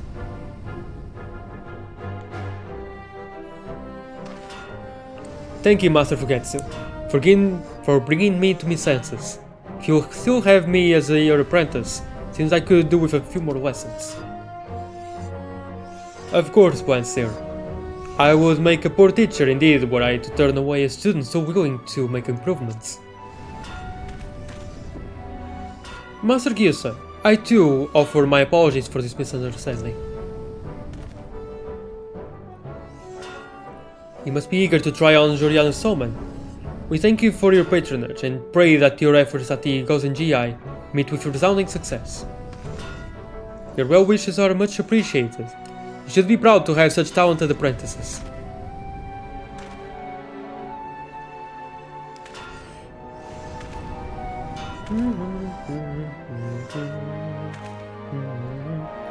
May fortune smile upon your forge. Yeah.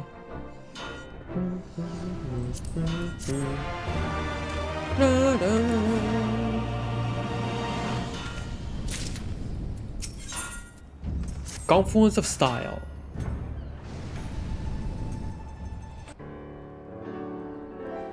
What do you mean? Why are you asking Kit if he's okay? What happened? Did I miss a message?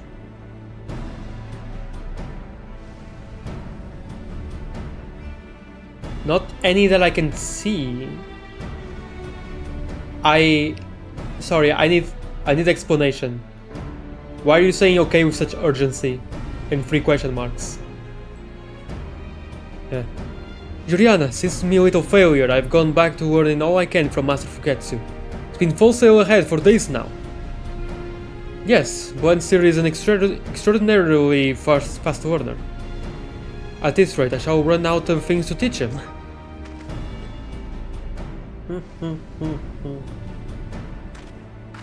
And what of your training, apprentice? You are enjoying your stay in the land of Hingashi?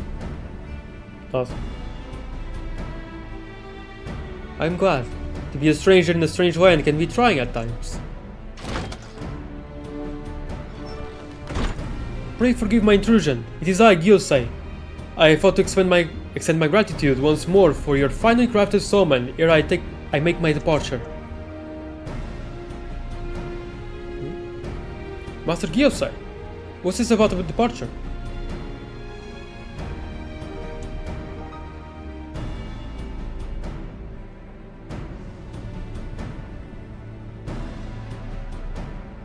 Oh, you misread. The game maintenance. Oh, okay, gotcha. Lots of natural disasters recently, really? Huh. I wasn't aware of them.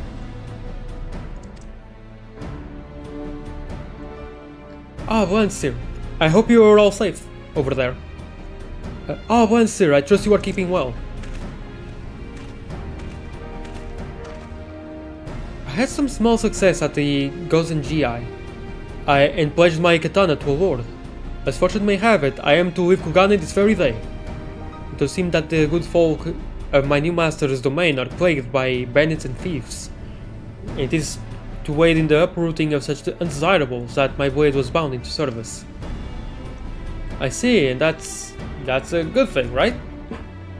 It certainly is. Could you spare some time before you leave then? I was at the expense of your commission that I made. It was at the expense of your commission that I made a breakthrough with me armor smithing. And I'd like to forge you a set of armor by way of an apology. My professional pride demands it. An offer so noble it brings tears to my eyes. It is with great reluctance then that I must decline. The hour of my departure draws near and I cannot delay. Ah, well, that's a bloody shame. You have my hammer! You help me then? Aye, with your aid. I reckon we could bang out a full suit faster and you could say Beauregard's beard. Stir the pot. Oh ho, your heart is as pure as the metals you forge, Juliana. Right then, we'd best get to work.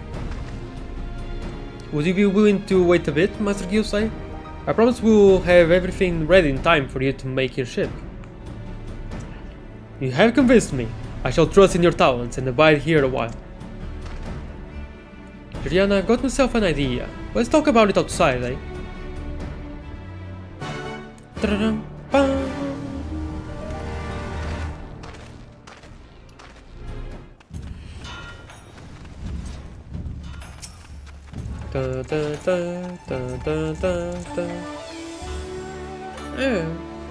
I've been thinking on the type of armor we ought to forge for our samurai mates. Now, Hingan armor is flexible and pretty and all, but it's hard to look past the protection provided by women's plate. Since Master Gyusei will be heading into battle against bands and the like, which sounds none too safe to me. So I reckon we give him a suit of the kind only we could craft. One of Hingan style that would befit a samurai, but with a few Eorzean touches thrown in for good measure. I want you... Hold on a second.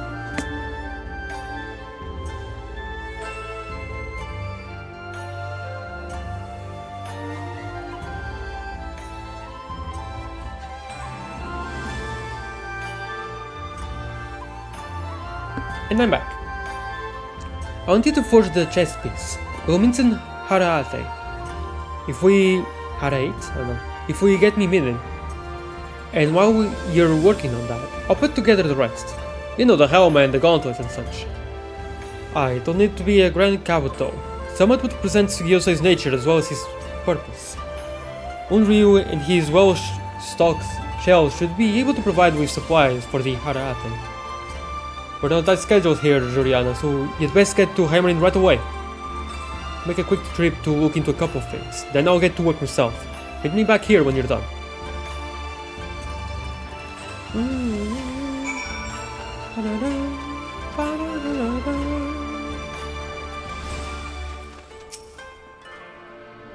Is there something I can do for you, Juliana? Interesting. Let me just see what I have.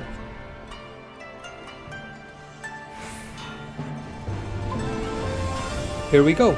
It should be enough for the raw materials. Should you have a little accent with the pliers? Yeah.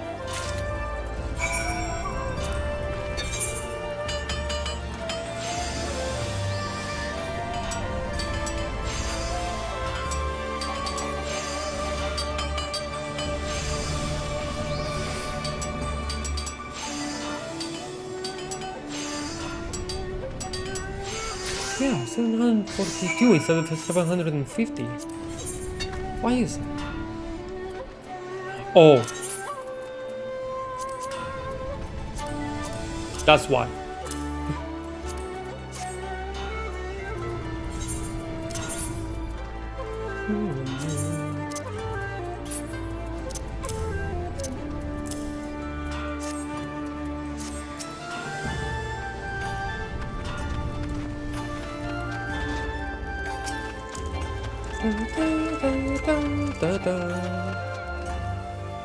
I've done my research right and proper this time, Juliana. Is your work finished then? Yes. A breastplate that combines Hingan design with Minson craftsmanship, bringing East and West together at last. Yeah, like how Razat Khan did with the stew. Oh, you've outdone yourself. Let me bundle it together with me other bits and pieces, and we can present the whole set to Master Gyosai.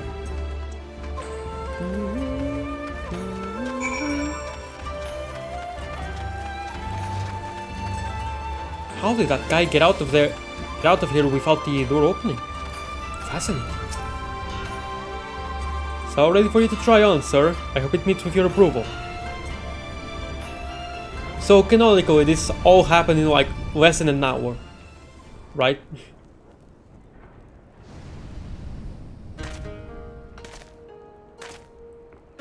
So there was golf ball size hail and potential tornadoes by my aunt's house, so that was scary. Oh!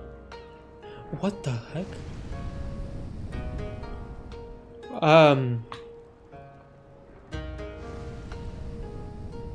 Yeah, wow, that sounds really scary, Monroe. I'm glad you're all safe though. At least I hope you are. I don't know what artisan sorcery you employ to craft it so swiftly, but I am beyond pleased with the result. You even expanded the effort toward my family's crest.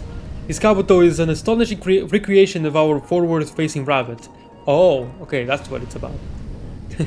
I'm glad you like it. I asked around and they told me the rabbit's one of them sacred animals what brings prosperity and long life. Seemed the perfect choice.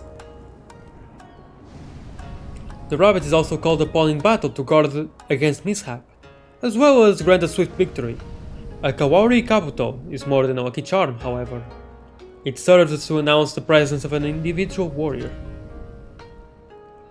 When a renowned samurai takes to the field wearing his distinctive helm, his foes mark his arrival in despair. But for the samurai's allies, such a Kabuto signals the appearance of a staunch companion, and can inspire the wary to rally against desperate odds. Now don't let that go to your head and just die immediately. This helm you have crafted captures the very essence of the Kawari Kabuto's purpose.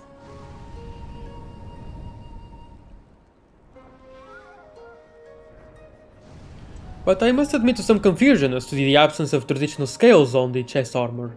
What manner of plate is this?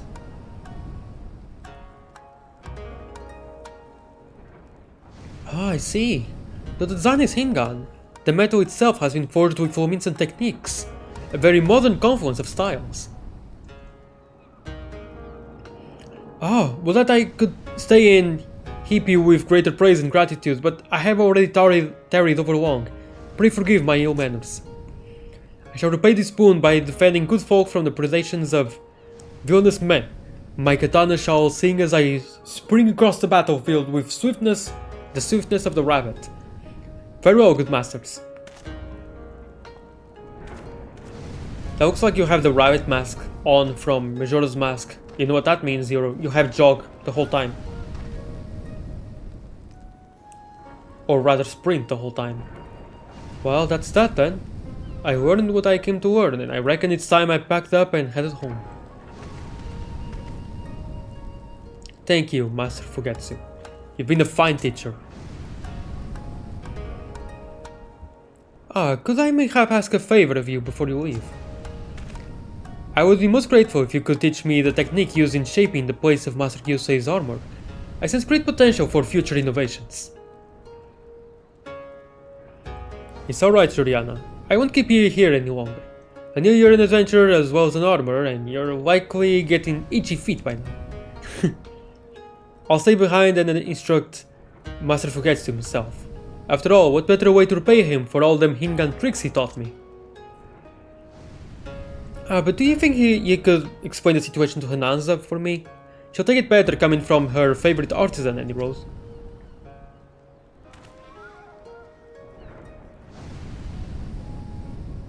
That was a nice quest. It's just more Wenser, and honestly, I kinda like Wenser, his character arc and stuff throughout Realm Reborn to Stormblood. It's pretty much complete. Stormblood was just more like a victory lap, but still really nice. I liked it.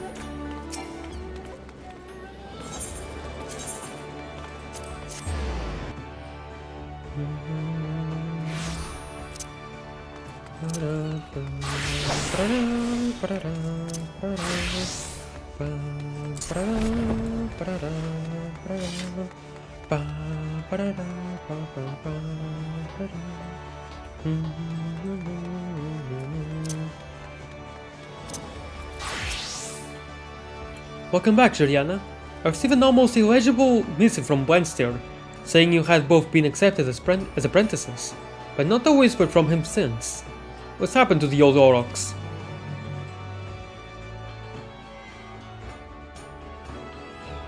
Well, I can say as I'm surprised. The guild will have to do without his veteran skills for a while longer, but an even exchange of techniques is only right and proper.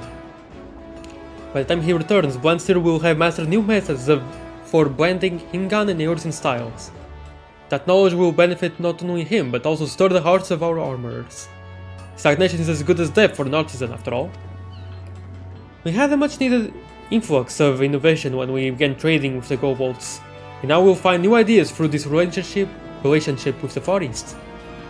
I'm sorry to have sent you into the midst of one of Blansteer's storms yet again, Juliana, but I'd wager you've reaped the rewards when it comes to your craft.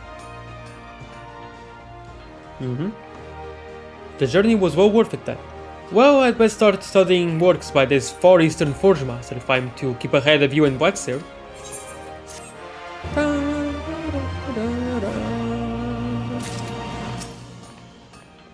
Greetings, Juliana. Again, I must thank you for overseeing Blansteer's impetuous pilgrimage. Considering the knowledge you gained in the process, I expect great things from you as well. Blansteer's never been away for so long before. The lack of conflict is a touch unsettling, but I've been kept busy adjusting and repairing armor for his usual clients. It was a strange thing to hear him talk about this pilgrimage. The stubborn bugger has always been at odds with his fellow armorers. I never imagined he'd willingly seek out a teacher. He's certainly changed for the better, and I look forward to seeing what learning these new techniques has done for the character of his work. Of course, as his rival, this means I'll need to learn some innovation of my own. Yeah, and that's every single crafter. Every single one. No, Blansteer isn't there anymore. That's every single crafter, not a single one is missing. Phew. Now all that's left is Samurai and Monk. However, I don't have enough time today for a whole job quest. Unfortunately, especially combat job. The combat jobs are usually like an hour and a half to 2 hours sometimes, so unfortunately I won't be doing either of them. I will be doing them in the next stream, which will be tomorrow. So yeah, tomorrow I will be doing the Samurai quest and then the Monk quest, and then it's full steam ahead with the story. Maybe I can progress the story a little bit today actually. This is still level 69, right? Yeah, it's still level 69, so it won't be a problem to continue the main story of it. But first I want to do this.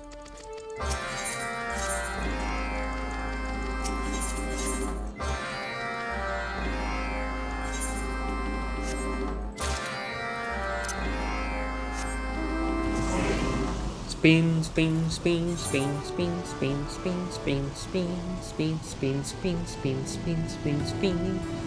You spin me right round, baby, right round. I don't know the lyrics. I only know like that small part, and I don't know the rest of the lyrics or anything.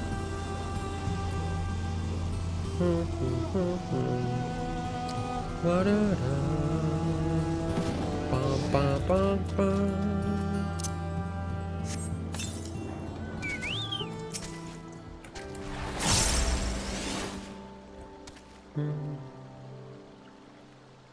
Bum, bum, bum, bum.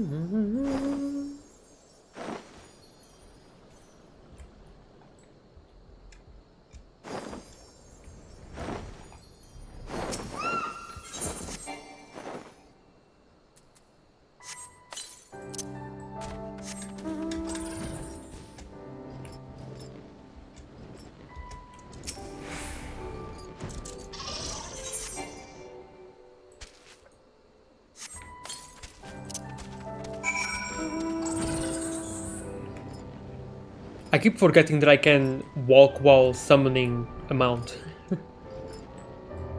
I have to remember.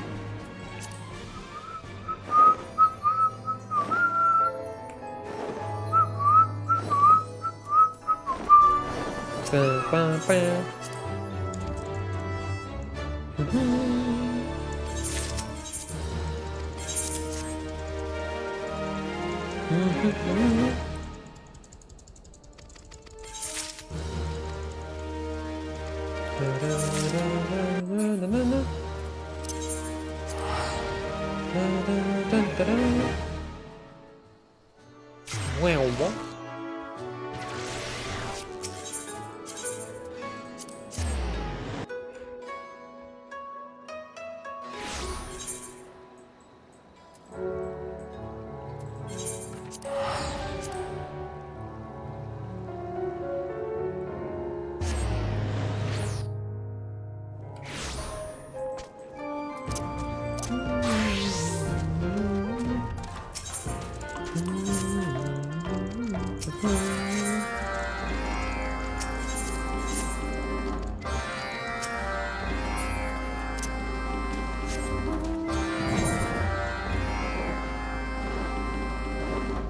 Oh, my favorite. Enter any phrase containing his whiskers. Okay, what will I say this time? Snot in his whiskers, burn his whiskers, cook his whiskers? I wonder what I will say this time.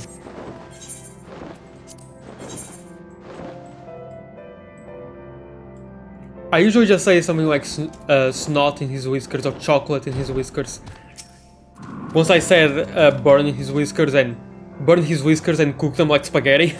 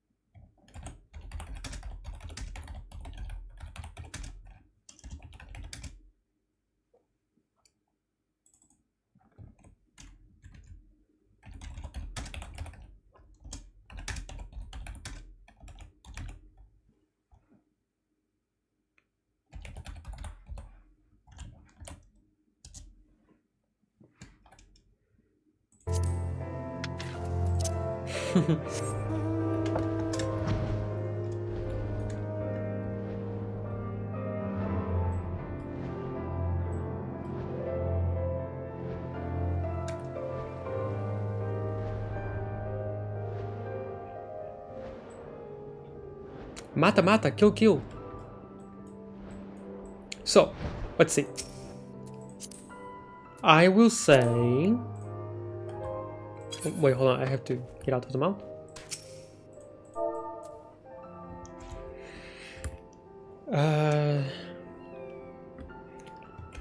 My cats have killed his whiskers.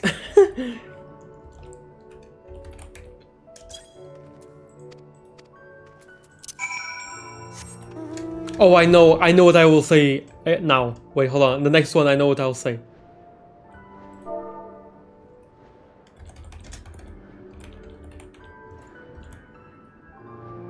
His whiskers. I thought we going to drink his whiskey. Yes, let's go.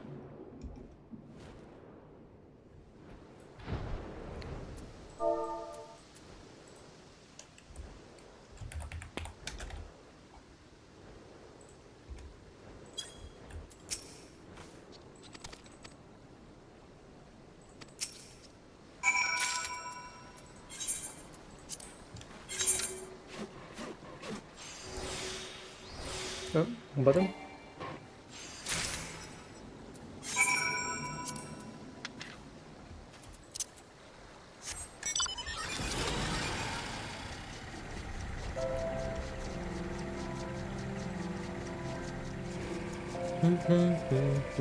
Okay, in the next one I will say, eat his whiskers. I thought we were going to drink his whiskey. That's the more elaborate one I've ever said, because it's not just a dumb joke, it's just a pun. Which is also, puns are dumb jokes. But they are jokes that require some thinking. So, are they dumb? Dumb, smart at the same time? Dumb Bart? Smart ass. Smart ass jokes, that's it.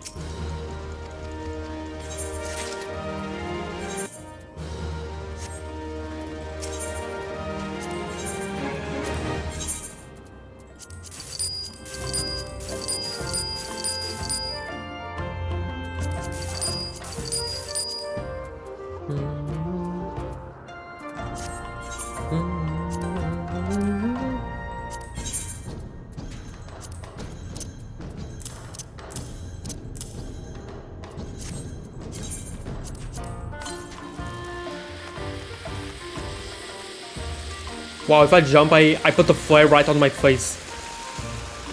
Lovely.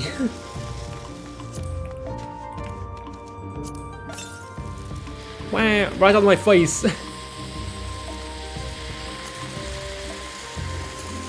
This I can synthesize, I guess.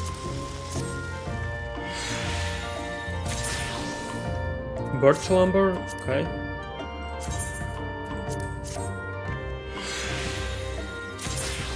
And luminous fiber. Actually, luminous fiber might be useful. I don't remember where I saw it. Yeah, the Ironworks Vessel Gathering. I really like this. I want to have this for my gatherers and the other Ironworks thing for the crafters. They look really cool. Oh, high mithrite ingot. That's easy to make, I think. No, never mind.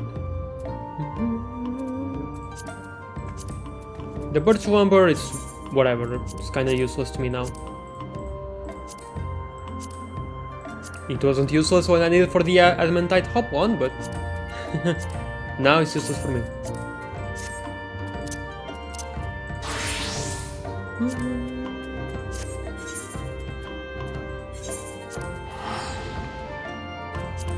Okay, let's continue the main story a bit.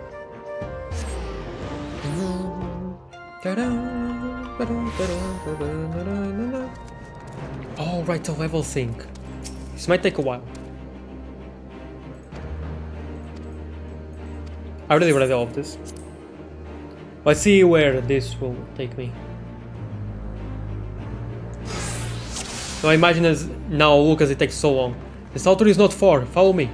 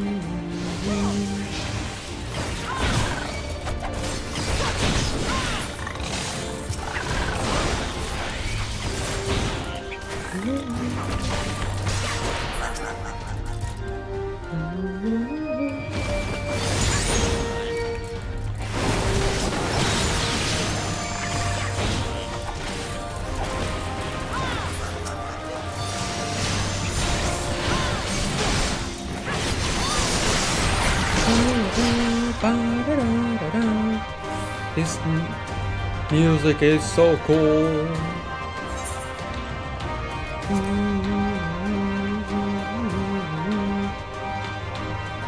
We're here, but this isn't right. Where is everyone? Where did the Alliance advance has surely reached their ears. Somewhere. Maybe they sought refuge somewhere elsewhere? We should search the village for clues.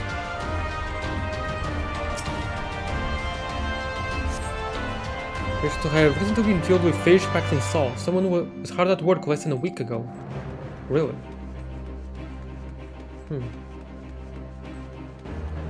Must have gone to ground, but where?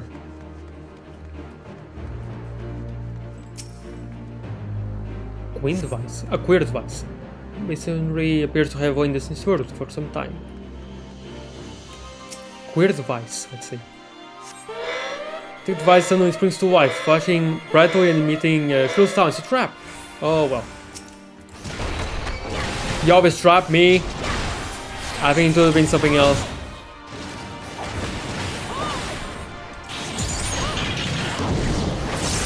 Diana, keep please car alive, would you? Where is it? Where is it? There it is.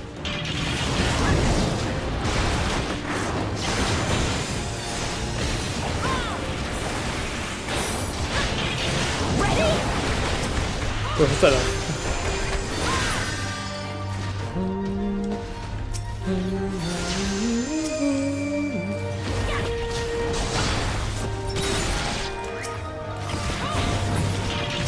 Away with you!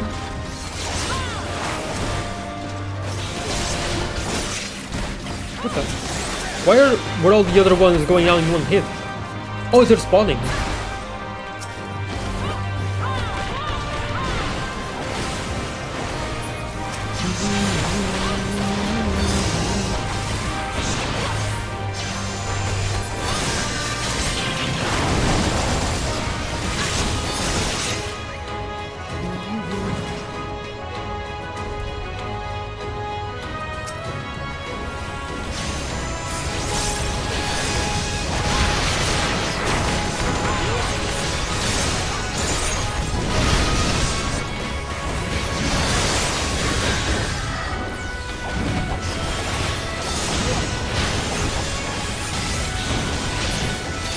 There we go. Now then, where were we? Ah yes, looking for clues to the whereabouts of our erstwhile water merchant and his keep. I think that was supposed to... Yeah, that was mandatory. This tattered diary wasn't here before. In the wake of the ambush, you find a diary belonging to a laborer. The last entry makes mention of a plan to take shelter in the Sali Monastery. Sali Monastery, that's to the south. I'll lead the way. And after that ambush you won't. It's too dangerous. Julian will follow you. Keep your eyes peeled for more magic tech. Wait, to the south would be... here. Let's go here.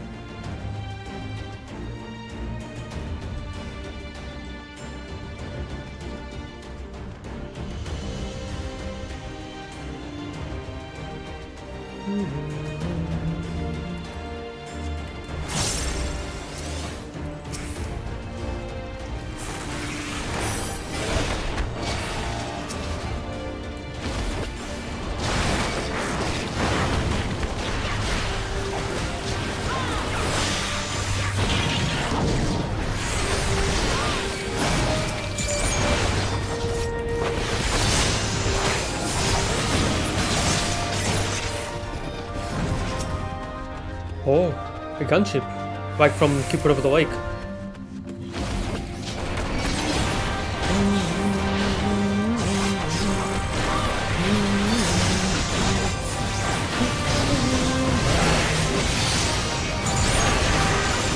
Oh dear.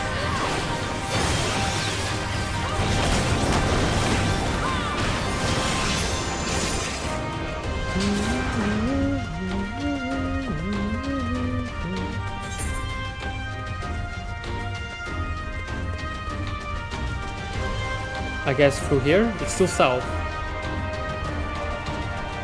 Yep. I see enemies.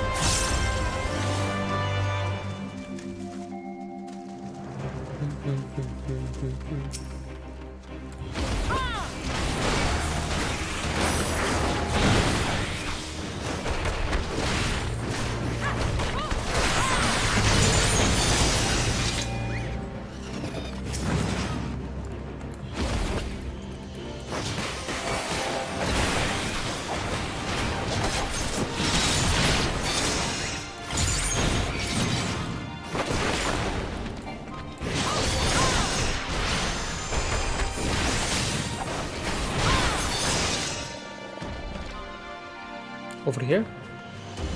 No. Over there. Probably.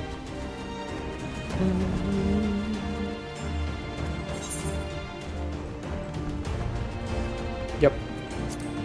The monastery is just past that gate. Keep going.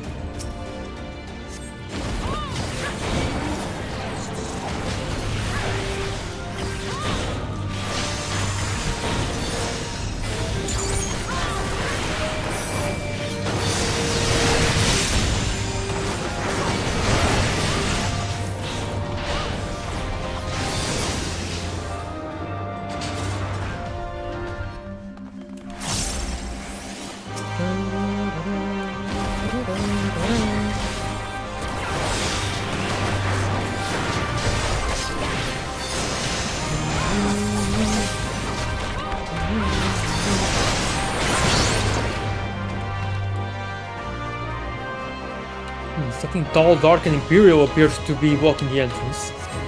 Yep. God damn it, I don't think there's a way around. You'll just have to go through him. Okay, I think those two devices are shield generators, yeah. If the machine occupies Juliana, it already destroyed the generators. Yep.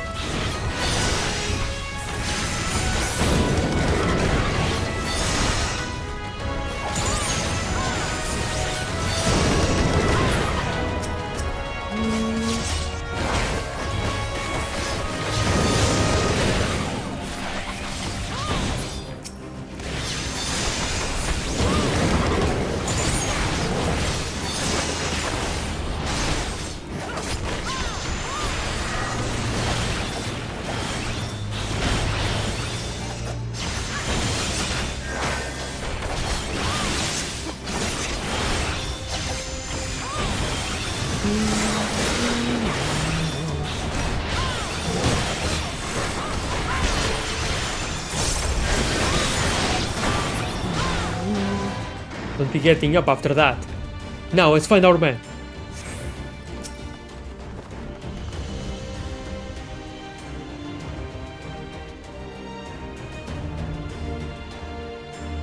Thank you, Whisker, for being able to regenerate your health.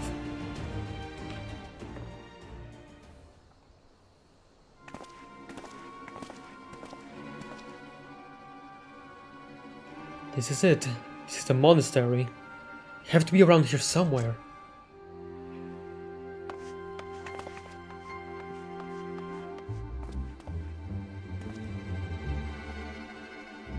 What? What? It's me, Whisker, your grandson. Whisker? By Roger, is that really you?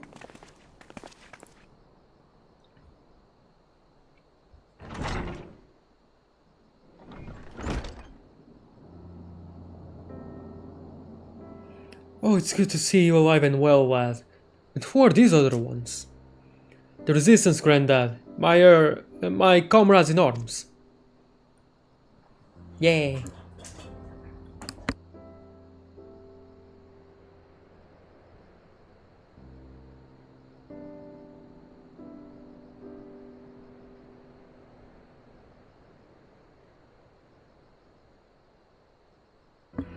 She told you all about me thumbing my nose at the Mad King, did she? That saws never caught me either. Sorry, I had to leave for just for a second. It wasn't much, but it was my way of rebelling against his rule. Glad to see you've got higher aspirations. Here, make our family proud.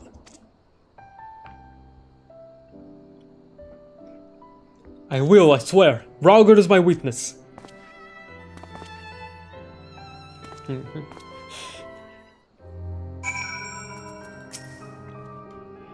I was worried when he wasn't at the saltery, but we found him in the end.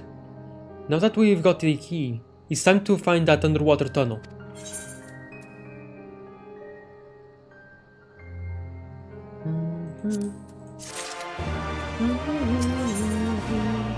The Resonant.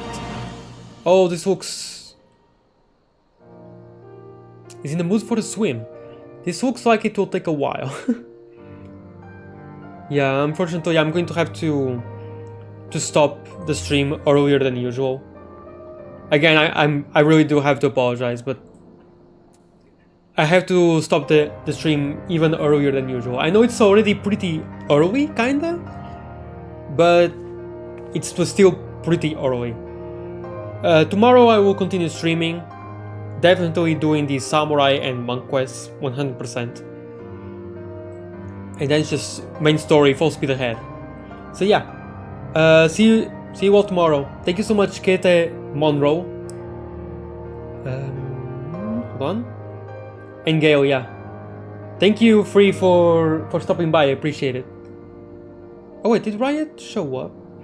I don't remember. He might have. Probably. Okay, no. Okay, thank you, Free, for stopping by. I really do appreciate you all. Thank you. Hug. Enjoy the Locks theme, the night theme. Or rather, the night version of the Locks theme, which is also just as good as the day one.